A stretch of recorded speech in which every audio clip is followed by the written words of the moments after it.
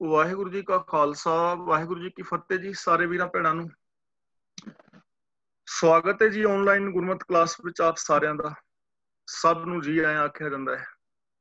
ਜਿਵੇਂ ਕਿ ਆਪ ਸਾਰਿਆਂ ਨੂੰ ਪਤਾ ਹੈ, ਅਸੀਂ ਸਾਰੇ ਵੀਰ ਭੈਣਾਂ ਮਿਲ ਕੇ ਆਨੰਦ ਸਾਹਿਬ ਜੀ ਦੀ ਪਾਵਨ ਬਾਣੀ ਦੀ ਵਿਚਾਰ ਸਾਂਝੀ ਕਰ ਰਹੇ ਹਾਂ। ਆਨੰਦ ਸਾਹਿਬ ਜੀ ਦੀ ਪਾਵਨ ਬਾਣੀ ਦਾ ਜੋ ਮਕਸਦ ਹੈ, ਉਹ ਸਾਡੇ ਜੀਵਨ ਦੇ ਅੰਦਰ ਖੁਸ਼ੀ ਪੈਦਾ ਕਰਨਾ ਹੈ, ਆਨੰਦ ਪੈਦਾ ਕਰਨਾ ਹੈ। ਆਨੰਦਮਈ ਜ਼ਿੰਦਗੀ ਅਸੀਂ ਜੀ ਸਕੀਏ, ਸਾਡੇ ਘਰ ਪਰਿਵਾਰ, ਸਾਡਾ ਇਹ ਸੰਸਾਰ ਔਰ ਸਮਾਜ स्वर्ग हो जाए और चार चफेरे खुशियां खेड़े प्रसन्नता आनंद दा माहौल होवे ते हर इंसान आनंदमयी जिंदगी जी सके। इस वास्ते गुरुदेव पातशाह जी ने आनंद साहब जी दी पावन बाणी दे अंदर सानू ऐसी जीवन दी जुगत समझाई है। आनंद साहब जी दी हर पौड़ी दे अंदर सानू ऐसे जीवन दी जुगत मिल रही है। जे इस जीवन जुगत नू अपना लिया जाए ਤਾਂ ਦੁਨੀਆ ਦਾ ਹਰ ਮਨੁੱਖ ਆਨੰਦਮਈ ਜ਼ਿੰਦਗੀ ਜੀ ਸਕਦਾ ਹੈ। ਕੱਲ ਤੱਕ ਅਸੀਂ 10 ਪੌੜੀਆਂ ਦੀ ਵਿਚਾਰ ਸਾਂਝੀ ਕਰ ਚੁੱਕੇ ਹਾਂ। ਕੱਲ ਅਸੀਂ ਵਿਚਾਰਿਆ ਸੀ, ਇਹ ਮਨ ਚੰਚਲਾ ਚਤੁਰਾਈ ਕਿਨੇ ਨਾ ਪਾਇਆ। ਇਹ ਚੰਚਲ ਮਨ ਚਤੁਰਾਈਆਂ ਦੇ ਨਾਲ ਕਦੇ ਵੀ ਕਿਸੇ ਨੇ ਰੱਬ ਨੂੰ ਨਹੀਂ ਪਾਇਆ। ਚਤੁਰਾਈਆਂ ਚਲਾਕੀਆਂ ਦੇ ਨਾਲ ਕਦੇ ਵੀ ਕਿਸੇ ਨੂੰ ਆਤਮਿਕ ਜ਼ਿੰਦਗੀ ਨਹੀਂ ਮਿਲੀ। ਚਤੁਰਾਈਆਂ ਔਰ ਚਲਾਕੀਆਂ ਦੇ ਨਾਲ ਕਦੇ ਵੀ ਕਿਸੇ ਦੀ ਜ਼ਿੰਦਗੀ ਅੰਦਰ ਸੁਖ ਸ਼ਾਂਤੀ ਆਨੰਦ ਖੇੜਾ ਨਹੀਂ ਆਇਆ। ਔਰ ਚਲਾਕੀਆਂ ਔਰ ਚਤੁਰਾਈਆਂ ਦੇ ਨਾਲ ਕਦੇ ਵੀ ਕਿਸੇ ਨੇ ਆਤਮਿਕ ਜੀਵਨ ਦੇ ਅੰਦਰ ਸਫਲਤਾ ਹਾਸਲ ਨਹੀਂ ਕੀਤੀ। ਆਓ ਅਗਲੀ ਪੌੜੀ ਦੀ ਵਿਚਾਰ ਸਾਂਝੀ ਕਰਨ ਦਾ ਯਤਨ ਕਰੀਏ। ਹੁਣ ਗੁਰਦੇਵ ਜੀ ਬਚਨ ਕਰਦੇ ਹਨ, ਇਹ ਮਨ ਪਿਆਰਿਆ ਤੂੰ ਸਦਾ ਸੱਚ ਸੰਭਾਲੇ। ਚਤੁਰਾਈਆਂ ਦੇ ਨਾਲ ਸਾਨੂੰ ਰੱਬ ਨਹੀਂ ਮਿਲਦਾ, ਚਤੁਰਾਈਆਂ ਨਾਲ ਸਫਲਤਾ ਨਹੀਂ ਮਿਲਦੀ, ਚਤੁਰਾਈਆਂ ਨਾਲ ਆਤਮਿਕ ਜੀਵਨ ਨਹੀਂ ਮਿਲਦਾ। ਤਾਂ ਹੁਣ ਅੱਗੋਂ ਸਾਨੂੰ ਰਾਹ ਦੱਸ ਰਹੇ ਨੇ ਕਿ ਅਸੀਂ ਕਰਨਾ ਕੀ।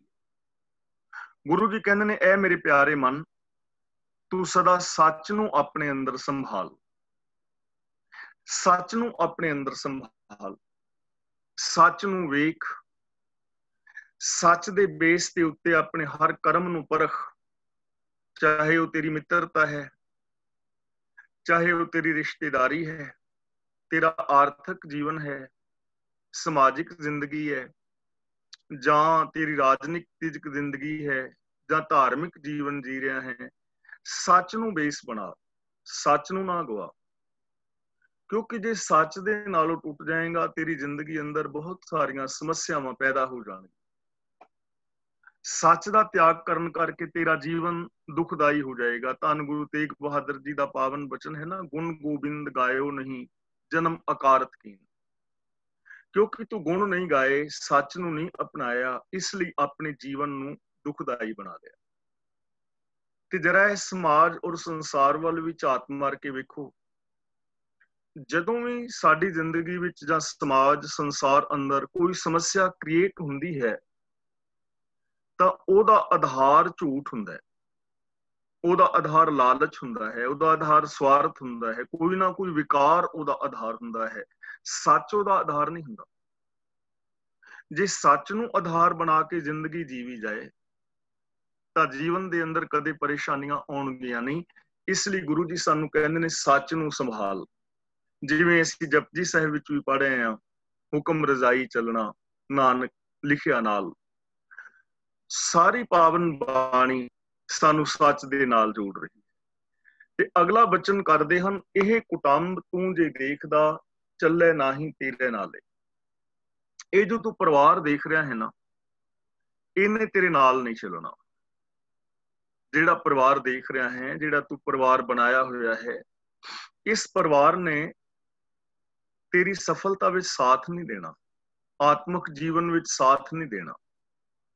ਹੁਣ ਦੇਖੋ, ਮਨ ਦਾ ਪਰਿਵਾਰ ਕਿਹੜਾ ਹੈ? ਅਸੀਂ ਆਪਣਾ ਪਰਿਵਾਰ ਕਿਹੜਾ ਬਣਾਇਆ ਹੋਇਆ ਹੈ? ਕਾਮ, ਕ੍ਰੋਧ, ਲੋਭ, ਮੋਹ, ਹੰਕਾਰ, ਆਸਾ, ਤ੍ਰਿਸ਼ਨਾ, ਚੁਗਲੀ, ਨਿੰਦਾ, ਝੂਠ, ਫਰੇਬ, ਚੋਰੀਆਂ, ਯਾਰੀਆਂ, ਬੇਈਮਾਨੀਆਂ, ਠੱਗੀਆਂ, ਪਹਿਨਾਮੀਆਂ, ਪਾਪ, ਅਪਰਾਧ, ਮੇਰ ਤੇਰ, ਭਰੂਣ ਹੱਤਿਆ, ਜਾਤੀਵਾਦ, ਲੜਾਈ, ਦੰਗੇ, ਫਸਾਦ, ਇਹ ਸਾਰਾ ਆਪਣਾ ਪਰਿਵਾਰ ਬਣਾਈ ਬੈਠੇ ਹਨ। ਬੰਦਾ ਆਪਣਾ ਸਾਥੀ ਬਣਾਈ ਬੈਠਾ ਹੈ। ਤੇ ਇਹ ਜਿਹੜਾ ਪਰਿਵਾਰ ਹੈ, ਇਸ ਪਰਿਵਾਰ ਨੇ ਕਦੇ ਵੀ ਕਿਸੇ ਦਾ ਆਤਮਿਕ ਜੀਵਨ ਦੇ ਅੰਦਰ ਸਾਥ ਨਹੀਂ ਦਿੱਤਾ। ਇਸ ਪਰਿਵਾਰ ਨੂੰ ਸਾਥੀ ਬਣਾਇਆ, ਕਦੇ ਵੀ ਬੰਦਾ ਸੱਚ ਤੱਕ ਨਹੀਂ ਪਹੁੰਚਦਾ, ਪਹਿਲੀ ਗੱਲ। ਦੂਜੀ ਗੱਲ ਹੈ, ਜੇ ਸੱਚ ਨੂੰ ਗਵਾ ਕੇ ਜੋ ਇਸ ਪਰਿਵਾਰ ਨੂੰ ਆਪਣਾ ਪਰਿਵਾਰ ਬਣਾਈ ਰੱਖੀਏ, ਤਾਂ ਫਿਰ ਜੋ ਸਾਡੇ ਮਾਂ-ਬਾਪ, ਭੈਣ ਭਰਾ ਨੇ, ਅਸੀਂ ਉਸ ਪਰਿਵਾਰ ਨੂੰ ਚਲਾਉਣ ਵਾਸਤੇ ਵੀ ਦੂਜਿਆਂ ਦੇ ਹਿੱਤਾਂ ਦਾ ਘਾਣ ਕਰਾਂਗੇ। ਜਦੋਂ ਬੰਦੇ ਦੀ ਜ਼ਿੰਦਗੀ ਅੰਦਰ ਲੋਭ ਲਾਲਚ ਹੋਏਗਾ ਨਾ, ਤਾਂ ਫਿਰ ਉਹ ਆਪਣੇ ਪਰਿਵਾਰ ਵਾਸਤੇ, ਜਿਹੜਾ ਸਾਡਾ ਦੁਨਿਆਵੀ ਪਰਿਵਾਰ ਹੈ, ਧੀਆਂ ਪੁੱਤਰ ਭੈਣ ਭਰਾ ਆਦਿਕ ਨੇ, ਉਹਨਾਂ ਵਾਸਤੇ ਬੰਦਾ ਠੱਗੀਆਂ ਮਾਰੇਗਾ। ਇੱਥੇ ਸਾਰਿਆਂ ਦੀ ਗੱਲ ਨਹੀਂ ਹੈ, ਉਹਨਾਂ ਦੀ ਗੱਲ ਹੈ ਜੋ ਸੱਚ ਨਾਲੋਂ ਟੁੱਟੇ ਨੇ, ਜਿਨ੍ਹਾਂ ਨੇ ਲੋਭ ਮੋਹ ਸਵਾਰਥ ਆਦਿਕ ਨੂੰ ਆਪਣਾ ਸਾਥੀ ਬਣਾਇਆ ਹੋਇਆ ਹੈ। ਝੂਠ ਨਿੰਦਾ ਫਰੇਬ ਜਿਨ੍ਹਾਂ ਦੇ ਮਨ ਦੇ ਅੰਦਰ ਹੈ, ਉਹ ਫਿਰ ਆਪਣੇ ਪਰਿਵਾਰ ਨੂੰ ਕਾਮਯਾਬ ਕਰਨ ਵਾਸਤੇ ਦੂਜਿਆਂ ਦੇ ਪਰਿਵਾਰਾਂ ਦੇ ਰਾਹਾਂ ਦੇ ਅੰਦਰ ਟੰਗਾਂ ਅੜਾਉਣਗੇ। ਉਹ ਆਪਣੇ ਪਰਿਵਾਰ ਨੂੰ ਵਸਾਉਣ ਵਾਸਤੇ ਦੂਜਿਆਂ ਦੇ ਪਰਿਵਾਰ ਨੂੰ ਬਰਬਾਦ ਕਰਨ ਤੋਂ ਸੰਕੋਚ ਨਹੀਂ ਕਰਨਗੇ। ਹੁਣ ਰਾਸ਼ਟਰਵਾਦ ਵੀ ਦੇਖ ਲਓ, ਮੇਰਾ ਕਦਾਚਿਤ ਭਾਵ ਨਹੀਂ ਕਿ ਕੋਈ ਬੰਦਾ ਆਪਣੇ ਦੇਸ਼ ਦਾ ਵਫਾਦਾਰ ਨਾ ਹੋਵੇ, ਲੇਕਿਨ ਆਪਣੇ ਦੇਸ਼ ਦੇ ਵਿਕਾਸ ਵਾਸਤੇ ਦੂਜੇ ਦੇਸ਼ਾਂ ਦਾ ਵਿਨਾਸ਼ ਕਰਨਾ ਇਹ ਕਦੇ ਵੀ ਚੰਗੀ ਗੱਲ ਨਹੀਂ ਹੈ। ਹਰ ਦੇਸ਼ ਦੂਜੇ ਦੇਸ਼ ਵਾਸਤੇ ਐਟਮੀ ਹਥਿਆਰ ਬਣਾਈ ਫਿਰਦਾ ਹੈ। ਜੇਕਰ ਇਹ ਐਟਮੀ ਹਥਿਆਰ ਚੱਲਦੇ ਨੇ ਤਾਂ ਮਨੁੱਖਤਾ ਦਾ ਹਾਲ ਕੀ ਹੋਵੇਗਾ। ਇਸ ਲਈ ਜ਼ਰੂਰਤ ਇਹਨਾਂ ਚੀਜ਼ਾਂ ਦੀ ਨਹੀਂ ਹੈ ਕਿ ਅਸੀਂ ਦੂਜਿਆਂ ਦਾ ਵਿਨਾਸ਼ ਕਰੀਏ। ਜ਼ਰੂਰਤ ਕੇਵਲ ਇੰਨੀ ਹੈ ਕਿ ਅਸੀਂ ਆਪਣਾ ਵਿਕਾਸ ਕਰੀਏ ਤੇ ਨਾਲ ਦੂਜੇ ਦਾ ਵੀ ਵਿਕਾਸ ਕਰੀਏ। ਸੱਚ ਤਾਂ ਇਹੀ ਹੈ ਨਾ ਕਿ ਜੋ ਭਾਵਨਾਵਾਂ ਮੇਰੀਆਂ ਨੇ, ਉਹ ਹੀ ਭਾਵਨਾਵਾਂ ਤੁਹਾਡੀਆਂ ਵੀ ਨੇ। ਸਚਾਈ ਤਾਂ ਇਹੀ ਹੈ, ਜੇ ਤੁਸੀਂ ਸਾਰੇ ਇੱਜ਼ਤ ਚਾਹੁੰਦੇ ਹੋ, ਸਤਿਕਾਰ ਚਾਹੁੰਦੇ ਹੋ, ਤਾਂ ਸਚਾਈ ਤਾਂ ਭਾਈ ਇਹੀ ਹੈ, ਦੂਜੇ ਲੋਕ ਵੀ ਇੱਜ਼ਤ ਔਰ ਸਤਿਕਾਰ ਚਾਹੁੰਦੇ ਨੇ। ਜੇ ਮੈਂ ਸੁੱਖ ਵਾਲੀ ਜ਼ਿੰਦਗੀ ਜੀਣੀ ਚਾਹੁੰਦਾ ਹਾਂ, ਮਾਣ ਚਾਹੁੰਦਾ ਹਾਂ, ਪਿਆਰ ਚਾਹੁੰਦਾ ਹਾਂ, ਇੱਕ ਸਚਾਈ ਹੈ। ਲੇਕਿਨ ਦੂਜੀ ਸਚਾਈ ਇਹ ਵੀ ਹੈ ਕਿ ਇਕੱਲਾ ਮੈਂ ਨਹੀਂ ਚਾਹੁੰਦਾ, ਬਾਕੀ ਦੇ ਲੋਕ ਵੀ ਪਿਆਰ, ਸਤਿਕਾਰ ਔਰ ਆਦਰ ਚਾਹੁੰਦੇ ਨੇ। ਜੇ ਇਹ ਸੱਚ ਬੰਦੇ ਦੀ ਸਮਝ ਵਿੱਚ ਆ ਜਾਏ, ਜੇ ਇਸ ਸੱਚ ਨੂੰ ਆਪਣੀ ਜ਼ਿੰਦਗੀ ਵਿੱਚ ਬੰਦਾ ਵਸਾ ਲਵੇ, ਇਸ ਸੱਚ ਦੇ ਉੱਤੇ ਜੇ ਬੰਦਾ ਅਮਲ ਕਰੇ, ਤਾਂ ਵੇਖੋ ਜੀਵਨ ਕਿੰਨਾ ਸੁਹਾਵਣਾ ਹੋ ਜਾਏਗਾ, ਸਮਾਜ ਕਿੰਨਾ ਸੁਹਾਵਣਾ ਹੋ ਜਾਏਗਾ, ਪਰਿਵਾਰ ਕਿੰਨੇ ਸੁਹਾਵਣੇ ਹੋ ਜਾਣਗੇ, ਸਾਡਾ ਆਪਣਾ ਜੀਵਨ ਕਿਤਨਾ ਸੁਖਦਾਈ ਹੋ ਜਾਏਗਾ ਜੇ ਅਸੀਂ ਸੱਚ ਨੂੰ ਸੰਭਾਲਾਂਗੇ। ਪਰ ਜੇ ਸੱਚ ਨੂੰ ਨਾ ਸੰਭਾਲਿਆ ਤੇ ਕਰਮ ਕਾਂਡਾਂ ਦੇ ਅੰਦਰ ਪੈ ਰਹੇ, ਵਿਖਾਵੇ ਦੀ ਪਾਠ ਪੂਜਾ ਕਰ ਲਈ, ਤੀਰਥਾਂ ਤੇ ਨਹਾ ਲਿਆ, ਵਰਤਨ ਰਾਤੇ ਸਰਾਧ ਆਦਿਕ ਰੱਖ ਲਏ, ਇਹ ਦੇਖੋ ਕਿਸੇ ਵੀ ਧਰਮ ਮਜ਼ਹਬ ਦੇ ਖਿਲਾਫ ਇਹ ਗੱਲਾਂ ਨਹੀਂ ਹੈ, ਨਾ ਹੀ ਕਿਸੇ ਦੀ ਖਿਲਾਫਤ ਕਰਨੀ ਮੇਰਾ ਜਾਂ ਤੁਹਾਡਾ ਜਾਂ ਹੋਰ ਕਿਸੇ ਦਾ ਮਕਸਦ ਹੈ। ਗੱਲ ਤਾਂ ਸੱਚ ਦੀ ਹੈ, ਸੱਚ ਨੂੰ ਸੰਭਾਲਣਾ ਹੈ। ਚਾਹੇ ਕੋਈ ਹਿੰਦੂ ਹੈ, ਮੁਸਲਮਾਨ ਹੈ, ਸਿੱਖ, ਈਸਾਈ, ਜੈਨੀ, ਬੋਧੀ, ਪਾਰਸੀ, ਕਾਲਾ, ਗੋਰਾ, ਕੋਈ ਵੀ ਹੈ, ਹਰ ਬੰਦਾ ਸੱਚ ਦੇ ਉੱਤੇ ਅਮਲ ਕਰੇ। ਤਾਂ ਗੁਰੂ ਜੀ ਕਹਿੰਦੇ ਨੇ, ਇਹ ਕੁਟੰਬ ਤੂੰ ਜੇ ਦੇਖਦਾ, ਦੇਖੋ ਸਾਡੇ ਕੁਟੰਬ ਪਰਿਵਾਰ ਦਾ ਰਿਸ਼ਤੇ ਦੋ ਤਰ੍ਹਾਂ ਦੇ ਨੇ। ਜਦੋਂ ਆਨੰਦ ਕਾਰਜ ਹੁੰਦਾ ਹੈ ਤਾਂ ਖਾਸ ਕਰਕੇ ਇੱਕ ਸ਼ਬਦ ਪੜਿਆ ਜਾਂਦਾ ਹੈ, ਉਸਕਤ ਨਿੰਦਾ ਨਾਨਕ ਜੀ ਮੈਂ ਹੱਬ ਮੰਜਾਈ ਛੋੜਿਆ ਹੱਬ ਕਿਛ ਤਿਆਗੀ, ਹੱਬੇ ਸਾਖ ਉਡਾਵੇ ਡਿੱਠੇ ਤੋਂ ਪੱਲੇ ਤੈਂਡੇ ਲਾਗੀ। ਵੈਸੇ ਜਦੋਂ ਰਹਿਤ ਮਰਿਆਦਾ ਪੜੋਗੇ ਤਾਂ ਉਹਦੇ ਵਿੱਚ ਇਹ ਸ਼ਬਦ ਪੜਨ ਵਾਸਤੇ ਨਹੀਂ ਲਿਖਿਆ ਗਿਆ, ਪਰ ਹਰ ਆਨੰਦ ਕਾਰਜ ਤੇ ਇਹ ਸ਼ਬਦ ਪੜਿਆ ਜਾਂਦਾ ਹੈ। ਤੇ ਇਹ ਸ਼ਬਦ ਤੋਂ ਇੰਜ ਪ੍ਰਤੀਤ ਹੁੰਦਾ ਹੈ ਕਿ ਜਿਵੇਂ ਬੱਚੀ ਆਪਣੇ ਹੋਣ ਵਾਲੇ ਪਤੀ ਨੂੰ ਕਹਿ ਰਹੀ ਹੋਵੇ ਕਿ ਮੈਂ ਸਾਰੇ ਰਿਸ਼ਤੇ ਨਾਤੇ ਝੂਠੇ ਵੇਖ ਕੇ ਤੇਰੇ ਪੱਲੇ ਲੱਗੀ ਹਾਂ। ਪਰ ਇਹਦਾ ਭਾਵ ਇਹ ਨਹੀਂ ਹੈ। ਜੇ ਇਹਦਾ ਭਾਵ ਇਹ ਲਿਆ ਜਾਏ ਕਿ ਸਾਰੇ ਰਿਸ਼ਤੇ ਨਾਤੇ ਝੂਠੇ ਵੇਖ ਕੇ ਤੇਰੇ ਪੱਲੇ ਲੱਗੀ ਹਾਂ, ਤੇ ਫਿਰ ਤੇ ਜੇ ਕੋਈ ਨੂੰਹ ਜਾ ਕੇ ਆਪਣੇ ਘਰ ਵੱਖਰੀ ਹੁੰਦੀ, ਫਿਰ ਉਹਦਾ ਦੋਸ਼ ਨਹੀਂ, ਫਿਰ ਤੇ ਝੂਠੇ ਰਿਸ਼ਤਿਆਂ ਨੂੰ ਉਹਨੇ ਛੱਡ ਦਿੱਤਾ ਨਾ। ਅਸੀਂ ਸਮਝਾਉਂਦੇ ਹਾਂ ਕਿ ਰਿਸ਼ਤੇ ਨਾਤੇ ਝੂਠੇ ਨੇ, ਇਹਨਾਂ ਨੂੰ ਤਿਆਗ ਕੇ ਹੀ ਤੇਰੇ ਪੱਲੇ ਲੱਗੀ ਹਾਂ। ਤੇ ਫਿਰ ਜੇ ਉਹ ਜਾ ਕੇ ਆਪਣੀ ਨਨਾਨਾ ਨਾਲ ਜਾਂ ਸੱਸ ਸਹੁਰੇ ਨਾਲ ਜਾਂ ਦਰਾਣੀਆਂ ਜਠਾਣੀਆਂ ਨਾਲ ਨਾ ਵਰਤੇ, ਤਾਂ ਫਿਰ ਉਹਦਾ ਦੋਸ਼ ਤੇ ਨਾ ਹੋਇਆ। ਹੁਣ ਦੇਖੋ ਰਿਸ਼ਤੇ ਕਿਹੜੇ ਨੇ, ਸਾਕ ਕਿਹੜੇ ਨੇ? ਸਾਡੇ ਦੋ ਤਰ੍ਹਾਂ ਦੇ ਸਾਕ ਨੇ, ਉਸਤਤ ਨਿੰਦਾ ਨਾਨਕ ਜੀ। ਕੁਝ ਰਿਸ਼ਤੇ ਸਾਡੇ ਐਸੇ ਨੇ ਬਣਾਏ ਹੋਏ ਜਿਨ੍ਹਾਂ ਦੀ ਅਸੀਂ ਨਿੰਦਿਆ ਕਰਦੇ ਹਾਂ, ਕੁਝ ਲੋਕਾਂ ਦੇ ਅਸੀਂ ਖਿਲਾਫ ਬੋਲਦੇ ਹਾਂ, ਸਾਡੇ ਵਿਰੋਧੀ ਨੇ, ਉਹਨਾਂ ਨਾਲ ਸਾਡਾ ਵਿਰੋਧ ਵਾਲਾ ਰਿਸ਼ਤਾ ਹੈ। ਕੁਝ ਰਿਸ਼ਤਾ ਸਾਡਾ ਸੰਬੰਧ ਲੋਕਾਂ ਨਾਲ ਐਸਾ ਹੈ ਕਿ ਉਹਨਾਂ ਦੀ ਅਸੀਂ ਉਸਤਤ ਕਰਦੇ ਹਾਂ, ਯਾਨੀ ਉਹਨਾਂ ਦੀ ਅਸੀਂ ਚਾਪਲੂਸੀ ਕਰਦੇ ਹਾਂ, ਕੁਝ ਲੋਕਾਂ ਦੀ ਬਦਖੋਈ ਕਰਦੇ ਹਾਂ। ਹੁਣ ਗੁਰੂ ਜੀ ਕਹਿੰਦੇ ਹਨ ਕਿ ਇਹ ਜਿਹੜੇ ਰਿਸ਼ਤੇ ਤੁਸੀਂ ਬਣਾਏ ਹੋਏ ਨੇ, ਬਦਖੋਈ ਕਿਸੇ ਦੀ ਝੂਠੀ ਕਰਨੀ ਔਰ ਐਵੇਂ ਕਿਸੇ ਦੀ ਚਾਪਲੂਸੀ ਕਰੀ ਜਾਣੀ, ਇਹਦੇ ਨਾਲ ਸੰਸਾਰ ਨਹੀਂ ਚੱਲਦਾ। ਇਹਨਾਂ ਦੋਵਾਂ ਨੂੰ ਤਿਆਗ ਦਿਓ, ਇਹ ਦੋਵੇਂ ਝੂਠੇ ਨੇ।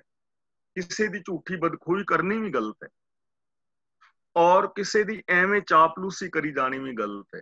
ਇਹਨਾਂ ਦੋਵਾਂ ਨੂੰ ਛੱਡੋਗੇ ਤਾਂ ਸੱਚ ਨਾਲ ਜੁੜੋਗੇ ਨਾ, ਤਾਂ ਰੱਬ ਦੇ ਨਾਲ ਜੁੜੋਗੇ। ਇਸ ਲਈ 2 ਤੇ 2 3 ਕਹਿਣਾ ਇਹ ਨਿੰਦਿਆ ਹੈ, 2 ਤੇ 2 5 ਕਹਿਣਾ ਇਹ ਉਸਤਤ ਹੈ, 2 ਤੇ 2 4 ਕਹਿਣਾ ਇਹ ਸੱਚ ਹੈ।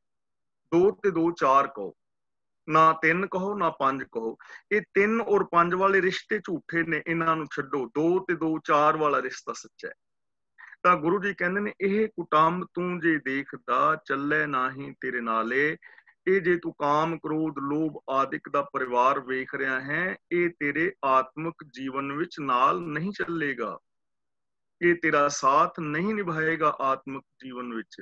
ਇਸ ਲਈ ਇਹ ਮਨ ਪਿਆਰਿਆ ਤੂੰ ਸਦਾ ਸੱਚ ਸੰਭਾਲੇ, ਹਮੇਸ਼ਾ ਸੱਚ ਨੂੰ ਸੰਭਾਲ। ਅਗਲਾ ਬਚਨ ਗੁਰਦੇਵ ਪਾਤਸ਼ਾਹ ਕਰਦੇ ਨੇ, ਸਾਥ ਤੇਰੇ ਚੱਲੇ ਨਾਹੀਂ।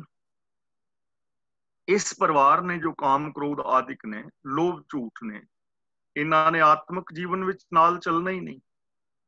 ਦੇਖੋ ਬੜੇ ਠਰਮੇ ਦੇ ਨਾਲ ਵਿਚਾਰੋ ਕਿ ਕੋਈ ਬੰਦਾ ਝੂਠ ਬੋਲ ਬੋਲ ਕੇ, ਫਰੇਬ ਕਰਕੇ, ਚਲਾਕੀਆਂ ਕਰਕੇ ਜਾਂ ਠੱਗੀਆਂ ਮਾਰ ਮਾਰ ਕੇ ਬ੍ਰਹਮ ਗਿਆਨੀ ਬਣਿਆ ਅੱਜ ਤੱਕ, ਜਾਂ ਕੋਈ ਰੱਬ ਦੇ ਨਾਲ ਮਿਲਿਆ, ਜਾਂ ਕਿਸੇ ਠੱਗੀਆਂ ਮਾਰਨ ਵਾਲੇ ਬੰਦੇ ਨੇ ਬੜੀ ਆਤਮਿਕ ਉੱਚਤਾ ਹਾਸਲ ਕੀਤੀ ਹੈ? ਨਹੀਂ ਨਾ।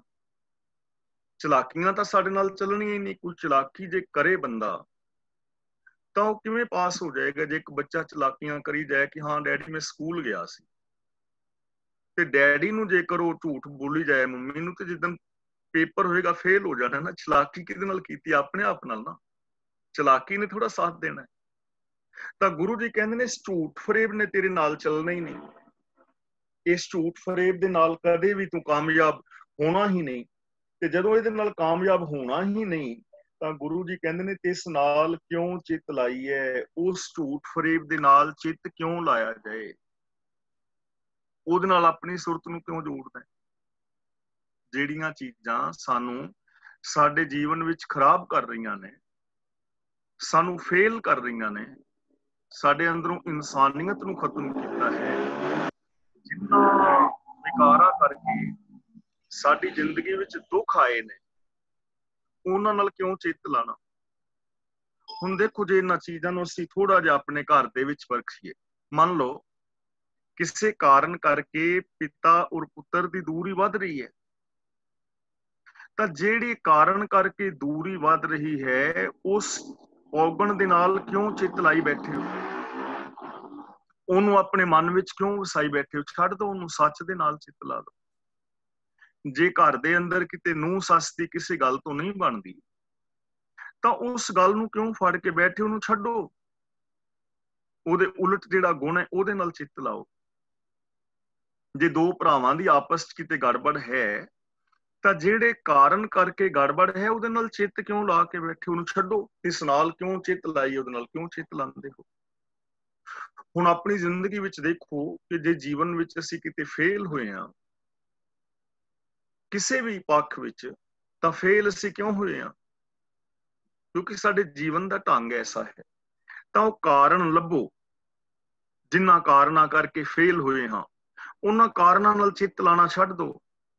ਕੰਫਰਟ ਜ਼ੋਨ ਦੇ ਵਿੱਚੋਂ ਬਾਹਰ ਆ ਜਾਓ ਤੇ ਤੁਸੀਂ ਪਾਸ ਹੋ ਜਾਓਗੇ। ਸਾਥ ਤੇਰੇ ਚੱਲੇ ਨਾਹੀਂ ਤਿਸ ਨਾਲ ਕਿਉਂ ਚਿੱਤ ਲਾਈਏ। ਜਿਹੜੇ ਵਿਕਾਰ, ਪਾਪ ਜਾਂ ਹੀਨ ਭਾਵਨਾ ਜਾਂ ਨੈਗੇਟਿਵਿਟੀ ਜਿਨ੍ਹਾਂ ਨੇ ਤੇਰੇ ਆਤਮਿਕ ਜੀਵਨ ਵਿੱਚ ਸਾਥ ਦੇਣਾ ਹੀ ਨਹੀਂ, ਉਸ ਝੂਠ ਫਰੇਬ ਦੇ ਨਾਲ ਕਿਉਂ ਚਿੱਤ ਲਾਣਾ, ਉਹਦੇ ਨਾਲ ਕਦੇ ਵੀ ਚਿੱਤ ਨਹੀਂ ਲਾਣਾ ਚਾਹੀਦਾ। ਅਗਲਾ ਵਚਨ ਕਰਦੇ ਨੇ, ਐਸਾ ਕੰਮ ਮੂਲੇ ਨਾ ਕੀਚੈ। ਇਹੋ ਜਿਹਾ ਕੰਮ ਮੂਲੋਂ ਹੀ ਨਹੀਂ ਕਰਨਾ ਚਾਹੀਦਾ। ਬਿਲਕੁਲ ਇਹੋ ਜਿਹੇ ਕੰਮ ਵਾਸਤੇ ਸੋਚਣਾ ਹੀ ਨਹੀਂ ਚਾਹੀਦਾ। ਜਿਤ ਅੰਤ ਪਛੁਤਾਈਏ, ਜਿਤ ਦਾ ਮਤਲਬ ਜਿਸ ਕਰਕੇ ਅੰਤ ਨੂੰ, ਆਖਿਰ ਨੂੰ ਪਛਤਾਵਾ ਹੋਵੇ, ਉਸ ਕੰਮ ਨਾਲ ਚਿੱਤ ਨਹੀਂ ਲਾਣਾ ਚਾਹੀਦਾ, ਉਹ ਕੰਮ ਨਹੀਂ ਕਰਨਾ ਚਾਹੀਦਾ। ਜਿਹੜਾ ਕੰਮ ਕਰਕੇ ਅਖੀਰ ਨੂੰ ਪਛਤਾਵਾ ਹੋਣਾ ਹੈ, ਉਹ ਕੰਮ ਨਹੀਂ ਕਰਨਾ ਚਾਹੀਦਾ। ਹੁਣ ਸਾਨੂੰ ਹਰ ਕੰਮ ਕਰਨ ਤੋਂ ਪਹਿਲਾਂ ਉਹਦਾ ਰਿਜ਼ਲਟ ਵਿਚਾਰਨਾ ਚਾਹੀਦਾ ਹੈ। ਜਿਵੇਂ ਅਸੀਂ ਪਹਿਲਾਂ ਵੀ ਕਈ ਵਾਰ ਵਿਚਾਰ ਕੀਤੀ ਹੈ, ਭਗਤ ਕਬੀਰ ਜੀ ਕਹਿੰਦੇ ਨਾ, ਕਹੋ ਕਬੀਰ ਕਿਛ ਗੁਣ ਵਿਚਾਰ। ਗੁਣ ਦਾ ਮਤਲਬ ਨਤੀਜਾ, ਕਿ ਜੋ ਕੰਮ ਕਰ ਰਹੇ ਹੋ ਉਹਦਾ ਨਤੀਜਾ ਵਿਚਾਰੋ ਵੀ ਉਹਦਾ ਨਤੀਜਾ ਕੀ ਹੋਏਗਾ। ਤੇ ਜੇ ਉਹਦਾ ਨਤੀਜਾ ਗਲਤ ਨਿਕਲਣਾ ਹੈ ਤਾਂ ਨਾ ਕਰੋ, ਉਹ ਕੰਮ ਨਾ ਕਰੋ। ਝੂਠ ਬੋਲਣ ਲੱਗੇ ਹਾਂ ਅਸੀਂ ਕਿਸੇ ਨਾਲ, ਤਾਂ ਝੂਠ ਬੋਲਣ ਤੋਂ ਪਹਿਲਾਂ 100 ਵਾਰ ਸੋਚੋ ਕਿ ਇਹਦਾ ਨਤੀਜਾ ਕੀ ਹੋਏਗਾ। ਜਿਹੜਾ ਮੈਂ ਝੂਠ ਬੋਲਣ ਲੱਗਾ, ਜਦੋਂ ਪਤਾ ਲੱਗੇਗਾ ਤਾਂ ਇਹਦਾ ਨਤੀਜਾ ਕੀ ਹੋਏਗਾ। ਨਤੀਜਾ ਉਹਦਾ ਤਾਂ ਗਲਤ ਨਿਕਲਣਾ ਹੈ, ਤਾਂ ਫਿਰ ਝੂਠ ਨਾ ਬੋਲੋ। ਜੇ ਕੋਈ ਬੰਦਾ ਵੀ ਵਿਚਾਰ ਕਮਾਉਣ ਲਈ ਜਾ ਰਿਹਾ ਹੈ, ਤਾਂ ਉਹਦਾ ਪਹਿਲੋਂ ਨਤੀਜਾ ਵਿਚਾਰੇ ਨਾ, ਕਿ ਮੈਂ ਪਰ ਔਰਤ ਨਾਲ ਜਾਂ ਪਰ ਪੁਰਖ ਦੇ ਨਾਲ ਸੰਗ ਕਰਨ ਲਈ ਜਾ ਰਿਹਾ ਜਾਂ ਜਾ ਰਹੀ ਹਾਂ, ਤੇ ਇਹਦਾ ਨਤੀਜਾ ਕੀ ਨਿਕਲੇਗਾ। ਘਰ ਬਰਬਾਦ ਹੋਏਗਾ ਨਾ, ਤੇ ਫਿਰ ਉਹ ਕੰਮ ਨਾ ਕਰੋ, ਉਹਦਾ ਨਤੀਜਾ ਵਿਚਾਰ ਲਓ। ਜੇ ਚੋਰੀ ਕਰਨ ਮੈਂ ਜਾ ਰਿਹਾ ਹਾਂ, ਤਾਂ ਚੋਰੀ ਕਰਨ ਤੋਂ ਪਹਿਲਾਂ ਮੈਨੂੰ ਉਹਦਾ ਨਤੀਜਾ ਵਿਚਾਰਨਾ ਚਾਹੀਦਾ ਨਾ, ਕਿ ਜੇ ਮੈਂ ਚੋਰੀ ਕਰਾਂਗਾ ਤਾਂ ਕੀ ਹੋਏਗਾ। ਜੇ ਤੇ ਮੌਕੇ ਤੇ ਫੜਿਆ ਗਿਆ, ਫਿਰ ਤਾਂ ਮੌਕੇ ਤੇ ਸੇਵਾ ਹੋਏਗੀ ਨਾ, ਜਿਹੜੀ ਚੋਰਾਂ ਦੀ ਹੁੰਦੀ ਹੈ। ਉਸ ਤੋਂ ਬਾਅਦ ਪੁਲਿਸ ਦੇ ਹਵਾਲੇ, ਫਿਰ ਕੇਸ ਚੱਲੇਗਾ, ਫਿਰ ਜੇਲ੍ਹ ਵਿੱਚ ਜਾਵਾਂਗਾ। ਗਿਆਨੀ ਜੀ, ਤਾਂ ਫਿਰ ਇਹ ਕੰਮ ਕਰਨ ਦਾ ਕੋਈ ਫਾਇਦਾ ਹੈ? ਨਾ ਕਰੋ ਚੋਰੀ। ਐਸਾ ਕੰਮ ਮੂਲੇ ਨਾ ਕੀਚੈ, ਜਿਤ ਅੰਤ ਪਛੁਤਾਈ। ਜੇ ਪਛਤਾਵਾ ਹੋਣਾ ਹੈ ਤੇ ਨਾ ਕਰੋ। ਹੁਣ ਦੇਖੋ, ਅਸੀਂ ਆਮ ਜ਼ਿੰਦਗੀ ਵਿੱਚ ਬੱਚਿਆਂ ਦੇ ਵਿਆਹ ਕਰਦੇ ਆ ਨਾ, ਤੇ ਲੋਕ ਕਿੰਨਾ ਕਿੰਨਾ ਖਰਚਾ ਕਰਦੇ ਨੇ। 40-40 ਲੱਖ ਰੁਪਇਆ, 50-50 ਲੱਖ ਰੁਪਇਆ ਲੋਕ ਲਾ ਦਿੰਦੇ ਨੇ। ਕਾਦੇ ਵਾਸਤੇ? ਕਿ ਬੱਲੇ ਬੱਲੇ ਹੋ ਜਾਏ। ਤੇ 2 ਦਿਨ ਬੱਲੇ ਬੱਲੇ ਹੋ ਜਾਂਦੀ ਹੈ, ਤੇ ਬਾਅਦ ਚ ਪਤਾ ਲੱਗਦਾ ਵੀ ਇਹ ਜ਼ਮੀਨ ਗਹਿਣੇ ਪਾਈ ਸੀ, ਹੁਣ ਉਹ ਜ਼ਮੀਨ ਛੁੱਟਦੀ ਨਹੀਂ, ਕਰਜ਼ੇ ਲੈਣ ਵਾਲੇ ਆਉਂਦੇ ਨੇ, ਤੇ ਉਹ ਬੱਲੇ ਬੱਲੇ ਕਿੱਧਰ ਗਈ। ਇਸ ਲਈ ਨਾ ਕਰਜ਼ਾ ਲਓ, ਵਿਆਹ ਸ਼ਾਦੀਆਂ ਸਿੰਪਲ ਕਰ ਲਓ, ਨਾ ਮਹਿੰਗੇ ਕੱਪੜੇ ਪਾਓ, ਕਰਜ਼ਾਈ ਜ਼ਰੂਰ ਹੋਣਾ ਹੈ। ਐਸਾ ਕੰਮ ਮੂਲੇ ਨਾ ਕੀਚੈ, ਇਹੋ ਜਿਹਾ ਕੰਮ ਨਾ ਕਰੋ ਜਿਹਦੇ ਨਾਲ ਤੁਹਾਡੇ ਪਰਿਵਾਰ ਦਾ ਨੁਕਸਾਨ ਹੋਣਾ, ਨਾ ਕਰੋ। ਜੇ ਸਾਡੇ ਪੰਥ ਦਾ, ਸਾਡੀ ਕੌਮ ਦਾ ਕੋਈ ਨੁਕਸਾਨ ਹੁੰਦਾ ਹੈ ਕਿਸੇ ਕੰਮ ਕਰਨ ਦੇ ਨਾਲ, ਤਾਂ ਉਹ ਕੰਮ ਨਾ ਕਰੋ। ਹੁਣ ਮੰਨ ਲਓ ਮੈਂ ਇੱਕ ਪ੍ਰਚਾਰਕ ਹਾਂ, ਮੈਂ ਸਿੱਖ ਰੂਪ ਦੇ ਵਿੱਚ ਦਿਸ ਰਿਹਾ ਹਾਂ, ਦਾੜਾ ਰੱਖਿਆ ਹੈ, ਅੰਮ੍ਰਿਤਪਾਨ ਕੀਤਾ ਹੈ, ਤੇ ਜੇ ਮੈਂ ਕਿਤੇ ਜਾ ਕੇ ਠੇਕੇ ਤੇ ਸ਼ਰਾਬ ਖਰੀਦਾਂ, ਤਾਂ ਦੇਖੋ ਮੇਰੇ ਤੇ ਕਲੰਕ ਲੱਗਣਾ ਹੈ, ਪਰ ਮੇਰੇ ਤੇ ਲੱਗਿਆ ਕਲੰਕ ਕੌਮ ਤੇ ਵੀ ਕਲੰਕ ਹੈ ਨਾ। ਕਿਸੇ ਨੇ ਇਹ ਤੇ ਨਹੀਂ ਕਹਿਣਾ ਵੀ ਮੋਹਰ ਸਿੰਘ ਸ਼ਰਾਬ ਖਰੀਦ ਰਿਹਾ ਸੀ, ਕਿਸੇ ਨੇ ਕਹਿਣਾ ਅੰਮ੍ਰਿਤਧਾਰੀ ਬੰਦਾ ਸੀ, ਪ੍ਰਚਾਰਕ ਸੀ, ਇਹੋ ਜਿਹੀ ਉਹਨੇ ਦਸਤਾਰ ਬੰਨੀ ਸੀ। ਮੇਰਾ ਤੇ ਕਿਸੇ ਨੂੰ ਪਤਾ ਵੀ ਨਹੀਂ, ਮੋਹਰ ਸਿੰਘ ਪਤਾ ਨਹੀਂ ਕਿੰਨੇ ਤੁਰੇ ਫਿਰਦੇ ਨੇ, ਪਰ ਮੇਰੇ ਕਰਕੇ ਕੌਮ ਤੇ ਮੱਥੇ ਤੇ ਕਲੰਕ ਲੱਗਿਆ ਨਾ, ਪ੍ਰਚਾਰਕ ਵਰਗ ਦੇ ਮੱਥੇ ਤੇ ਕਲੰਕ ਲੱਗਿਆ, ਤਾਂ ਮੈਨੂੰ ਇਹ ਕੰਮ ਨਹੀਂ ਕਰਨਾ ਚਾਹੀਦਾ। ਜੇ ਅਸੀਂ ਸਾਰੇ, ਜਿੰਨੇ ਵੀ ਸਿੱਖ ਨੇ, ਜੇ ਇਸ ਪਾਸੇ ਸੋਚਣ ਕਿ ਸਾਡਾ ਜਿਹੜਾ ਅਸੀਂ ਕੰਮ ਕਰ ਰਹੇ ਹਾਂ, ਜਿਹੜੀ ਜ਼ਿੰਦਗੀ ਜੀ ਰਹੇ ਹਾਂ, ਕੀ ਸਾਡੀ ਕੌਮ ਦੇ ਉੱਤੇ, ਕੌਮ ਨੂੰ ਕੋਈ ਲਾਭ ਹੋਏਗਾ ਜਾਂ ਇਹਦਾ ਨੁਕਸਾਨ ਹੋ ਰਿਹਾ, ਤੇ ਨੁਕਸਾਨ ਹੋ ਰਿਹਾ ਤੇ ਉਹ ਕੰਮ ਨਾ ਕਰੋ। ਜਿਹਦੇ ਨਾਲ ਪੰਥ ਦਾ ਭਲਾ ਹੁੰਦਾ ਹੈ, ਉਹ ਕੰਮ ਕਰੋ। ਹੁਣ ਜੇਕਰ ਨਤੀਜਾ ਸੋਚਿਆ ਜਾਏ ਤਾਂ ਹਕੀਕਤ ਹੈ ਹਰ ਬੰਦਾ ਵਿਕਾਸ ਕਰੇਗਾ, ਹਰ ਬੰਦੇ ਦੇ ਪਰਿਵਾਰ ਦੇ ਅੰਦਰ ਵਿਕਾਸ ਹੋਏਗਾ। ਤੇ ਜਿਹੜਾ ਅਸੀਂ ਕਹਿੰਦੇ ਹਾਂ ਨਾ, ਸਾਡੀ ਕੌਮ ਦਾ ਪ੍ਰਚਾਰ ਨਹੀਂ ਹੁੰਦਾ, ਚੰਦ ਦਿਨਾਂ ਦੇ ਅੰਦਰ ਕੌਮ ਜਿਹੜੀ ਦੁਨੀਆ ਦੀ ਪਹਿਲੇ ਨੰਬਰ ਤੇ ਜਾ ਸਕਦੀ ਹੈ, ਗਿਣਤੀ ਦੀ ਵੱਧ ਸਕਦੀ ਹੈ, ਜੇ ਅਸੀਂ ਉਹ ਕੰਮ ਕਰਨੇ ਛੱਡ ਦਈਏ ਜਿਨ੍ਹਾਂ ਕੰਮਾਂ ਦੇ ਨਾਲ ਸਾਡੀ ਕੌਮ ਦਾ ਪੰਥ ਦਾ ਨੁਕਸਾਨ ਹੁੰਦਾ, ਨਾ ਕਰੋ। ਜਿਹੜੇ ਕੰਮ ਕਰਨ ਨਾਲ ਗੁਰੂ ਨਾਲੋਂ ਦੂਰੀ ਵੱਧਦੀ, ਨਾ ਕਰੋ। ਹੁਣ ਗੁਰੂ ਜੀ ਕਹਿੰਦੇ ਨੇ ਨਾ, ਸ਼ਬਦ ਗੁਰ ਪੀਰਾ ਗਹਿਰ ਗੰਭੀਰਾ। ਜੇ ਕੋਈ ਤੁਹਾਡਾ ਬੱਚਾ ਤੁਹਾਡੇ ਸਾਹਮਣੇ ਕਿਸੇ ਦੂਜੇ ਦਾ ਤੇ ਸਤਿਕਾਰ ਕਰੇ, ਮੱਥੇ ਟੇਕੇ, ਤੇ ਤੁਹਾਨੂੰ ਬੁਲਾਏ ਵੀ ਨਾ, ਕੀ ਮਹਿਸੂਸ ਕਰੋਗੇ? ਤੇ ਜੇ ਤੁਸੀਂ ਗੁਰੂ ਗ੍ਰੰਥ ਸਾਹਿਬ ਜੀ ਨੂੰ ਛੱਡ ਕੇ ਡੇਰਿਆਂ ਤੇ ਬਾਬਿਆਂ ਨੂੰ ਮੱਥੇ ਟੇਕਣ ਜਾਓ, ਕਿੰਨਾ ਕੁ ਇਹਦੇ ਵਿੱਚ ਫਾਇਦਾ ਹੈ, ਕਿੰਨਾ ਕੁ ਲਾਭ ਹੈ? ਅਕਾਲ ਤਖਤ ਨੂੰ ਛੱਡ ਕੇ ਹੋਰ ਥਾਵਾਂ ਤੇ ਜਾਓ। ਤੁਸੀਂ ਚਮਕੌਰ ਦੀ ਗੜੀ ਨੂੰ ਛੱਡ ਕੇ, ਜਿੱਥੇ ਗੁਰੂ ਨੇ ਸਾਡੇ ਵਾਸਤੇ ਆਪਣੇ ਬੱਚੇ ਵਾਰੇ, ਉਹਨਾਂ ਨੂੰ ਛੱਡ ਕੇ ਡੇਰਿਆਂ ਵੱਲ ਜਾਓ। ਮਾਛੀਵਾੜੇ ਨੂੰ ਛੱਡ ਕੇ ਡੇਰਿਆਂ ਵੱਲ ਵਧੋ, ਕਬਰਾਂ ਵੱਲ ਵਧੋ, ਤਾਂ ਕੀ ਉਹਦਾ ਲਾਭ ਹੈ? ਨਹੀਂ ਨਾ ਜੀ। ਤਾਂ ਗੁਰੂ ਜੀ ਕਹਿੰਦੇ ਨੇ, ਐਸਾ ਕੰਮ ਮੂਲੇ ਨਾ ਕੀਤੇ ਜਿਤ ਅੰਤ ਪਛੁਤਾਈ ਹੈ। ਇਸ ਲਈ ਸੱਚ ਨੂੰ ਨਾ ਵਿਸਾਰ। ਇਹ ਮਨ ਚੰਚਲਾ, ਇਹ ਮਨ ਪਿਆਰਿਆ, ਤੂੰ ਸਦਾ ਸੱਚ ਸੰਭਾਲੇ। ਸੱਚ ਨੂੰ ਯਾਦ ਰੱਖ, ਸਚਿਆਰ ਬਣ, ਹਰ ਕੰਮ ਦਾ ਨਤੀਜਾ ਵਿਚਾਰ। ਤੇਰਾ ਕਾਮ ਕ੍ਰੋਧ ਆਦਿ ਜਿਹੜੇ ਵਿਕਾਰ ਪਾਪਾਂ ਨੂੰ ਆਪਣੇ ਪਰਿਵਾਰ ਬਣਾਈ ਫਿਰਨਾ, ਇਹਨੇ ਤੇਰੇ ਨਾਲ ਨਹੀਂ ਨਿਭਣਾ, ਇਹਨੇ ਤੈਨੂੰ ਸੁੱਖ ਨਹੀਂ ਦੇਣਾ, ਇਹਨਾਂ ਨਾਲ ਆਨੰਦ ਪੈਦਾ ਨਹੀਂ ਹੋਣਾ।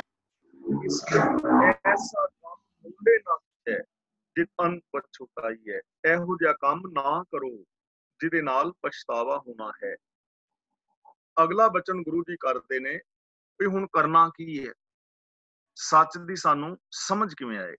ਗਿਆਨੀ ਜੀ 1 ਮਿੰਟ ਲਈ ਵੇਟ ਕਰੋ ਤੁਸੀਂ, ਮੈਂ ਨਾ ਬਾਰੀਆਂ ਦੀਆਂ ਬੰਦ ਕਰਦਾ, ਮੈਂ ਥੋੜਾ ਜਿਹਾ। ਹਾਂਜੀ, ਮੇਰਾ ਖਿਆਲ ਤੋਂ ਆਵਾਜ਼ ਜ਼ਿਆਦਾ ਆ ਰਹੀ ਆ।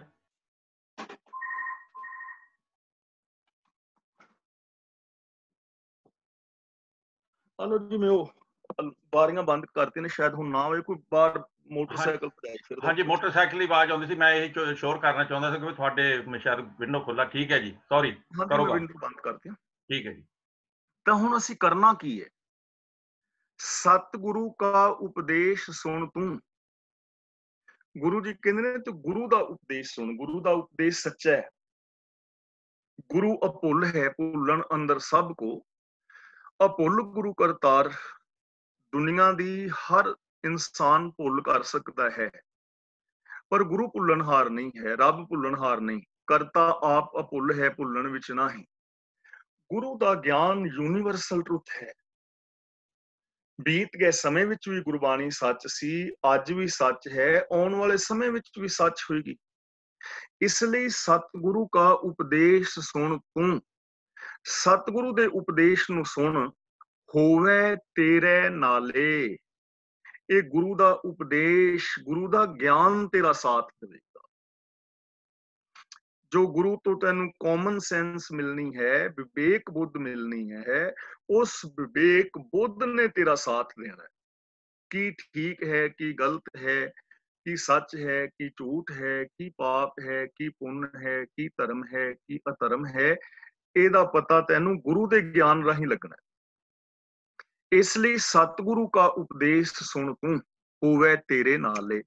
ਗੁਰੂ ਦਾ ਉਪਦੇਸ਼ ਸੁਣ, ਗੁਰੂ ਦੀ ਬਾਣੀ ਸੁਣ, ਗੁਰੂ ਦੀ ਪਾਵਨ ਬਾਣੀ ਪੜ੍ਹ, ਗੁਰੂ ਦੀ ਪਾਵਨ ਬਾਣੀ ਨੂੰ ਆਪ ਵਿਚਾਰ ਔਰ ਗੁਰਬਾਣੀ ਮੁਤਾਬਕ ਜ਼ਿੰਦਗੀ ਜੀ। ਦੇਖੋ ਸਾਡੀਆਂ ਸਮੱਸਿਆਵਾਂ ਦਾ ਕਿੰਨਾ ਸੋਹਣਾ ਹੱਲ ਹੈ, ਬਿਲਕੁਲ ਆਸਾਨ। ਹੁਣ ਜੇ ਤੁਸੀਂ ਮੇਰੀ ਗੱਲ ਮੰਨੋ ਤਾਂ ਹੋ ਸਕਦਾ ਹੈ ਤੁਹਾਡੀ ਈਗੋ ਨੂੰ ਚੋਟ ਲੱਗੇ ਕਿ ਅਨਪੜ੍ਹ ਜਿਹਾ ਭਾਈ ਤੇ ਅਸੀਂ ਪੜ੍ਹੇ ਲਿਖੇ ਲੋਕ ਤੇ ਇਹਦੀ ਕਿਉਂ ਗੱਲ ਮੰਨੀ। ਈਗੋ ਨੂੰ ਚੋਟ ਲੱਗ ਸਕਦੀ ਹੈ। ਮੈਂ ਤੁਹਾਡੀ ਗੱਲ ਮੰਨਾਂ ਤੇ ਮੇਰੀ ਈਗੋ ਨੂੰ ਚੋਟ ਲੱਗ ਸਕਦੀ ਹੈ, ਪਰ ਜੇ ਅਸੀਂ ਸਾਰੇ ਗੁਰੂ ਅੱਗੇ ਮੱਥਾ ਟੇਕੀ ਫਿਰ ਸਾਨੂੰ ਕਾਹਦਾ ਹੰਕਾਰ? ਕੋਈ ਚੋਟ ਨਹੀਂ ਨਾ ਲੱਗਣੀ। ਤੇ ਜੇ ਅਸੀਂ ਸਾਰੇ ਭੈਣ ਭਰਾ, ਸਾਰੇ ਪੰਥ ਦੇ ਲੋਕ, ਸਾਰੇ ਪਰਿਵਾਰ ਦੇ ਮੈਂਬਰ ਇਹ ਨੇਮ ਬਣਾ ਲਈਏ ਕਿ ਅਸੀਂ ਗੁਰਬਾਣੀ ਮੁਤਾਬਕ ਜ਼ਿੰਦਗੀ ਜੀਣੀ ਹੈ, ਤਾਂ ਫਿਰ ਕੋਈ ਪ੍ਰੋਬਲਮ ਹੀ ਨਹੀਂ ਹੈ। ਜੇ ਤੁਹਾਡੇ ਵਿੱਚ ਕੋਈ ਗਲਤੀ ਹੋਵੇ ਤਾਂ ਮੈਂ ਤੁਹਾਨੂੰ ਕਹਾਂ ਕਿ ਵੀਰ ਜਾਂ ਭੈਣਾ, ਦੇਖਿਆ ਜੇ ਪਾਵਨ ਬਾਣੀ ਵਿੱਚ ਕੀ ਲਿਖਿਆ ਹੈ, ਮੈਨੂੰ ਪੜ੍ਹ ਕੇ ਸੁਣਾਇਓ। ਤੇ ਜਦੋਂ ਤੁਸੀਂ ਪੜ੍ਹ ਕੇ ਸੁਣਾਓਗੇ ਤੁਸੀਂ ਆਪ ਕਹੋਗੇ ਯਾਰ ਇਹ ਤੇ ਗਲਤੀ ਮੈਂ ਕਰਦਾ ਰਿਹਾ, ਮੈਂ ਤੇ ਮੇਰੀ ਗਲਤੀ ਸੀ, ਮੈਨੂੰ ਕਹਿਣ ਦੀ ਲੋੜ ਨਹੀਂ ਨਾ ਪੈਣੀ। ਮੈਂ ਕਿਤੇ ਗਲਤ ਹਾਂ ਤਾਂ ਤੁਸੀਂ ਮੈਨੂੰ ਗੁਰਬਾਣੀ ਦੇ ਸ਼ਬਦ ਬਾਰੇ ਕਹੋ ਕਿ ਵੀਰ ਜੀ ਜਰਾ ਸਾਨੂੰ ਪੜ੍ਹ ਕੇ ਇਹਦਾ ਅਰਥ ਪੜ੍ਹ ਕੇ ਦੱਸਿਓ ਠੀਕ ਹੈ ਵਿੱਚੋਂ। ਤੇ ਜਦੋਂ ਮੈਂ ਪੜ੍ਹ ਕੇ ਦੱਸਾਂਗਾ ਤੇ ਮੈਂ ਤੁਹਾਨੂੰ ਕਹਾਂਗਾ ਨਾ ਯਾਰ ਇਹ ਤੇ ਮੈਂ ਗਲਤੀ ਕਰਦਾ ਰਿਹਾ, ਮੈਨੂੰ ਤੇ ਇਸ ਚੀਜ਼ ਦਾ ਪਤਾ ਹੀ ਨਹੀਂ ਸੀ, ਤਾਂ ਮੇਰੀ ਈਗੋ ਨੂੰ ਸੱਟ ਨਹੀਂ ਲੱਗੇਗੀ ਨਾ। ਇਸ ਲਈ ਸਾਡੀਆਂ ਸਾਰੀਆਂ ਪਰਿਵਾਰਕ ਸਮੱਸਿਆਵਾਂ ਹੱਲ ਹੋ ਸਕਦੀਆਂ ਨੇ। ਮੈਂ ਕਾਫੀ ਸਟੱਡੀ ਕੀਤੀ ਹੈ ਇਸ ਬਾਰੇ ਔਰ ਮੈਂ ਆਪਣੇ ਤਜਰਬੇ ਤੋਂ ਕਹਿ ਰਿਹਾ ਹਾਂ। ਸਾਡੀ ਜ਼ਿੰਦਗੀ ਬਦਲ ਸਕਦੀ ਹੈ। ਸਾਡੀ ਜਿਹੜੀ ਮੇਨ ਭੁੱਲ ਹੋਈ ਹੈ ਨਾ, ਸਾਡੀ ਮੇਨ ਭੁੱਲ ਇਹ ਹੋਈ ਹੈ ਕਿ ਅਸੀਂ ਗੁਰੂ ਦਾ ਉਪਦੇਸ਼ ਨਹੀਂ ਸੁਣਿਆ, ਬੰਦਿਆਂ ਦਾ ਉਪਦੇਸ਼ ਸੁਣਿਆ ਹੈ। ਕਿਸੇ ਨੇ ਸਾਨੂੰ ਢੰਗ ਦੱਸਤਾ ਵੀ ਸਮਾਧੀ ਲਾਉਣ ਦਾ ਤਰੀਕਾ ਇਹ ਹੈ, ਦੂਜੇ ਕੋਲ ਗਏ, ਉਹਨੇ ਆਖਿਆ ਨਹੀਂ ਉਹ ਤਰੀਕਾ ਗਲਤ ਹੈ, ਇਹ ਹੈ, ਦੂਜਾ ਹੈ, ਤੀਜਾ ਹੈ। ਕਿੰਨੀਆਂ ਸਾਰੀਆਂ ਵਿਖੇਪਤਾਵਾਂ ਪੈਦਾ ਹੋ ਗਈਆਂ, ਕਿੰਨੇ ਸਾਰੇ ਰਾਹ ਪੈਦਾ ਹੋ ਗਏ, ਕਿੰਨੀਆਂ ਮਰਿਆਦਾਵਾਂ ਪੈਦਾ ਹੋ ਗਈਆਂ, ਤੇ ਸਾਨੂੰ ਸਮਝ ਹੀ ਨਹੀਂ ਪੈ ਰਹੀ ਵੀ ਠੀਕ ਕੌਣ ਹੈ ਤੇ ਗਲਤ ਕੌਣ। ਅਸੀਂ ਹੁਣ ਲੋਕਾਂ ਨੂੰ ਠੀਕ ਔਰ ਗਲਤ ਸਾਬਤ ਕਰਨ ਵਿੱਚ ਲੱਗੇ ਹਾਂ ਕਿ ਫਲਾਂ ਬੰਦਾ ਠੀਕ ਹੈ, ਉਹ ਗਲਤ ਹੈ, ਉਹ ਇਹ ਕਹਿ ਰਿਹਾ, ਇਹ ਕਹਿ ਰਿਹਾ। ਕੀ ਲੈਣਾ ਹੈ ਇਹਨਾਂ ਚੀਜ਼ਾਂ? ਗੁਰੂ ਦਾ ਉਪਦੇਸ਼ ਸੁਣੋ, ਡਾਇਰੈਕਟ ਗੁਰੂ ਦੇ ਨਾਲ ਜੁੜੋ, ਗੁਰੂ ਦੀ ਪਾਵਨ ਬਾਣੀ ਆਪ ਪੜੋ, ਗੁਰਬਾਣੀ ਦੇ ਅਰਥ ਆਪ ਵਿਚਾਰੋ, ਉਹਦੇ ਮੁਤਾਬਕ ਜ਼ਿੰਦਗੀ ਜੀਵੋ। ਇਹਨੇ ਸਾਥ ਦੇਣਾ ਹੈ। ਸਤਿਗੁਰੂ ਕਾ ਉਪਦੇਸ਼ ਸੁਣ ਤੂੰ, ਹੋਵੇ ਤੇਰੇ ਨਾਲੇ। ਗੁਰੂ ਦਾ ਉਪਦੇਸ਼ ਤੇਰੇ ਨਾਲ ਰਹੇਗਾ, ਉਹ ਸਾਥ ਦੇਵੇਗਾ। ਕਿਵੇਂ ਸਾਥ ਦੇਗਾ? ਸਾਥ ਐਵੇਂ ਦੇਵੇਗਾ ਕਿ ਜਦੋਂ ਮੈਂ ਚੋਰੀ ਕਰਨ ਲੱਗਾਂਗਾ ਤੇ ਬਾਣੀ ਦੀ ਆਵਾਜ਼ ਆਏਗੀ, ਚੋਰ ਕੀਆ ਚੰਗਾ ਕਿਉਂ ਹੋਏ, ਚੋਰ ਕੀ ਹਾਮਾ ਭਰੇ ਨਾ ਕੋਈ। ਜਦੋਂ ਮੈਂ ਕਿਸੇ ਨੂੰ ਕਹਾਂਗਾ ਨਾ ਕਿ ਤੂੰ ਨੀਵੀਂ ਜਾਤ ਦਾ ਹੈ, ਮੈਂ ਉੱਚੀ ਜਾਤ ਦਾ ਹਾਂ, ਤਾਂ ਉਦੋਂ ਗੁਰੂ ਦਾ ਗਿਆਨ ਮੈਨੂੰ ਸਾਥ ਦੇਵੇਗਾ ਵੀ ਸੱਜਣਾ ਇਹ ਗੱਲ ਗਲਤ ਹੈ, ਫੱਕੜ ਜਾਤੀ ਫੱਕੜ ਨਾਉ, ਇਹ ਜਾਤਾਂ ਪਾਤਾਂ ਗਲਤ ਹੈ, ਤੂੰ ਗਲਤ ਕਹਿ ਰਿਹਾ ਹੈ। ਤਾਂ ਗੁਰੂ ਦਾ ਉਪਦੇਸ਼, ਗੁਰੂ ਦਾ ਗਿਆਨ ਸਾਡਾ ਸੱਚਾ ਸਾਥੀ ਬਣੇਗਾ। ਇਸ ਲਈ ਗੁਰੂ ਜੀ ਕਹਿੰਦੇ ਨੇ, ਕਹੇ ਨਾਨਕ ਮਨ ਪਿਆਰੇ। ਧੰਨ ਗੁਰੂ ਅਮਰਦਾਸ ਜੀ ਕਹਿ ਰਹੇ ਨੇ ਕਿ ਇਹ ਮੇਰੇ ਪਿਆਰੇ ਮਨ, ਤੂੰ ਸਦਾ ਸੱਚ ਸੰਭਾਲੇ, ਤੂੰ ਸੱਚ ਨੂੰ ਸੰਭਾਲ, ਆਪਣੇ ਅੰਦਰ ਵਸਾ। ਦੇਖੋ, ਸੰਭਾਲਣ ਦਾ ਸਾਨੂੰ ਪਤਾ ਹੈ ਸਾਰਿਆਂ ਨੂੰ, ਅਸੀਂ ਇਹ ਨਹੀਂ ਕਹਿ ਸਕਦੇ ਕਿ ਸਾਨੂੰ ਤੇ ਪਤਾ ਹੀ ਨਹੀਂ। ਸਾਨੂੰ ਪਤਾ ਹੈ ਚੀਜ਼ਾਂ ਕਿਵੇਂ ਸੰਭਾਲਣੀਆਂ ਨੇ। ਦੇਖੋ, ਅਸੀਂ ਬਾਹਰ ਕਮਰੇ ਨੂੰ ਲੋਕ ਲਾਇਆ ਹੈ, ਆਪਣੇ ਘਰ ਨੂੰ, ਅੰਦਰਲੇ ਕਮਰੇ ਨੂੰ ਲੋਕ ਲਾਇਆ ਹੈ, ਕਮਰੇ ਦੇ ਵਿੱਚ ਅਲਮਾਰੀ ਹੈ, ਉਹਨੂੰ ਲੋਕ ਲਾਇਆ ਹੈ, ਅਲਮਾਰੀ ਦੇ ਵਿੱਚ ਇੱਕ ਹੋਰ ਖਾਨਾ ਹੈ, ਉਹਨੂੰ ਲੋਕ ਲਾਇਆ ਹੈ, ਉਸ ਖਾਨੇ ਵਿੱਚ ਇੱਕ ਹੋਰ ਡੱਬਾ ਹੈ, ਉਹਨੂੰ ਲੋਕ ਲਾਇਆ ਹੈ, ਤੇ ਉਹਦੇ ਵਿੱਚ ਰੱਖੀਆਂ ਨੇ 2 ਚੂੜੀਆਂ, 1 ਕੜਾ ਤੇ 2 ਛਾਪਾਂ। ਇਹਨੇ ਲੋਕ ਲਾ ਕੇ ਸੰਭਾਲੀਆਂ ਨੇ ਨਾ, ਔਰ ਫਿਰ ਸਾਨੂੰ ਕਦੇ ਨਹੀਂ ਭੁੱਲੀਆਂ। ਸਾਨੂੰ ਆਪਣਾ ਪਿੰਨ ਕੋਡ ਕਦੇ ਨਹੀਂ ਭੁੱਲਿਆ, ਪਿੰਨ ਨੰਬਰ ਨਹੀਂ ਨਾ ਭੁੱਲਦਾ ਬੈਂਕ ਦਾ। ਜਦੋਂ ਅਸੀਂ ਕਾਰਡ ਪਾਉਂਦੇ ਹਾਂ ਯਾਦ ਰਹਿੰਦਾ, ਇੱਕ ਵਾਰੀ ਪੜ੍ਹਨਾ ਯਾਦ ਹੋ ਜਾਂਦਾ। ਅਸੀਂ ਸੰਭਾਲੀਆਂ ਨੇ ਚੀਜ਼ਾਂ, ਦਿਮਾਗ ਵਿੱਚ ਵੀ ਵੈਸੇ ਵੀ ਸੰਭਾਲੀਆਂ ਨੇ। ਤਾਂ ਇਸੇ ਤਰ੍ਹਾਂ ਸੱਚ ਨੂੰ ਸੰਭਾਲਣਾ ਆਪਣੇ ਹਿਰਦੇ ਵਿੱਚ, ਇਸੇ ਤਰ੍ਹਾਂ ਗੁਣਾਂ ਨੂੰ ਸੰਭਾਲਣਾ, ਕਿਤੇ ਗੁਣ ਗਵਾਚ ਨਾ ਜਾਣ। ਮੇਰੀ ਜ਼ਿੰਦਗੀ ਚੋਂ ਦਇਆ ਨਾ ਗਵਾਚ ਜਾਏ, ਸੱਚ ਨਾ ਗਵਾਚ ਜਾਏ, ਪ੍ਰੇਮ ਨਾ ਗਵਾਚ ਜਾਏ, ਇਨਸਾਨੀਅਤ ਨਾ ਗਵਾਚ ਜਾਏ। ਰੱਬ ਨੂੰ ਲੋਕ ਲੱਭਦੇ ਫਿਰਦੇ ਨੇ, ਗਵਾਚੇ ਆਪ ਪਏ ਨੇ। ਰੱਬ ਨਹੀਂ ਗਵਾਚਿਆ ਹੋਇਆ। ਰੱਬ ਨੂੰ ਮਿਲਣ ਦੀ ਟਰਾਈ ਨਾ ਕਰੋ। ਰੱਬ ਤੇ 4 ਚੁਫੇਰੇ ਪਸਰਿਆ ਹੋਇਆ ਹੈ। ਸੱਚ ਗਵਾਚ ਗਿਆ ਬੰਦੇ ਤੋਂ, ਦਇਆ ਗਵਾਚ ਗਈ ਹੈ, ਪ੍ਰੇਮ ਗਵਾਚ ਗਿਆ। ਜਿੱਦਣ ਆਪਣੇ ਅੰਦਰੋਂ ਇਹਨਾਂ ਗੁਣਾਂ ਨੂੰ ਪ੍ਰਗਟ ਕਰ ਲਓਗੇ, ਰੱਬ ਨੇ ਤੇ ਉਦੋਂ ਹੀ ਪ੍ਰਗਟ ਹੋ ਜਾਣਾ। ਉਹ ਤੇ ਪ੍ਰਗਟ ਹੈ ਹੀ ਹੈ। ਸੱਚ ਨੂੰ ਮਿਲਣਾ ਹੀ ਰੱਬ ਨੂੰ ਮਿਲਣਾ। ਇਸ ਲਈ ਕਹੇ ਨਾਨਕ ਮਨ ਪਿਆਰੇ, ਤੂੰ ਸਦਾ ਸੱਚ ਸੰਭਾਲੇ, ਸਦਾ ਤੂੰ ਸੱਚ ਨੂੰ ਸੰਭਾਲ, ਇੱਕ ਪਲ ਵਾਸਤੇ ਵੀ ਨਾ ਗਵਾ। ਹੁਣ ਉਹ ਜਿਹੜਾ ਸੱਚ ਪਸਰਿਆ ਹੋਇਆ ਹੈ, ਜਿਹੜਾ ਰੱਬ ਪਸਰਿਆ ਹੋਇਆ ਹੈ, ਹੁਣ ਉਸ ਰੱਬ ਬਾਰੇ ਸਾਨੂੰ ਜਾਣਕਾਰੀ ਗੁਰੂ ਜੀ ਦੇ ਰਹੇ ਨੇ। ਅਗਮ ਅਗੋਚਰਾ ਤੇਰਾ ਅੰਤ ਨਾ ਪਾਇਆ। ਅਗੰਮ ਦਾ ਮਤਲਬ ਅਪਹੁੰਚ, ਜਿਹੜਾ ਸਾਡੀ ਪਹੁੰਚ ਤੋਂ ਪਰੇ ਹੈ। ਅਗੋਚਰ ਦਾ ਮਤਲਬ ਹੁੰਦਾ ਹੈ ਅ ਪਲਸ ਗੋ ਪਲਸ ਚਰ। ਅਗੋਚਰ ਦਾ ਮਤਲਬ ਜਿੱਥੋਂ ਤੱਕ ਸਾਡੇ ਗਿਆਨ ਇੰਦਰੀਆਂ ਦੀ ਪਹੁੰਚ ਨਹੀਂ ਹੈ। ਹੁਣ ਦੇਖੋ, ਸੱਚ ਨੂੰ ਨਾ ਤੇ ਅਸੀਂ ਚੱਖ ਸਕਨੇ ਆ। ਗੁਲਾਬ ਜਾਮਨ ਤੇ ਅਸੀਂ ਖਾ ਕੇ ਵੇਖ ਲੈਂਦੇ ਹਾਂ। ਹੁਣੇ ਪਰੌਂਠਿਆਂ ਦੀ ਗੱਲ ਚੱਲ ਰਹੀ ਸੀ ਨਾ, ਪਰੌਂਠੇ ਤੇ ਖਾ ਕੇ ਵੇਖ ਲੈਂਦੇ ਆ, ਟੱਚ ਵੀ ਕਰ ਲੈਂਦੇ ਆ, ਖਾ ਵੀ ਲੈਂਦੇ ਆ। ਪਰੌਂਠੇ ਅੱਖਾਂ ਨਾਲ ਵੀ ਦਿਸਦੇ ਨੇ। ਸੱਚ ਨੂੰ ਅਸੀਂ ਟੱਚ ਨਹੀਂ ਨਾ ਕਰ ਸਕਦੇ। ਸੱਚ ਦਾ ਕੋਈ ਰੰਗ ਨਹੀਂ ਹੈ। ਸੱਚ ਨੂੰ ਅਸੀਂ ਚੱਖ ਨਹੀਂ ਸਕਦੇ ਨਾ, ਆਮ ਪਦਾਰਥਾਂ ਦੀ ਤਰ੍ਹਾਂ। ਰੱਬ ਨੂੰ ਕਿਵੇਂ ਚੱਖੋਗੇ? ਤਾਂ ਗੁਰੂ ਜੀ ਕਹਿੰਦੇ ਨੇ, ਅਗੰਮ ਅਗੋਚਰਾ ਤੇਰਾ ਅੰਤ ਨਾ ਪਾਇਆ। ਅਗੰਮ ਦਾ ਮਤਲਬ ਪਹੁੰਚ ਤੋਂ ਪਰੇ, ਜਿੱਦ ਤੱਕ ਸਾਡੇ ਗਿਆਨ ਇੰਦਰੀਆਂ ਦੀ ਪਕੜ ਨਹੀਂ ਹੈ। ਹੁਣ ਦੋ ਗੱਲਾਂ ਨੇ, ਇਹ ਵੈਸੇ ਅਸੀਂ ਵਿਚਾਰ ਚੁੱਕੇ ਹਾਂ ਪਹਿਲਾਂ। ਅਗੰਮ ਦਾ ਮਤਲਬ ਸਾਡੇ ਗਿਆਨ ਇੰਦਰੀਆਂ ਤੋਂ, ਸਾਡੀ ਪਹੁੰਚ ਤੋਂ ਪਰੇ, ਜਿਹੜਾ ਸਾਡੀ ਪਕੜ ਵਿੱਚ ਹੀ ਨਹੀਂ, ਜਿੱਥੋਂ ਤੱਕ ਸਾਡੀ ਪਹੁੰਚ ਨਹੀਂ। ਹੁਣ ਸਵਾਲ ਪੈਦਾ ਹੁੰਦਾ ਹੈ ਕਿ ਜੇ ਉਹਦੇ ਤੱਕ ਪਹੁੰਚ ਨਹੀਂ ਤੇ ਫਿਰ ਅਸੀਂ ਉਹਨੂੰ ਪਾਈਏ ਕਿਵੇਂ? ਉਹਦੇ ਵਾਸਤੇ ਇੰਨਾ ਰੌਲਾ ਕਿਉਂ ਪਾਇਆ ਜਾ ਰਿਹਾ? ਨਾਲ ਗੁਰੂ ਜੀ ਕਹਿੰਦੇ ਨੇ ਘਟ ਘਟ ਮੈਂ ਹਰਜੂ ਬਸੈ, ਜਲ ਥਲ ਮਹੀਲ ਪੂਰਿਆ, ਕਿ ਉਹ ਕਣ ਕਣ ਵਿੱਚ ਸਮਾਇਆ ਹੋਇਆ ਹੈ, ਤੇ ਫਿਰ ਉਹ ਅਗੰਮ ਅਗੋਚਰ ਕਿਵੇਂ ਹੋਇਆ? ਇਹ ਦੋ ਚੀਜ਼ਾਂ ਨੇ, ਇਹਨੂੰ ਧਿਆਨ ਨਾਲ ਸਮਝਣਾ ਹੈ। ਦੇਖੋ, ਸੱਚ ਸਾਡੇ ਅੰਦਰ ਹੈ, ਇਸ ਲਈ ਉਹ ਅਪਹੁੰਚ ਨਹੀਂ ਹੈ ਕਿਉਂਕਿ ਅੰਦਰ ਹੈ, ਤੇ ਅਪਹੁੰਚ ਇਸ ਕਰਕੇ ਕਿ ਸੱਚ ਬੋਲਦੇ ਨਹੀਂ। ਸਾਡੇ ਤੋਂ ਅਪਹੁੰਚ ਹੀ ਹੋਇਆ ਨਾ, ਸਾਡੀ ਪਹੁੰਚ ਵਿੱਚ ਨਹੀਂ, ਸਾਡੀ ਪਹੁੰਚ ਵਿੱਚ ਝੂਠ ਹੈ। ਪ੍ਰੇਮ ਸਾਡੇ ਅੰਦਰ ਹੈ, ਪਰ ਅਸੀਂ ਤੇ ਇੱਕ ਦੂਜੇ ਨਾਲ ਪ੍ਰੇਮ ਕਰਦੇ ਹੀ ਨਹੀਂ, ਈਰਖਾ ਕਰ ਰਹੇ ਹਾਂ। ਈਰਖਾ ਸਾਡੀ ਪਕੜ ਵਿੱਚ ਹੈ, ਪ੍ਰੇਮ ਸਾਡੀ ਪਕੜ ਤੋਂ ਪਰੇ ਹੈ, ਵਰਤੋਂ ਤੋਂ ਪਰੇ ਹੈ। ਦਇਆ ਸਾਡੇ ਵਿੱਚ ਹੈ। ਸਾਡਾ ਆਪਣਾ ਬੱਚਾ ਡਿੱਗ ਜਾਏ ਨਾ ਤੇ ਅਸੀਂ ਆਪ ਵੀ ਰੋਂਦੇ ਹਾਂ, ਅਸੀਂ ਆਪ ਵੀ ਸਾਰੀ ਸਾਰੀ ਰਾਤ ਨਹੀਂ ਜਾਗਦੇ, ਨਾਲ ਦੇ ਨਾਲ ਉਹਨੂੰ ਸੀਨੇ ਨਾਲ ਲਾਉਂਦੇ ਹਾਂ, ਉਹਦੀ ਮਰਮ ਪੱਟੀ ਕਰਦੇ ਹਾਂ। ਪਰ ਬੇਗਾਨਾ ਬੱਚਾ ਹੋਵੇ, ਵੇਖ ਕੇ ਲੰਘ ਜਾਂਦੇ।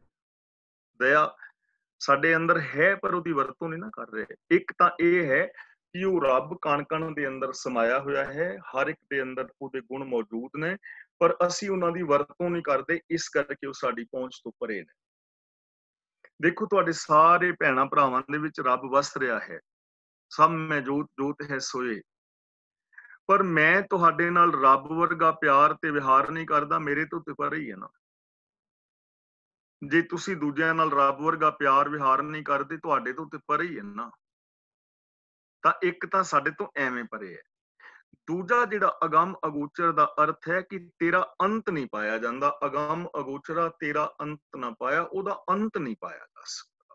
ਨਾ ਗੁਣਾਂ ਦਾ ਅੰਤ, ਨਾ ਦਾਤਾਂ ਦਾ ਅੰਤ, ਨਾ ਸੰਸਾਰ ਦੀ ਰਚਨਾ ਦਾ ਅੰਤ, ਕਿਸੇ ਵੀ ਚੀਜ਼ ਦਾ ਅੰਤ ਨਹੀਂ ਪਾਇਆ ਜਾਂਦਾ। ਸਭ ਕੁਝ ਐਂਡਲੈਸ ਹੈ, ਯਾਨੀ ਇੱਥੇ ਅੰਤ ਨਹੀਂ ਪਾਇਆ ਜਾਂਦਾ। ਹੁਣ ਇਥੋਂ ਸਾਨੂੰ ਕੀ ਚੀਜ਼ ਮਿਲ ਰਹੀ ਹੈ? ਜ਼ਿੰਦਗੀ ਜੀਣ। ਪਹਿਲੀ ਗੱਲ, ਜੋ ਸਾਡੇ ਅੰਦਰ ਸੱਚ, ਦਇਆ, ਧਰਮ ਨੇ, ਉਹਨਾਂ ਦੀ ਅਸਾਂ ਵਰਤੋਂ ਕਰਨੀ ਹੈ।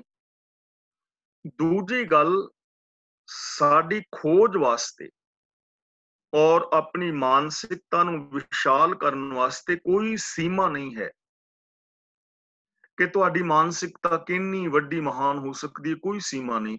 ਦੇਖੋ, ਗੁਰੂ ਗੋਬਿੰਦ ਸਿੰਘ ਜੀ ਦੀ ਸੋਚ, ਉਹਨਾਂ ਦੀ ਮਾਨਸਿਕਤਾ ਕਿੰਨੀ ਮਹਾਨ ਔਰ ਵਿਸ਼ਾਲ ਹੈ। ਆਪਣਾ ਪਿਤਾ, ਮਾਤਾ, ਪੁੱਤਰ ਸਾਰਾ ਕੁਝ ਕੁਰਬਾਨ ਕਰ ਦਿੱਤਾ ਹੈ ਸੱਚ ਤੋਂ। ਸੰਸਾਰ ਦੇ ਅੰਦਰ ਮਨੁੱਖਾਂ ਨੂੰ ਮਨੁੱਖੀ ਹੱਕ ਮਿਲ ਜਾਣ, ਲੋਕਾਂ ਦੇ ਬੱਚੇ ਸਿਰ ਉੱਚਾ ਕਰਕੇ ਜੀ ਸਕਣ, ਆਪਣੇ ਬੱਚਿਆਂ ਦੇ ਸਿਰ ਲੁਹਾ ਦਿੱਤੇ। ਲੋਕ ਸ਼ਾਂਤੀ ਦੇ ਨਾਲ ਰਹਿ ਸਕਣ, ਆਪ ਦੇਗਾਂ ਵਿੱਚ ਉਬਲ ਗਏ ਨੇ, ਤੱਤੀ ਤਵੀ ਤੇ ਬਹਿ ਗਏ। ਬਾਬਾ ਬੰਦਾ ਸਿੰਘ ਬਹਾਦਰ ਦੀ ਕਿੰਨੀ ਵੱਡੀ ਸੋਚ ਹੋਏਗੀ ਕਿ ਲੋਕਾਂ ਦੇ ਪੁੱਤਰ ਸੀਨਾ ਚੌੜਾ ਕਰਕੇ ਤੁਰ ਸਕਣ, ਜੋ ਨਿਮਾਣੇ ਨਿਤਾਣੇ ਅਸਹਾਏ ਨੇ। ਆਪਣੇ ਬੱਚੇ ਦਾ ਸੀਨਾ ਪੜਵਾ ਕੇ ਕਲੇਜਾ ਮੂੰਹ ਚ ਪਾ ਲਿਆ। ਕਿਹੜੀ ਵੱਡੀ ਸੋਚ ਹੈ, ਕੋਈ ਅੰਤ? ਯਾਨੀ ਇਹ ਸੋਚ ਦੀ ਵਿਸ਼ਾਲਤਾ, ਜਿੰਨੀ ਮਰਜ਼ੀ ਮਹਾਨ ਤੁਸੀਂ ਸੋਚ ਆਪਣੀ ਬਣਾ ਸਕਦੇ ਹੋ, ਕਿਉਂਕਿ ਅਗੰਮ ਅਗੋਚਰ ਹੈ ਨਾ, ਅਨੰਤ ਹੈ। ਫਿਰ ਆਪਣੇ ਗੁਣਾਂ ਦਾ ਜਿੰਨਾ ਮਰਜ਼ੀ ਵਿਸਥਾਰ ਕਰ ਸਕਦੇ ਹੋ, ਸੱਚ ਜਿੰਨਾ ਮਰਜ਼ੀ ਬੋਲੋ, ਪ੍ਰੇਮ ਜਿੰਨਾ ਮਰਜ਼ੀ ਬੋਲੋ, ਆਪਣੀ ਭਾਸ਼ਾ ਨੂੰ ਜਿੰਨੀ ਮਰਜ਼ੀ ਚੰਗੀ ਪਿਆਰੀ ਬਣਾ ਲਓ। ਜੇ ਸਾਇੰਸ ਦੀਆਂ ਖੋਜਾਂ ਕਰਨੀਆਂ ਨੇ, ਜਿੰਨੀਆਂ ਮਰਜ਼ੀ ਕਰੀ ਜਾਓ। ਧਰਮ ਦੀ ਦੁਨੀਆ ਵਿੱਚ ਵਿਕਾਸ ਕਰਨਾ ਹੈ, ਜਿੰਨਾ ਮਰਜ਼ੀ ਕਰੀ ਜਾਓ। ਕਿਸੇ ਵੀ ਚੀਜ਼ ਦਾ ਅੰਤ ਨਹੀਂ ਹੈ। ਸੁਖੀ ਹੋਣਾ ਹੈ, ਜਿੰਨਾ ਮਰਜ਼ੀ ਹੋ ਲੋ। ਖੁਸ਼ ਹੋਣਾ ਹੈ, ਜਿੰਨਾ ਮਰਜ਼ੀ ਹੋ ਲੋ। ਅੰਤ ਹੀ ਨਹੀਂ ਹੈ, ਔਰ ਉਹਨੇ ਸਾਰੀਆਂ ਚੀਜ਼ਾਂ ਦੇ ਦਿੱਤੀਆਂ। ਕਈ ਵਾਰ ਅਸੀਂ ਪੁੱਛਦੇ ਹਾਂ ਨਾ ਕਿਸੇ ਤੋਂ, ਆਮ ਵੀ ਅਸੀਂ ਰੱਬ ਨੂੰ ਮਿਲਣਾ ਹੈ, ਤੇ ਜੇ ਪੁੱਛੀਏ ਵੀ ਜੇ ਰੱਬ ਮਿਲ ਜਾਏ ਬਾਈ ਦੀ ਵੇ, ਸਪੋਜ਼ ਜਿਹਨੂੰ ਅਸੀਂ ਕਹਿੰਦੇ ਹਾਂ, ਜੇ ਰੱਬ ਤੁਹਾਡੇ ਸਾਹਮਣੇ ਆ ਜਾਏ, ਮੇਰੇ ਸਾਹਮਣੇ ਆ ਜਾਏ, ਪ੍ਰਗਟ ਹੋ ਜਾਏ ਬੰਦੇ ਦੇ ਰੂਪ ਵਿੱਚ, ਜਾਂ ਜਿਵੇਂ ਵੀ ਅਸੀਂ ਚਾਹੁੰਦੇ ਹਾਂ, ਫਿਰ ਕੀ ਮੰਗੋਗੇ ਰੱਬ? ਤੇ ਆਮ ਕਰਕੇ ਅਸੀਂ ਕਹਿੰਦੇ ਹਾਂ, ਮੈਂ ਰੱਬ ਤੋਂ ਸੁੱਖ ਮੰਗਾਂਗਾ ਕਿ ਰੱਬਾ ਮੈਨੂੰ ਸੁੱਖ ਦੇ। ਤੇ ਜੇ ਰੱਬ ਨੇ ਕਿਹਾ ਵੀ ਮੈਂ ਤੇ ਤੈਨੂੰ ਦੁਖੀ ਕੀਤਾ ਹੀ ਨਹੀਂ, ਮੈਂ ਤੈਨੂੰ ਦੁਖੀ ਕਿੱਥੇ ਕੀਤਾ, ਤੂੰ ਸੁਖੀ ਰਹੋ, ਮੈਂ ਤਾਂ ਤੇਰੇ ਵਾਸਤੇ धरती चंद्रमा ग्रह नक्षत्र तारे स्यारे सितारे आकाश गंगावां सोने चांदी दियां खाना अनेकां किस्म दा अनाज अन्न पैदा कीता है, तेनू शरीर दिता है, दिमाग दिता है, हाथ पैर दिते ने, मैं तेन दुख दिता ही नहीं। जे सुखी रहना चाहना ते रहो, फिर की मंगोगे? ते जे असीं कवीए कि रब्बा सानू कोठी दे, ते रब कवे मैं किहड़ा तेरे प्लाट ते कब्जा कीता है, मैं तेनू कहा भी कोठी ना बना, बना लै, दूजियां ने बनाई है, बना लै तू, मैं ते तेन रोकिया नहीं। जे मैं रोकिया ते फिर तां मैं देनदार हां ना। ते जे असीं कवीए भी रब्बा मंगांगे, रब जे आया ते रब्बा साडे घर कलेश है ते साडा कलेश मिटा, ते जे बाई दी वे रब ने पुछ लिया भी मैं तुहाडे घर कलेश पाया यार, मैं ते तुहाडे घर आया भी नहीं कदे, भी जे मेरे आउण नाल तुहाडे घर कलेश पिया होए भी तेरी घरवाली ने मैनूं चाह बना के पियाई जां प्रशादा बनाया ते उहने खर्च ज्यादा करता, मेरे घर के कलेश है, मैं ते पाया नहीं, फिर की मंगोगे? जे असीं कवीए भी रब तों असीं मंगांगे सानूं नाम दान दे भगती, ते रब ने कहा भी मैं ते तैनूं भगती करन तो कदों रोकिਆ? ਮੰਗਣ ਲਈ ਕੋਈ ਚੀਜ਼ ਹੈ? ਮੰਗਣ ਵਾਸਤੇ ਕੁਛ ਨਹੀਂ, ਕਰਨ ਵਾਸਤੇ ਬਹੁਤ ਕੁਛ ਹੈ। ਦੇਖੋ ਜੋ ਕੁਛ ਕਰਨਾ ਸੋ ਕਰ ਰਿਹਾ, ਰੱਬ ਨੇ ਜੋ ਕੁਛ ਕਰਨਾ ਉੱਤੇ ਕਰੀ ਜਾ ਰਿਹਾ ਹੈ। ਅਸੀਂ ਕੀ ਕਰਨਾ ਹੈ, ਅਸਾਂ ਇਹ ਸੋਚਣਾ ਹੈ ਅਸਾਂ ਕੀ ਕਰਨਾ ਹੈ, ਕਿਉਂਕਿ ਸਾਡੇ ਕਰਮ ਦਾ ਰਿਜ਼ਲਟ ਹੈ ਨਾ ਸੁੱਖ ਜਾਂ ਦੁੱਖ। ਇਸ ਲਈ ਅਨੰਤ ਗੁਣਾਂ ਦਾ ਵਿਸਥਾਰ ਹੋ ਸਕਦਾ ਹੈ, ਸਾਡਾ ਜੀਵਨ ਅਨੰਤ ਮਹਾਨ ਹੋ ਸਕਦਾ ਹੈ, ਹਰ ਸ਼ੈ ਤੁਹਾਡੀ ਤਲੀ ਦੇ ਉੱਤੇ ਪਈ ਹੈ, ਅਨੰਤ ਵਿਕਾਸ ਦੀਆਂ ਸੰਭਾਵਨਾਵਾਂ ਨੇ, ਤਾਂ हे ਪ੍ਰਭੂ ਤੇਰਾ ਅੰਤ ਨਹੀਂ ਪਾਇਆ ਜਾਂਦਾ। ਅੰਤੋ ਨਾ ਪਾਇਆ ਕਿਨੈ ਤੇਰਾ, ਆਪਣਾ ਆਪ ਤੂੰ ਜਾਣ ਹੈ। ਕਿ हे ਮਾਲਕ ਕਦੇ ਵੀ ਕਿਸੇ ਨੇ ਤੇਰਾ ਅੰਤ ਨਹੀਂ ਪਾਇਆ, ਨਾ ਹੀ ਹੁਣ, ਨਾ ਪਹਿਲੋਂ, ਨਾ ਆਉਣ ਵਾਲੇ ਸਮੇਂ ਵਿੱਚ ਕੋਈ ਪਾ ਸਕੇਗਾ। ਆਪਣਾ ਆਪ ਤੂੰ ਜਾਣ ਹੈ, ਆਪਣੇ ਆਪ ਨੂੰ ਤੂੰ ਆਪ ਜਾਣਦਾ ਹੈ, ਏਡਾ ਵੱਡਾ ਹੈ। ਕਦੋਂ ਕਿਵੇਂ ਸੰਸਾਰ ਦੀ ਰਚਨਾ ਕੀਤੀ, ਥਿਤਵਾਰ ਨਾ ਜੋਗੀ ਜਾਣੈ ਰੁੱਤ ਮਹਾ ਨਾ ਕੋਈ, ਜਾ ਕਰਤਾ ਸ੍ਰਿਠੀ ਕੋ ਸਾਜੇ ਆਪੇ ਜਾਣੈ ਸੋਈ। ਆਪ ਹੀ ਆਪਣੇ ਆਪ ਨੂੰ ਜਾਣਨਾ ਕਿ ਏਡਾ ਵੱਡਾ ਹੈ। ਹੁਣ ਜੇ ਅਸੀਂ ਚਾਹੀਏ ਦੱਸਣਾ ਕਿ ਬ੍ਰਹਿਮੰਡ ਕਿੱਡਾ ਵੱਡਾ ਹੈ, ਤਾਂ ਅਸੀਂ ਕੀ ਦੱਸ ਪਾਵਾਂਗੇ? ਕੁਛ ਵੀ ਨਹੀਂ, ਨਾ ਸਾਨੂੰ ਆਦਿ ਦਾ ਪਤਾ, ਨਾ ਸਾਨੂੰ ਅੰਤ ਦਾ। ਤਾਂ ਪ੍ਰਭੂ ਆਪਣੇ ਆਪ ਨੂੰ ਆਪ ਜਾਣਦਾ ਹੈ, ਉਹਦਾ ਅੰਤ ਨਹੀਂ ਪਾਇਆ ਜਾ ਸਕਦਾ। ਤੇ ਬੇਨਤੀ ਕਰਾਂ, ਅਸੀਂ ਵੀ ਆਪਣੇ ਆਪ ਨੂੰ ਆਪ ਜਾਣਦੇ ਹਾਂ। ਸਾਨੂੰ ਆਪਣੇ ਆਪੇ ਦਾ ਪਤਾ ਹੈ ਨਾ ਅਸੀਂ ਕਿੱਥੇ ਖੜੇ ਹਾਂ, ਲੇਕਿਨ ਮਨੁੱਖ ਦੀ ਜ਼ਿੰਦਗੀ ਦਾ ਸਭ ਤੋਂ ਵੱਡਾ ਦੁਖਾਂਤ ਕੀ ਹੈ? ਬੰਦੇ ਨੂੰ ਦੂਜਿਆਂ ਬਾਰੇ ਸਭ ਪਤਾ ਹੈ, ਤੇ ਦੂਜੇ ਕਿੱਥੇ ਖੜੇ ਨੇ, ਦੂਜੇ ਕੀ ਕਰਦੇ ਨੇ, ਦੂਜੇ ਕੀ ਬੋਲਦੇ ਨੇ। ਜੇ ਨਹੀਂ ਪਤਾ ਤੇ ਆਪਣਾ ਨਹੀਂ ਕਿ ਮੇਰੀ ਮੈਂਟੈਲਿਟੀ ਕਿੱਥੇ ਹੈ, ਮੈਂ ਕਿੱਥੇ ਖੜਾ, ਸੋਚ ਕਰਕੇ ਕਿੱਥੇ ਖੜਾ ਹਾਂ, ਔਰ ਮੈਂ ਆਪਣੀ ਸੋਚ ਨੂੰ ਕਿੱਥੇ ਲੈ ਕੇ ਜਾਣਾ ਚਾਹੁੰਦਾ। ਬੰਦੇ ਦੀ ਜ਼ਿੰਦਗੀ ਦਾ ਸਭ ਤੋਂ ਵੱਡਾ ਦੁਖਾਂਤ ਹੈ ਬਹੁ ਗਿਣਤੀ ਦਾ ਕਿ ਇਹਨੂੰ ਆਪਣੀ ਸੋਚ ਬਾਰੇ ਹੀ ਨਹੀਂ ਪਤਾ ਕਿ ਮੇਰੀ ਸੋਚ ਕਿੱਥੇ ਖੜੀ, ਮੈਂ ਕਿੱਥੇ ਖੜਾ ਹੋਇਆ। ਬੌਧਿਕ ਤੌਰ ਤੇ ਇਹਨੂੰ ਨਹੀਂ ਪਤਾ ਕਿ ਮੈਂ ਕਿੱਥੇ ਖੜਾ। ਮਾਨਸਿਕਤਾ ਨੂੰ ਮੈਂ ਕਿੰਨੀ ਵਿਸ਼ਾਲਤਾ ਦੇ ਸਕਦਾ ਹਾਂ, ਇਸ ਬੰਦੇ ਨੂੰ ਨਹੀਂ ਪਤਾ ਕਿ ਮੇਰੇ ਅੰਦਰ ਕਿੰਨੀਆਂ ਵੱਡੀਆਂ ਪੋਸਿਬਿਲਿਟੀਜ਼ ਨੇ। ਗਿਆਨ ਦੇ ਤਲ ਤੇ ਮੈਂ ਆਪਣੇ ਗਿਆਨ ਦੇ ਅੰਦਰ ਕਿੰਨਾ ਵਿਕਾਸ ਕਰ ਸਕਣਾ ਹਾਂ, ਬੰਦੇ ਨੂੰ ਨਹੀਂ ਨਾ ਪਤਾ। ਤਾਂ ਆਪਣੇ ਆਪ ਨੂੰ ਜਾਣਨ ਦੀ ਲੋੜ ਹੈ। ਹੁਣ ਗੁਰੂ ਜੀ ਕਹਿੰਦੇ ਹਨ, ਮਨ ਤੂੰ ਜੋਤ ਸਰੂਪ ਹੈ, ਆਪਣਾ ਮੂਲ ਪਛਾਣ। ਇੱਕ ਬੂੰਦ ਨੂੰ ਵਿਸ਼ਵਾਸ ਨਹੀਂ ਹੈ ਕਿ ਉਹ ਸਾਗਰ ਦਾ ਰੂਪ ਹੈ ਤੇ ਉਹ ਸਾਗਰ ਹੋ ਸਕਦੀ ਹੈ, ਔਰ ਹਕੀਕਤ ਹੈ ਪਾਣੀ ਦੀ ਹਰ ਬੂੰਦ ਸਾਗਰ ਹੋ ਸਕਦੀ ਹੈ ਜੇ ਉਹ ਸਾਗਰ ਵਿੱਚ ਮਿਲ ਜਾਏ। ਦੁਨੀਆ ਦਾ ਹਰ ਬੰਦਾ ਰੱਬ ਹੋ ਸਕਦਾ ਹੈ ਜੇ ਉਹ ਰੱਬ ਦੇ ਵਿੱਚ ਮਿਲ ਜਾਏ, ਜੇ ਆਪਣੀ ਸੋਚ ਨੂੰ ਸੱਚ ਵਿੱਚ ਮਿਲਾ ਦੇਵੇ, ਦਇਆ ਵਿੱਚ ਮਿਲਾ ਦੇਵੇ, ਪ੍ਰੇਮ ਵਿੱਚ ਮਿਲਾ ਦੇਵੇ, ਹੋ ਸਕਦਾ ਹੈ।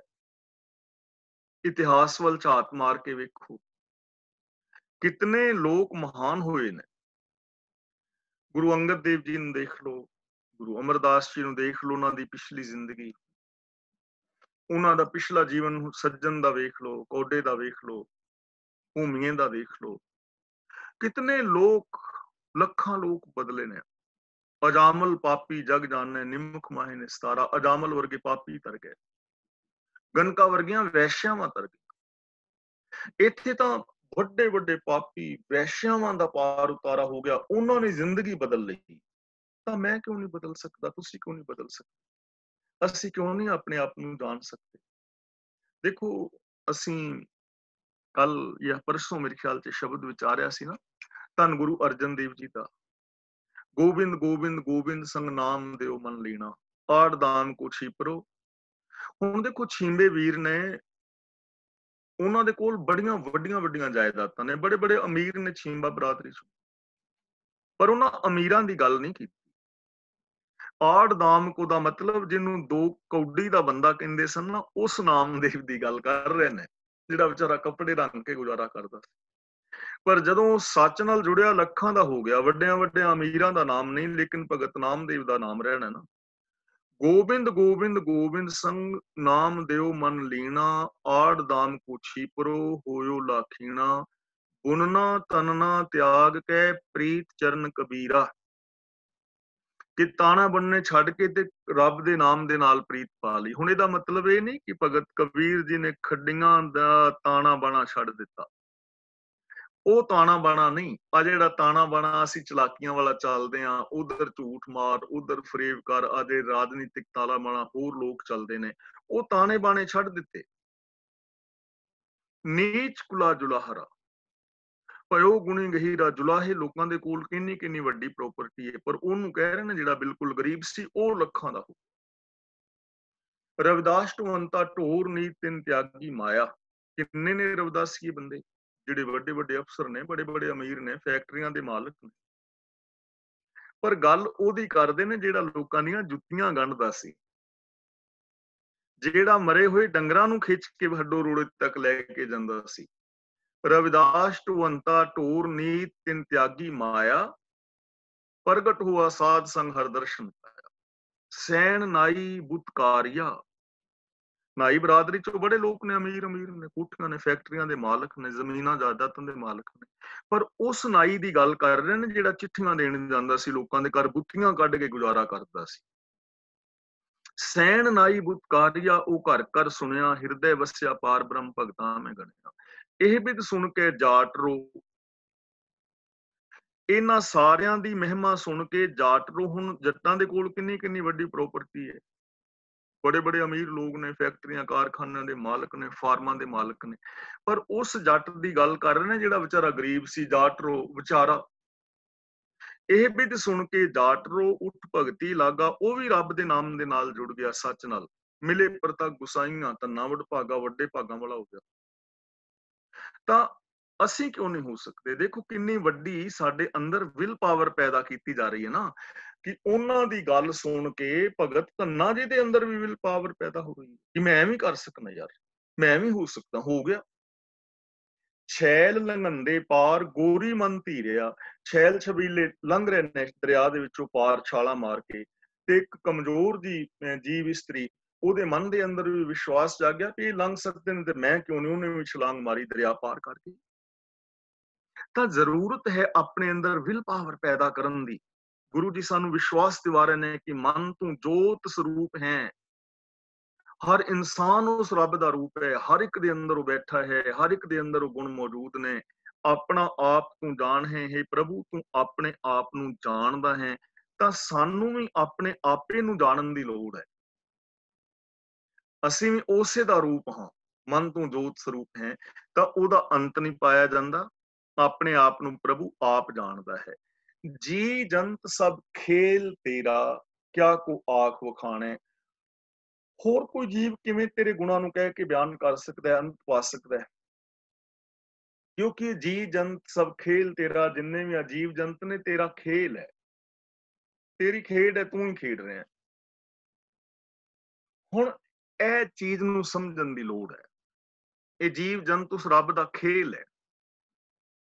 ਖੇਲ ਦੇ ਅੰਦਰ ਕੋਈ ਜਿੱਤਦਾ ਹੈ, ਕੋਈ ਹਾਰਦਾ ਹੈ। ਹੁਣ ਖੇਲ ਦੇ ਅੰਦਰ ਹਰ ਬੰਦੇ ਨੂੰ ਪਾਰਟ ਦਿੱਤਾ ਜਾਂਦਾ ਹੈ। ਜਾਂ ਫਿਲਮਾਂ ਨੇ ਨਾ, ਤੁਸੀਂ ਦੇਖਦੇ ਹੋ, ਡਾਇਰੈਕਟਰ ਤੇ ਕੀ ਹੁੰਦਾ ਹੈ? ਉਹ ਡਾਇਰੈਕਟਰ ਜਿਹੜਾ ਹੈ, ਹਰ ਬੰਦੇ ਨੂੰ ਕੋਈ ਨੌਕਰ ਹੈ। ਫਿਲਮ ਦੇ ਅੰਦਰ ਕੋਈ ਕਾਤਲ ਬਣਿਆ ਹੋਇਆ ਹੈ, ਕੋਈ ਜੱਜ ਬਣਿਆ ਹੋਇਆ ਹੈ, ਕੋਈ ਚੋਰ ਬਣਿਆ ਹੋਇਆ ਹੈ, ਕੋਈ ਸਿਪਾਹੀ ਬਣਿਆ ਹੋਇਆ ਹੈ, ਕੋਈ ਦਾਨੀ ਬਣਿਆ ਹੋਇਆ ਹੈ, ਕੋਈ ਲੁਟੇਰਾ ਬਣਿਆ ਹੋਇਆ ਹੈ, ਲੇਕਿਨ ਡਾਇਰੈਕਟਰ ਤੇ ਇੱਕ ਹੀ ਹੈ ਨਾ। ਉਹ ਉਹਨਾਂ ਨੂੰ ਡਾਇਰੈਕਸ਼ਨ ਦੇ ਰਿਹਾ ਕਿ ਤੂੰ ਆਪਣੇ ਇਸ ਪਾਰਟ ਨੂੰ ਐਵੇਂ ਨਿਭਾਣਾ ਹੈ, ਆਪਣੇ ਰੋਲ ਨੂੰ। ਤੇ ਜਿਹੜਾ ਬੰਦਾ ਚੰਗਾ ਰੋਲ ਨਿਭਾ ਜਾਏ ਉਹਨੂੰ ਇਨਾਮ ਮਿਲ ਜਾਂਦਾ, ਭਾਵੇਂ ਚੋਰ ਚੰਗਾ ਰੋਲ ਨਿਭਾ ਜਾਏ। ਫਿਲਮ ਵਿੱਚ, ਖੇਲ ਦੇ ਵਿੱਚ ਜਿਹੜਾ ਚੰਗਾ ਰੋਲ ਨਿਭਾ ਜਾਏ ਉਹਨੂੰ ਇਨਾਮ ਮਿਲਦਾ ਹੈ ਨਾ। ਰੱਬ ਡਾਇਰੈਕਟਰ ਹੈ, ਇਹ ਖੇਲ ਹੈ, ਇਹਨੂੰ ਇੱਕ ਫਿਲਮ ਸਮਝ ਲਓ, ਖੇਲ ਸਮਝ ਲਓ। ਤੇ ਸਾਨੂੰ ਸਾਰਿਆਂ ਨੂੰ ਰੋਲ ਮਿਲੇ ਹੋਏ ਨੇ। ਸਾਨੂੰ ਇਹਦੇ ਵਿੱਚ ਕੁਝ ਰੋਲ ਮਿਲੇ ਨੇ। ਕਿਹੜੇ ਰੋਲ ਨੇ? ਔਰਤ ਨੂੰ ਕਿਹੜੇ ਕਿਹੜੇ ਰੋਲ ਮਿਲੇ ਨੇ? ਬੇਟੀ ਦਾ, ਭੈਣ ਦਾ, ਪਤਨੀ ਦਾ, ਨੂੰਹ ਦਾ, ਮਾਂ ਦਾ, ਸੱਸ ਦਾ, ਦਰਾਣੀ ਜਠਾਣੀ ਦਾ, ਇਹ ਰੋਲ ਨੇ। ਬੰਦੇ ਨੂੰ ਰੋਲ ਮਿਲੇ ਨੇ ਬੇਟੇ ਦਾ, ਪਿਤਾ ਦਾ, ਜਵਾਈ ਦਾ, ਚਾਚਾ ਤਾਇਆ, ਇਹ ਸਾਰੇ ਰਿਸ਼ਤੇ ਸਾਡੇ ਰੋਲ ਨੇ। ਹੁਣ ਇਹਨਾਂ ਨੂੰ ਨਿਭਾਣਾ ਹੈ। ਜਿਹੜਾ ਚੰਗੀ ਤਰ੍ਹਾਂ ਨਿਭਾ ਗਿਆ ਉਹ ਜੇਤੂ ਹੋ ਜਾਏਗਾ। ਹੁਣ ਇਹਦੇ ਵਿੱਚ ਕਿਸੇ ਨੂੰ ਹੈਰਾਨ ਦੀ ਤੇ ਗੱਲ ਹੀ ਨਹੀਂ ਹੈ। ਆਪਣੇ ਆਪਣੇ ਫਰਜ਼ ਪੂਰੇ ਕਰਨੇ, ਸੱਚ ਨੂੰ ਆਧਾਰ ਬਣਾ ਕੇ ਖੇਡ ਦੇ ਅੰਦਰ ਜਿੱਤ ਜਾਓਗੇ। ਲੋਕਾਂ ਨੇ ਇਸ ਜ਼ਿੰਦਗੀ ਨੂੰ ਜੰਗ ਬਣਾ ਲਿਆ। ਇਹਨੂੰ ਜੰਗ ਨਾ ਬਣਾਓ, ਇਹਨੂੰ ਖੇਲ ਬਣਾਓ। ਖੇਲ ਦੇ ਅੰਦਰ ਖੁਸ਼ੀ ਹੈ, ਖੇਲ ਦੇ ਅੰਦਰ ਥਕਾਵਟ ਨਹੀਂ ਹੈ, ਖੇਲ ਦੇ ਅੰਦਰ ਆਨੰਦ ਹੈ। ਖੇਲ ਦੇ ਅੰਦਰ ਆਨੰਦ ਹੈ, ਖੁਸ਼ੀ ਹੈ, ਖੇੜਾ ਹੈ। ਤੇ ਜਿੱਤਦਾ ਉਹ ਬੰਦਾ ਹੈ, ਜੇਤੂ ਉਹ ਹੁੰਦਾ ਹੈ ਜਿਹੜਾ ਆਪਣੀ ਡਿਊਟੀ ਨੂੰ ਸਹੀ ਨਿਭਾਉਂਦਾ ਹੈ, ਇਮਾਨਦਾਰੀ ਦੇ ਨਾਲ। ਇਹੀ ਹੈ ਰੱਬ ਦੀ ਭਗਤੀ। ਡਾਇਰੈਕਸ਼ਨ ਸਾਰਿਆਂ ਨੂੰ ਰੱਬ ਨੇ ਦਿੱਤੀ ਹੋਈ ਹੈ। ਰੱਬ ਦੇ ਹੁਕਮ ਦੇ ਅੰਦਰ ਹਰ ਬੰਦਾ ਜੀ ਰਿਹਾ ਹੈ। ਸੂਰਜ, ਚੰਦਰਮਾ, ਧਰਤੀ, ਆਕਾਸ਼, ਇਹ ਸਾਰੇ ਹੁਕਮ ਦੇ ਅੰਦਰ ਨੇ। ਉਹਦੀ ਡਾਇਰੈਕਸ਼ਨ ਤੋਂ ਬਾਹਰ ਕੋਈ ਨਹੀਂ ਹੈ। ਤੇ ਜੇ ਉਹਦੀ ਡਾਇਰੈਕਸ਼ਨ ਦੇ ਅੰਦਰ ਅਸੀਂ ਆਪਣੇ ਰੋਲ ਨਿਭਾਈਏ, ਮਾਂ ਦੇ, ਭੈਣ ਦੇ, ਸਿੱਖ ਦੇ, ਜੋ ਵੀ ਸਾਡੇ ਰੋਲ ਨੇ, ਇਮਾਨਦਾਰੀ ਨਾਲ ਨਿਭਾਓ, ਜ਼ਿੰਦਗੀ ਆਨੰਦਮਈ ਹੋ ਜਾਏਗੀ। ਜੀ ਜੰਤ ਸਭ ਖੇਲ ਤੇਰਾ, ਕਿਆ ਕੋ ਆਖ ਵਖਾਣ ਹੈ। ਹੋਰ ਅਸੀਂ ਕੀ ਕਹਿ ਸਕਦੇ ਹਾਂ ਇਹਦੇ ਤੋਂ ਇਲਾਵਾ? ਖੇਲ ਹੈ ਤੇ ਇਸ ਖੇਲ ਨੂੰ ਖੇਲੋ, ਖੇਲ ਦੀ ਤਰ੍ਹਾਂ ਖੇਲੋ, ਇਮਾਨਦਾਰੀ ਨਾਲ ਖੇਲੋ। ਟੀਮ ਉਹ ਜਿੱਤਦੀ ਹੈ ਜਿਸ ਟੀਮ ਦੇ ਅੰਦਰ ਤਾਲਮੇਲ ਹੁੰਦਾ ਹੈ। ਟੀਮ ਉਹ ਜਿੱਤਦੀ ਹੈ ਜਿਨ੍ਹਾਂ ਦੇ ਅੰਦਰ ਸਮਰਪਣ ਦੀ ਭਾਵਨਾ ਹੁੰਦੀ, ਜੋ ਟੀਮ ਵਰਕ ਕਰਦੇ ਨੇ। ਇਸ ਲਈ ਤੁਹਾਡਾ ਪਰਿਵਾਰ ਇੱਕ ਟੀਮ ਹੈ। ਤੁਹਾਡਾ ਮੁਹੱਲਾ, ਤੁਹਾਡਾ ਪਿੰਡ, ਤੁਹਾਡਾ ਇਹ ਦੇਸ਼, ਇਹ ਸਾਰਾ ਸੰਸਾਰ ਇੱਕ ਟੀਮ ਹੈ। ਅਸੀਂ ਪੜ੍ਹਿਆ ਨਾ ਜਪਜੀ ਸਾਹਿਬ ਵਿੱਚ, ਸਗਲ ਜਮਾਤੀ, ਕਿ ਸਾਰਾ ਸੰਸਾਰ ਤੁਹਾਡਾ ਕਲਾਸ ਫੈਲੋ ਇੱਕ ਟੀਮ ਹੈ। Team work. ਤੁਸੀਂ ਕਹਾਣੀ ਸੁਣੀ ਹੈ ਨਾ ਕੱਛੂ ਕੁੰਮੇ ਦੀ ਔਰ ਖਰਗੋਸ਼ ਦੀ। ਇਹਨਾਂ ਦੀ ਰੇਸ ਸੀ ਤੇ ਰੇਸ ਦੇ ਅੰਦਰ ਕੱਛੂ ਕੁੰਮਾ ਲਗਾਤਾਰ ਚੱਲਦਾ ਰਿਹਾ ਤੇ ਖਰਗੋਸ਼ ਰਾਹ ਵਿੱਚ ਸੌਂ ਗਿਆ ਵੀ ਕੱਛੂ ਕੁੰਮੇ ਹੌਲੀ ਹੌਲੀ ਜਾਣਾ, ਮੈਂ 2 ਦੜੰਗੇ ਮਾਰਨੇ ਨੇ, ਪਹੁੰਚ ਜਾਣਾ। ਉਹਨੂੰ ਨੀਂਦ ਆ ਗਈ। ਕੱਛੂ ਕੁੰਮਾ ਆਪਣੀ ਜਗ੍ਹਾ ਤੇ ਪਹੁੰਚ ਗਿਆ, ਖਰਗੋਸ਼ ਸੁੱਤਾ ਰਹਿ ਗਿਆ। ਕਹਾਣੀ ਸੁਣੀ ਹੈ ਨਾ। ਤਾਂ ਇਹਦੇ ਵਿੱਚ ਹੁਣ ਕੱਛੂ ਕੁੰਮਾ ਕਿਉਂ ਜਿੱਤ ਗਿਆ? ਕਿਉਂਕਿ ਉਹਦੇ ਅੰਦਰ ਕੰਟੀਨਿਊਟੀ ਹੈ। ਇਹ ਕਹਾਣੀ ਸਾਨੂੰ ਦੱਸਦੀ ਹੈ ਕਿ ਜਿੱਤੇਗਾ ਉਹ ਜਿਸ ਦੇ ਅੰਦਰ ਕੰਟੀਨਿਊਟੀ ਹੋਏਗੀ। ਜੇ ਲਗਾਤਾਰਤਾ ਨਹੀਂ, ਰੁਕ ਜਾਓਗੇ ਤੇ ਨਹੀਂ ਜਿੱਤੋਗੇ। ਪਰ ਇਹ ਕਹਾਣੀ ਇੱਥੇ ਖਤਮ ਨਹੀਂ ਹੁੰਦੀ, ਕਿਉਂਕਿ ਜ਼ਿੰਦਗੀ ਦੇ ਰਾਹ ਰੋਜ਼ ਬਦਲਦੇ ਨੇ, ਨਵੇਂ ਚੈਲੰਜ ਮਿਲਦੇ ਨੇ। ਅਗਲੇ ਦਿਨ ਫਿਰ ਇਹਨਾਂ ਦੀ ਰੇਸ ਸੀ। ਅਗਲੇ ਦਿਨ ਖਰਗੋਸ਼ ਜਿੱਤ ਗਿਆ ਕਿਉਂਕਿ ਉਹ ਸੁੱਤਾ ਨਹੀਂ। ਹੁਣ ਇਹ ਕਹਾਣੀ ਦੱਸਦੀ ਹੈ ਕਿ ਉਹ ਤਾਂ ਜਿੱਤ ਗਿਆ ਕਿ ਉਹ ਕੰਟੀਨਿਊਟੀ ਵੀ ਹੈ ਤੇ ਉਹਦੇ ਕੋਲ ਸਕਿੱਲ ਵੀ ਹੈ। ਜੇ ਸਕਿੱਲ ਵੀ ਹੋਵੇ, ਕੰਟੀਨਿਊਟੀ ਵੀ ਹੋਵੇ, ਤੁਸੀਂ ਜਿੱਤੋਗੇ। ਪਰ ਇਹ ਕਹਾਣੀ ਇੱਥੇ ਖਤਮ ਨਹੀਂ ਹੁੰਦੀ। ਅਗਲੇ ਦਿਨ ਫਿਰ ਇਹਨਾਂ ਦੀ ਰੇਸ ਹੈ, ਕਿਉਂਕਿ ਰਾਸਤੇ ਰੋਜ਼ ਬਦਲਦੇ ਨੇ। ਅਗਲੇ ਦਿਨ ਹੁਣ ਰਾਸਤਾ ਊਬੜ ਖਾਬੜ ਹੈ। ਉਹਦੇ ਵਿੱਚ ਖਰਗੋਸ਼ ਜਿੱਤ ਗਿਆ ਤੇ ਕੱਛੂ ਕੁੰਮਾ ਹਾਰ ਗਿਆ, ਕਿਉਂਕਿ ਊਬੜ ਖਾਬੜ ਰਾਸਤੇ 'ਚ ਕੱਛੂ ਕੁੰਮੇ ਤੋਂ ਨਹੀਂ ਤੁਰਿਆ ਜਾਣਾ। ਇਹ ਕਹਾਣੀ ਇੱਥੇ ਵੀ ਖਤਮ ਨਹੀਂ ਹੁੰਦੀ। ਅਗਲੇ ਦਿਨ ਫਿਰ ਰੇਸ ਹੈ। ਅਗਲੇ ਦਿਨ ਨਦੀ ਸੀ ਰਾਹ 'ਚ। ਹੁਣ ਕੱਛੂ ਕੁੰਮਾ ਨਦੀ ਚੋਂ ਲੰਘ ਗਿਆ, ਉਹਦੇ ਕੋਲ ਸਕਿੱਲ ਹੈ। ਖਰਗੋਸ਼ ਫਿਰ ਹਾਰ ਗਿਆ। ਇਹ ਕਹਾਣੀ ਇੱਥੇ ਖਤਮ ਨਹੀਂ ਹੁੰਦੀ, ਅੱਗੇ ਚੱਲਦੀ। ਅਗਲੇ ਦਿਨ ਊਬੜ ਖਾਬੜ ਰਾਸਤਾ ਵੀ ਤੇ ਨਾਲ ਨਦੀ ਵੀ, ਉਹਦੇ ਤੋਂ ਪਾਰ ਜਾਣਾ ਹੈ। ਹੁਣ ਨਾ ਤੇ ਖਰਗੋਸ਼ ਜਾ ਸਕਦਾ ਨਾ ਕਛੂ, ਉਬੜ ਖਾਬੜ ਰਾਸਤੇ ਚ ਕਛੂ ਘੁੰਮੇ ਤੈਨੂੰ ਜਾਇਆ ਜਾਣਾ ਨਦੀ ਤੋਂ। ਫਿਰ ਇਹਨਾਂ ਨੇ ਕੀ ਕੀਤਾ, ਇਹਨਾਂ ਨੇ ਟੀਮ ਬਣਾਈ, ਉਬੜ ਖਾਬੜ ਰਾਸਤੇ ਦੇ ਵਿੱਚ ਖਰਗੋਸ਼ ਨੇ ਕਛੂ ਘੁੰਮੇ ਨੂੰ ਚੁੱਕ ਲਿਆ ਤੇ ਨਦੀ ਦੇ ਵਿੱਚੋਂ ਕਛੂ ਘੁੰਮੇ ਨੇ ਖਰਗੋਸ਼ ਨੂੰ ਚੁੱਕ ਲਿਆ। ਅੱਜ ਦਾ ਜਿਹੜਾ ਯੁੱਗ ਹੈ ਇਹ ਟੀਮ ਦਾ ਯੁੱਗ ਹੈ, ਇਸ ਲਈ ਆਪਣੀ ਮਜ਼ਬੂਤ ਟੀਮ ਬਣਾਓ ਤੇ ਇਸ ਸੰਸਾਰ ਤੇ ਆਪਣੇ ਇਸ ਜੀਵਨ ਬਾਜੀ ਨੂੰ ਜਿੱਤ ਜਾਓ। ਪਰਿਵਾਰ ਇੱਕ ਟੀਮ ਹੈ, ਹਰ ਇੱਕ ਦੇ ਕੋਲ ਕੋਈ ਨਾ ਕੋਈ ਸਕਿੱਲ ਹੈ, ਉਹਦੀ ਉਸ ਸਕਿੱਲ ਦਾ ਕਦਰ ਕਰੋ। ਤਾਂ ਗੁਰੂ ਪਾਤਸ਼ਾਹ ਜੀ ਕਹਿੰਦੇ ਨੇ ਜੀ ਜਨ ਸਭ ਖੇਲ ਤੇਰਾ ਕਿਆ ਕੋ ਆਖ ਵਖਾਣੇ, ਜ਼ਿੰਦਗੀ ਇੱਕ ਖੇਲ ਹੈ, ਇਸ ਖੇਲ ਨੂੰ ਇਸ ਢੰਗ ਦੇ ਨਾਲ ਖੇਲੋ ਜੋ ਤੁਹਾਨੂੰ ਫਰਜ਼ ਮਿਲੇ ਨੇ ਖੇਲਣ ਵਾਸਤੇ, ਖੇਡ ਖੇਡ ਦੇ ਅੰਦਰ ਉਹਨਾਂ ਫਰਜ਼ਾਂ ਨੂੰ ਪੂਰਿਆਂ ਕਰੋ ਤੇ ਫਿਰ ਕੀ ਹੋਏਗਾ, ਨਾਨਕ ਸਤਿਗੁਰ ਭੇਟਿਆ ਪੂਰੀ ਹੋਵੇ ਜੁਗਤ, ਹਸੰਦਿਆਂ ਖੇਲੰਦਿਆਂ ਖਾਵੰਦਿਆਂ ਪਹਿਨੰਦਿਆਂ ਵਿੱਚੇ ਹੋਏ ਮੁਕਤ। ਹੱਸਦਿਆਂ ਖੇਡਦਿਆਂ ਖਾਂਦਿਆਂ ਪਹਿਨਦਿਆਂ ਦੜੰਗੇ ਲਾਂਦਿਆਂ ਮੁਕਤੀ ਮਿਲ ਜਾਏਗੀ, ਕਿਉਂਕਿ ਸੱਚ ਨੂੰ ਬੇਸ ਬਣਾ ਕੇ ਜ਼ਿੰਦਗੀ ਜੀਵੀ ਜਾ ਰਹੀ ਹੈ। ਅਖੀਰਲੇ ਬਚਨ ਗੁਰੂ ਜੀ ਕਰਦੇ ਨੇ, ਆਖੈ ਤਾਂ ਵੇਖੈ ਸਭ ਤੂੰ ਹੈ ਜਿਨ ਜਗਤ ਉਪਾਇਆ। ਜਿਨ ਜਗਤ ਉਪਾਇਆ ਦਾ ਮਤਲਬ ਜਿਸ ਪ੍ਰਭੂ ਨੇ ਜਗਤ ਪੈਦਾ ਕੀਤਾ ਹੈ। ਆਖੇ ਦਾ ਮਤਲਬ ਤੂੰ ਆਖਦਾ ਹੈ, ਬੋਲਦਾ ਹੈ। ਵੇਖੇ ਦਾ ਮਤਲਬ ਤੂੰ ਵੇਖਦਾ ਹੈ। ਆਖੇ ਤਾਂ ਵੇਖੇ, ਤੂੰ ਆਖ ਰਿਹਾ ਹੈ। ਹੁਣ ਦੇਖੋ ਮੈਂ ਬੋਲ ਰਿਹਾ ਹਾਂ ਨਾ ਤੇ ਤੁਸੀਂ ਸੁਣ ਰਹੇ ਹੋ, ਮੇਰੇ ਵੱਲ ਵੇਖ ਰਹੇ ਹੋ। ਤਾਂ ਗੁਰੂ ਜੀ ਕਹਿੰਦੇ ਨੇ हे ਪ੍ਰਭੂ ਹਰ ਇੱਕ ਦੇ ਅੰਦਰ ਤੂੰ ਹੀ ਬੋਲ ਰਿਹਾ।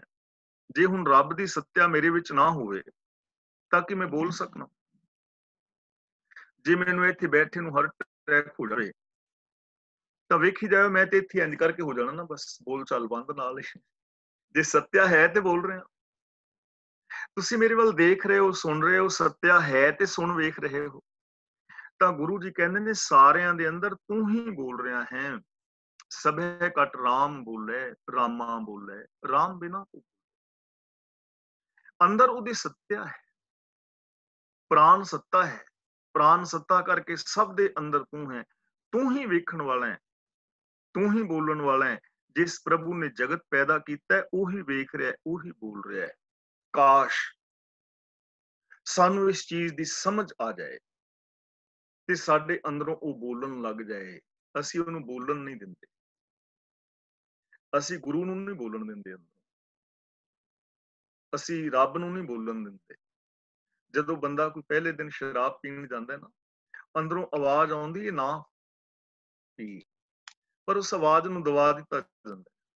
ਦੁਬਾਰਾ ਫਿਰ ਆਵਾਜ਼ ਆਉਂਦੀ ਹੈ ਨਾ ਪੀ, ਪਰ ਫਿਰ ਉਸ ਆਵਾਜ਼ ਨੂੰ ਦਬਾ ਦਿੱਤਾ ਜਾਂਦਾ, ਫਿਰ ਆਵਾਜ਼ ਆਉਂਦੀ ਹੀ ਨਹੀਂ, ਆਪ ਹੀ ਬੰਦਾ ਬੋਲੀ ਜਾਂਦਾ। ਜੇ ਅਸੀਂ ਰੱਬ ਨੂੰ ਬੋਲਣ ਦਈਏ ਨਾ ਅੰਦਰੋਂ, ਫਿਰ ਅਸੀਂ ਸੱਚ ਬੋਲਾਂਗੇ। ਗੁਰੂ ਜੀ ਕਹਿੰਦੇ ਬੋਲੀਏ ਸੱਚ ਧਰਮ, ਪਰ ਅਸੀਂ ਗੁਰੂ ਦੀ ਆਵਾਜ਼ ਨੂੰ ਦਬਾ ਦਿੰਨੇ ਆ। ਅਸੀਂ ਕ੍ਰੋਧ ਵਾਲੇ ਝੂਠੇ ਬੋਲ ਬੋਲਦੇ ਆ।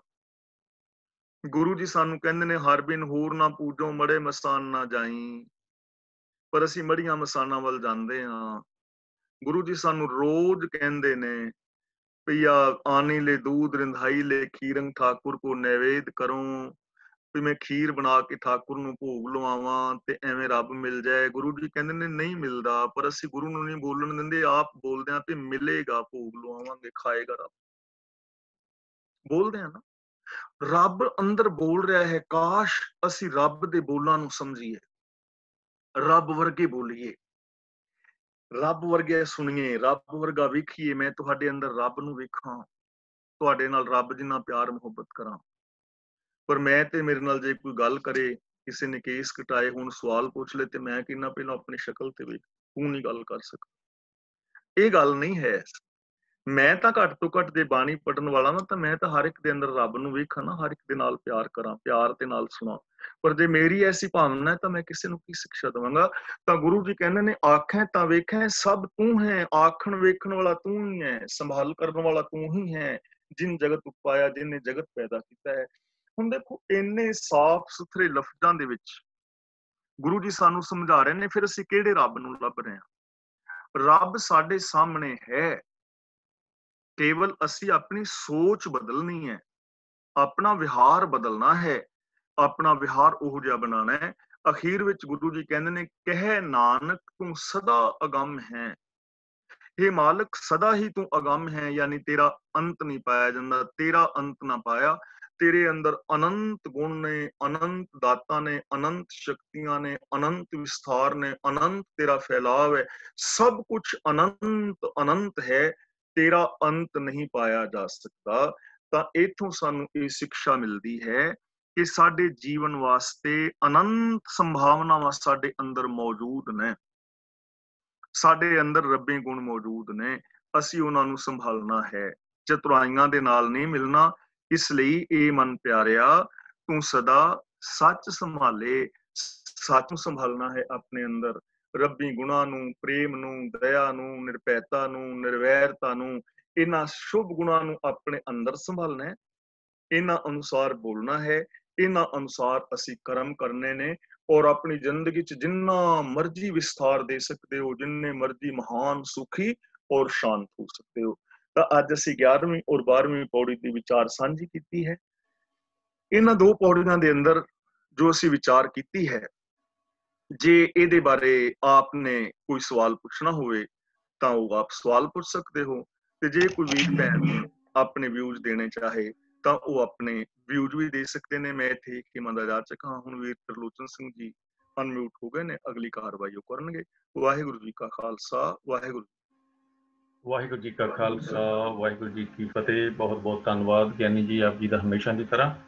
ਤੇ ਜਿੱਦਾਂ ਗਿਆਨੀ ਜੀ ਨੇ ਕਿਹਾ ਹੀ ਹੈ ਜੀ, ਕਿ ਜੇ ਤੁਹਾਡੇ ਕੋਈ ਵਿਊਜ਼ ਹੈਗੇ ਅੱਜ ਦੀ ਜਿਹੜੀ ਕਥਾ ਹੋਈ ਹੈ 11ਵੀਂ ਤੇ 12ਵੀਂ ਪੌੜੀ ਆਨੰਦ ਸਾਹਿਬ ਜੀ ਦੇ, ਉਹਦੇ ਵਿੱਚੋਂ ਤੁਸੀਂ ਕੁਝ ਆਪਣੇ ਜਿਹੜਾ ਮਸ਼ਵਰਾ ਹੈ ਉਹ ਦੇਣਾ, ਸਲਾਹ ਦੇਣੀ ਹੈ, ਜਾਂ ਕੋਈ ਆਪਣੇ ਵਿਚਾਰ ਦੇਣੇ ਆ, ਜਾਂ ਕੋਈ ਸਵਾਲ ਪੁੱਛਣਾ, ਉਹ ਸਾਰਾ ਕੁਝ ਤੁਸੀਂ ਪੁੱਛ ਸਕਦੇ ਆ, ਦੱਸ ਸਕਦੇ ਆ, ਤੇ ਤੁਸੀਂ ਅਨਮਿਊਟ ਹੋ ਕੇ ਇਹ ਗੱਲ ਪੁੱਛ ਸਕਦੇ ਆ ਜੀ।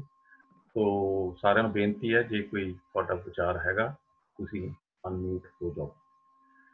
ਤੇ ਸਾਡੇ ਨਾਲ ਗੁਰਚਰਨ ਸਿੰਘ ਢੇਸੀ ਸਾਹਿਬ ਅਨਮਿਊਟ ਹੋਏ ਜੀ ਸਭ ਤੋਂ ਪਹਿਲਾਂ, ਤੇ ਹੋਰਨਾਂ ਨੂੰ ਵੀ ਮੈਂ ਬੇਨਤੀ ਕਰਦਾ ਜੇ ਕਿਸੇ ਨੇ ਪੁੱਛਣਾ ਤਾਂ ਤੁਸੀਂ ਅਨਮਿਊਟ ਹੋ ਜਾਓ। ਹਾਂਜੀ, ਗੁਰਚਰਨ ਸਿੰਘ ਢੇਸੀ ਸਾਹਿਬ। ਹਾਂਜੀ, ਵਾਹਿਗੁਰੂ ਦਾ ਖਾਲਸਾ, ਵਾਹਿਗੁਰੂ ਜੀ ਦੀ ਫਤਿਹ। ਤਾਂ ਨਹੀਂ ਡਾਇਰੈਕਟਲੀ ਕੰਸਰਨ, ਆਪਾਂ 2-3 ਦਿਨ ਹੋ ਗਏ ਪਹਿਲਾਂ ਗੱਲਾਂ ਕਰਦੇ ਸੀਗੇ, ਤੇ ਅੱਜ ਵੀ ਤੁਸੀਂ ਗੱਲ ਕੀਤੀ ਕਿ ਵੀ ਸੋਚ ਔਰ ਵਿਚਾਰ ਸਾਨੂੰ ਬਦਲਣ ਦੀ ਲੋੜ ਆ। ਉਸ ਸੋਚ ਔਰ ਵਿਚਾਰ ਬਦਲਣ ਯਾਨੀ ਕਿ ਨਾ ਕਿਸੇ ਨੂੰ ਤਾਂ ਪਹਿਲ ਕਰਨੀ ਪਏਗੀ ਕਿ ਨਾ। ਤੇ ਕੱਲੇ ਹੀ ਮੈਂ ਟੀਵੀ ਦੇਖਿਆ ਕਿ ਵੀ ਜਿੱਥੇ ਆਪਾਂ ਗੱਲਾਂ ਕਰਦੇ ਸੀ ਕਿ ਵੀ ਔਰਤ ਨੂੰ ਬੜਾ ਡੀਗ੍ਰੇਡ ਕਰਕੇ ਰੱਖਿਆ ਗਿਆ, ਕਿ ਵੀ ਅੰਮ੍ਰਿਤਸਰ ਮਤਲਬ ਉਹਨਾਂ ਨੂੰ ਪਾਠ ਕਰਨ ਨਹੀਂ ਦਿੱਤਾ ਜਾਂਦਾ। ਕੱਲ ਪਤਾ ਲੱਗਾ ਟੀਵੀ ਤੋਂ ਕਿ ਵੀ ਰਣਜੀਤ ਸਿੰਘ ਢਿੰਡਰੀਆ ਵਾਲਾ ਮੇਰੇ ਖਿਆਲ ਉਹਨੇ ਕੱਲ ਸ਼ਾਮ ਦਾ ਜਾਂ ਪਰਸੋਂ ਸ਼ਾਮ ਦਾ ਨਾ ਲੇਡੀਜ਼ ਕੋਲੋਂ ਸੁਖਾਸਨ ਕਰਾਇਆ ਗ੍ਰੰਥ ਸਾਹਿਬ ਦਾ। ਸੋ ਮੈਂ ਸੋਚਦਾ ਕਿ ਵੀ ਜਿਹੜੀ ਆਪਾਂ ਗੱਲਾਂ ਕਰਦੇ ਹਾਂ ਕਿ ਨਾ ਕਿਸੇ ਨੇ ਪਹਿਲ ਤਾਂ ਕੀਤੀ ਆ, ਚਾਹੇ ਉਹ ਕਿਸੇ ਨੂੰ ਚੰਗੀ ਲੱਗੇ ਜਾਂ ਨਾ ਲੱਗੇ, ਤੇ ਹੋ ਸਕਦਾ ਕਿ ਆਪਣੀ ਜਿਹੜੀ ਸੋਚ ਵਿਚਾਰ ਹੈ ਬਦਲਣ ਲਈ ਯਾਨੀ ਪਹਿਲ ਕਿਸੇ ਨੂੰ ਜ਼ਰੂਰ ਕਰਨੀ ਪਏਗੀ। ਸਹੀ ਗੱਲ ਹੈ ਜੀ। ਜਿੱਥੋਂ ਤੱਕ ਇਹ ਗੱਲ ਨਾ ਆਪਣੀ ਬੀਬੀਆਂ ਦੇ ਸੁਖਾਸਨ ਪ੍ਰਕਾਸ਼ ਕਰਨ ਵਾਲੀ ਗੱਲ, ਇਹ ਤਾਂ ਨਾ ਪ੍ਰਕਾਸ਼ ਸੁਖਾਸਨ ਤੇ ਆਮ ਥਾਵਾਂ ਤੇ ਬੀਬੀਆਂ ਭੈਣਾਂ ਕਰਦੀਆਂ ਨੇ। ਜਿਵੇਂ ਹੁਣ ਆਪਣਾ ਬੁੱਲੀ 'ਚ ਗੁਰਦੁਆਰਾ, ਆਪਣਾ ਗੁਰਦੁਆਰਾ ਰਾਮਗੜੀਆ, ਤਾਂ ਉੱਥੇ ਇੱਕ ਕਲਾਸ ਚੱਲਦੀ ਹੈ, ਤੇ ਕਲਾਸ ਦੇ ਜਿਹੜੇ ਸਟੂਡੈਂਟ ਨੇ ਨਾ, ਉਹ ਮਹੀਨੇ ਦੇ ਵਿੱਚ ਇੱਕ ਵਾਰੀ ਪ੍ਰੋਗਰਾਮ ਕਰਦੇ ਨੇ ਸਹਿਜ ਪਾਠ ਦਾ ਭੋਗ ਪਾ ਕੇ, ਤੇ ਉਸ ਦਿਨ ਅਰਦਾਸ ਸੁਖਾਸਨ ਵਗੈਰਾ ਸਾਰਾ ਉਹੀ ਕਰਦੇ ਨੇ। ਤੇ ਬੀਬੀਆਂ ਹੋਰ ਵੀ ਥਾਵਾਂ ਤੇ ਕਰਦੀਆਂ, ਸਿਰਫ ਹਰਿਮੰਦਰ ਸਾਹਿਬ ਦੇ ਅੰਦਰ ਜਿਹੜਾ ਕੀਰਤਨ ਨਹੀਂ ਕੀਤਾ, ਕੀਰਤਨ ਨਹੀਂ ਕਰਨ ਦਿੰਦੇ, ਉਹ ਬੀਬੀਆਂ ਨੂੰ ਅਧਿਕਾਰ ਮਿਲਣਾ ਚਾਹੀਦਾ। ਹਾਂਜੀ, ਉਹ ਕਹਿੰਦੇ ਕਿ ਵੀ ਬੀਬੀ ਪੱਠਲ ਸੀਗੀ ਪ੍ਰਧਾਨ ਕਰਾਂ, ਉਹਨੇ ਵੀ ਇਹ ਵਿਸ਼ਾ ਚੱਕਿਆ ਸੀਗਾ ਕਿ ਵੀ ਇਹ ਇਜਾਜ਼ਤ ਦੇਣੀ ਚਾਹੀਦੀ ਆ, ਪਰ ਉਦੋਂ ਉਹ ਡ੍ਰੌਪ ਕਰ ਦਿੱਤਾ ਉਹਨੇ ਵੀ। ਹਾਂਜੀ, ਉਦੋਂ ਸੰਤ ਸਮਾਜ ਨੇ ਤੇ ਦੂਜੇ ਲੋਕਾਂ ਨੇ ਵਿਰੋਧਤਾ ਕੀਤੀ। ਬੀਬੀ ਜੰਗੀਰ ਕੌਰ ਦੇ ਟਾਈਮ ਹੋਈ ਸੀ ਗੱਲ। ਗਲਤ ਸੋਚਣੀ ਆ ਕਿ ਵੀ ਇਹ ਇੱਕ ਦਿਨ ਜ਼ਰੂਰ ਹੋ ਜਾਏਗਾ ਮੇਰੇ ਖਿਆਲ ਦੇ ਵਿੱਚ। ਹਾਂਜੀ, ਇੱਕ ਦਿਨ ਯਾਨੀ ਇਹ ਜ਼ਰੂਰ ਹੋ ਜਾਏਗਾ ਹਰਿਮੰਦਰ ਸਾਹਿਬ ਵੀ। ਨਹੀਂ, ਹੌਲੇ ਹੌਲੇ ਵਿਕਾਸ ਹੋ ਜਾਏਗਾ ਜਦੋਂ ਬੀਬੀਆਂ ਵੀ ਜਾਗਰਤ ਹੋਣਗੀਆਂ ਔਰ ਲੋਕਾਂ ਦੇ ਵਿੱਚ ਜਾਗਰਤੀ ਆਏਗੀ। ਜਦੋਂ ਲੋਕ ਆਪ ਬਾਣੀ ਪੜ੍ਹਨਗੇ, ਆਪ ਸੋਚਣਗੇ, ਜਿਵੇਂ ਹੁਣ ਅਸੀਂ ਕਲਾਸ ਦੇ ਵਿੱਚ ਇੱਕ ਦੂਜੇ ਨਾਲ ਵਿਚਾਰ ਸਾਂਝੀ ਕਰ ਰਹੇ ਹਾਂ, ਤਾਂ ਸਾਡੇ ਅੰਦਰ ਵਿਕਾਸ ਜਦੋਂ ਹੋਏਗਾ ਤਾਂ ਫਿਰ ਹੋ ਜਾਏਗਾ। ਹਾਂਜੀ, ਮਿਹਰਬਾਨੀ। ਠੀਕ ਹੈ ਜੀ, ਧੰਨਵਾਦ ਜੀ। ਮੈਂ ਵੀ ਉਹ ਦੇਖੀ ਸੀਗੀ ਜੀ ਗੁਰਚਰਨ ਸਿੰਘ ਦੀ ਵੀਡੀਓ, ਮੈਂ ਵੀ ਦੇਖੀ ਸੀਗੀ। ਉਹਦੇ ਵਿੱਚ ਉਹਨਾਂ ਨੇ ਦਿਖਾ ਲਿਆ ਸੀਗਾ ਸੁੱਖ ਆਸਣ ਕਰਾਣੇ ਤੇ ਸ਼ਾਮ ਦਾ ਪ੍ਰੋਗਰਾਮ ਸੀਗਾ। ਤਾਂ ਜਿੱਦਾਂ ਤੁਸੀਂ ਕਹਿੰਦੇ ਆ ਕਿ ਕਿਸੇ ਨੂੰ ਪਹਿਲ ਕਰਨੀ ਚਾਹੀਦੀ ਹੈ, ਜਿੱਦਾਂ ਗਿਆਨੀ ਜੀ ਨੇ ਕਿਹਾ, ਆਮ ਹੋ ਸਕਦਾ ਕੁਝ ਗੁਰਦੁਆਰਿਆਂ ਦੇ ਵਿੱਚ ਇੱਦਾਂ ਹੋਵੇ, ਪਰ ਆਮ ਇਹ ਸਾਡੇ ਦੇਖਣ ਵਾਖਣ ਚ ਨਹੀਂ ਆਈ ਕਰਕੇ, ਤੇ ਜਿੱਦਾਂ ਇੱਦਾਂ ਨਵੀਂ ਚੀਜ਼ ਕਰਕੇ ਨਾ, ਤੇ ਉਹ ਸਾਡੇ ਸੋਚ ਤੇ ਇੱਦਾਂ ਨਹੀਂ ਬੜੀ। ਉਹ ਪਰ ਸਾਰੇ ਪਾਸੇ ਜਾਗਰਤੀ ਦੀ ਲੋੜ ਆ।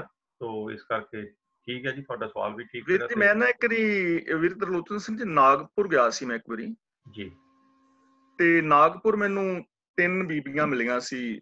ਉਹ ਮੇਰੇ ਖਿਆਲ ਚ 55-60 ਸਾਲ ਦੀਆਂ ਸੀ ਤੇ ਉਹ 3 ਬੀਬੀਆਂ 5 ਪਿਆਰਿਆਂ ਦੇ ਵਿੱਚ ਸ਼ਾਮਲ ਹੋ ਕੇ ਤੇ ਅੰਮ੍ਰਿਤ ਛਕਾਉਂਦੀਆਂ ਸੀ। 2 ਸਿੰਘ ਹੁੰਦੇ ਸੀ ਤੇ 3 ਬੀਬੀਆਂ ਹੁੰਦੀਆਂ ਸੀ। 5 ਪਿਆਰਿਆਂ ਦੇ ਵਿੱਚ ਸ਼ਾਮਲ ਹੋ ਕੇ ਉਹ ਛਕਾਉਂਦੀਆਂ ਅੰਮ੍ਰਿਤ ਵੀ।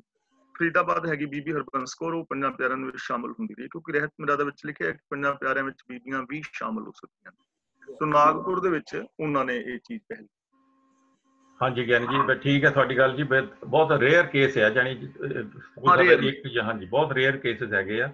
ਤੇ ਚਲੋ ਇਹਦੇ ਵਿੱਚ ਬੀਬੀਆਂ ਨੂੰ ਵੀ ਹਿੰਮਤ ਕਰਨੀ ਪੈਣੀ, ਥੋੜਾ ਆਪਣੀ ਕਹ ਲਓ ਅੱਗੇ ਆਉਣ। ਤੇ ਗੱਲ ਤਾਂ ਸੋਚ ਤੇ ਡਿਪੈਂਡ ਕਰਦੀ ਜੀ। ਕੁਝ ਸਾਡੇ ਜਿਹੜੇ ਮੋਹਰੀ ਹੈਗੇ ਉਹ ਸੋਚ ਇਸ ਨੂੰ ਬਹੁਤਾ ਤਹਿਰੀਜ ਨਹੀਂ ਦਿੰਦੇ, ਇਸ ਕਰਕੇ ਥੋੜਾ ਜਿਹਾ ਆਪਾਂ ਮਤਲਬ ਲੇਡੀਜ਼ ਵੀ ਪਿੱਛੇ ਰਹਿੰਦੀਆਂ। ਪਰ ਚਲੋ ਕੋਈ ਗੱਲ ਨਹੀਂ ਜੀ, ਹੌਲੀ ਹੌਲੀ ਟਾਈਮ ਜਿੱਦਾਂ ਵਿਕਾਸ ਦਾ ਚੱਲ ਰਿਹਾ ਯਾਰ, ਤਾਂ ਮੇਰਾ ਖਿਆਲ ਹੈ ਵੀ ਉਹ ਦਿਨ ਦੂਰ ਨਹੀਂ ਹੈਗਾ ਜਦੋਂ ਸਾਡੇ ਸਾਹਮਣੇ ਸਾਰਾ ਕੁਝ ਹੋਣ ਲੱਪਣਾ। ਅਵਤਾਰ ਸਿੰਘ ਬਡਵਾਲ ਜੀ, ਤੁਸੀਂ ਕੁਝ ਪੁੱਛਣਾ? ਤੁਸੀਂ ਸਤਿ ਸ਼੍ਰੀ ਅਕਾਲ ਗਿਆਨੀ ਜੀ। ਜਿਹੜੇ ਜਥੇਦਾਰ ਆ ਉਹਨਾਂ ਕੋਲ ਇਦਾਂ ਦੀ ਫੀਲਿੰਗ ਹੈ ਨਹੀਂ ਕੋਈ ਵੀ? ਹਾਂਜੀ, ਜਿਹੜੇ ਜਥੇਦਾਰ ਆ 5 ਤਖਤਾਂ ਦੇ, ਉਹਨਾਂ ਦੇ ਕੋਲ ਇਦਾਂ ਦੀ ਫੀਲਿੰਗ ਹੈ ਨਹੀਂ ਕੋਈ ਵੀ ਪਹਿਲਾਂ ਵੀ ਅਨਫੇਅਰ ਆ ਇਹ? ਨਹੀਂ ਵੀਰ ਜੀ, ਫੀਲਿੰਗ ਤਾਂ ਉਹਨਾਂ ਦੇ ਕੋਲ ਹੈ, ਲੇਕਿਨ ਜਿਹੜਾ ਨਾ ਗਲਬਾ ਜਿਹੜਾ ਹੈ ਮਨਮਤੀ ਲੋਕਾਂ ਦਾ ਜ਼ਿਆਦਾ ਹੈ, ਖਾਸ ਕਰਕੇ ਜਿਹੜਾ ਸੰਤ ਸਮਾਜ ਹੈ, ਇਹ ਫਿਰ ਰੌਲਾ ਪਾਉਂਦੇ ਨੇ ਬੜੀ ਬੁਰੀ ਤਰ੍ਹਾਂ, ਤੇ ਉਹ ਫਿਰ ਮਾਰ ਕਟਾਈ ਤੱਕ ਤੇ ਦੂਜੇ ਤੱਕ ਆਉਂਦੇ ਨੇ। ਫੀਲਿੰਗ ਤਾਂ ਉਹਨਾਂ ਦੇ ਕੋਲ ਹੈ, ਨੌਲੇਜ ਤਾਂ ਉਹਨਾਂ ਸਾਰਿਆਂ ਨੂੰ ਹੈ, ਇਹ ਨਹੀਂ ਕਿ ਨੌਲੇਜ ਨਹੀਂ ਹੈ।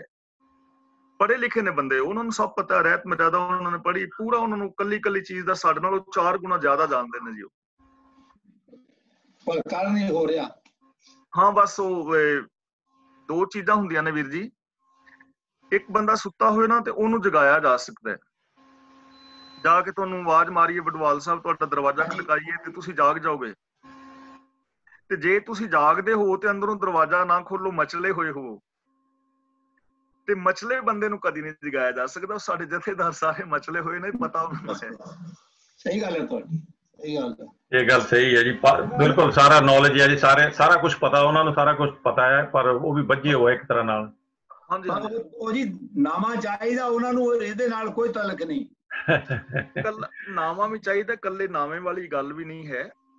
ਅਸਲ 'ਚ ਨਾ ਲੋਕ ਮੰਨਦੇ ਵੀ ਨਹੀਂ। ਜਿਵੇਂ ਹੁਣ ਨਾ 2 ਮਿੰਟ ਵਾਸਤੇ ਆਪਾਂ ਉਦੋਂ ਲੰਗਰ ਤੇ ਭੋਗ ਦੀ ਗੱਲ ਹੀ ਚੱਲ ਰਹੀ ਸੀ ਜੀ, ਪਰ ਅਸੀਂ ਉਹਨੂੰ ਕਦੋਂ ਮੰਨਣ ਲਈ ਤਿਆਰ ਹਾਂ ਜਦੋਂ ਕਿ ਪਤਾ ਹੈ ਵੀ ਰਹਿਤ ਮਰਜ਼ਾਦਾ 'ਚ ਨਹੀਂ ਲਿਖਿਆ ਤੇ ਬਾਣੀ ਵਿੱਚ ਵੀ ਨਹੀਂ ਲਿਖਿਆ, ਲੇਕਿਨ ਫਿਰ ਵੀ ਮੰਨਣ ਲਈ ਤਿਆਰ ਨਹੀਂ ਨਾ। ਇਸ ਕਰਕੇ ਗੱਲ ਕੱਲੇ ਨਾਵੇਂ ਦੀ ਵੀ ਨਹੀਂ, ਲੋਕੀ ਵੀ ਮੰਨ ਕੇ ਰਾਜੀ ਨਹੀਂ ਹੈਗੇ, ਕਿਉਂਕਿ ਬੜੀ ਪੁਰਾਤਨ ਅੰਦਰ ਦਿਮਾਗ ਦੇ ਵਿੱਚ ਨਾ ਠੁੱਕੀਆਂ ਪਈਆਂ ਨੇ ਚੀਜ਼ਾਂ।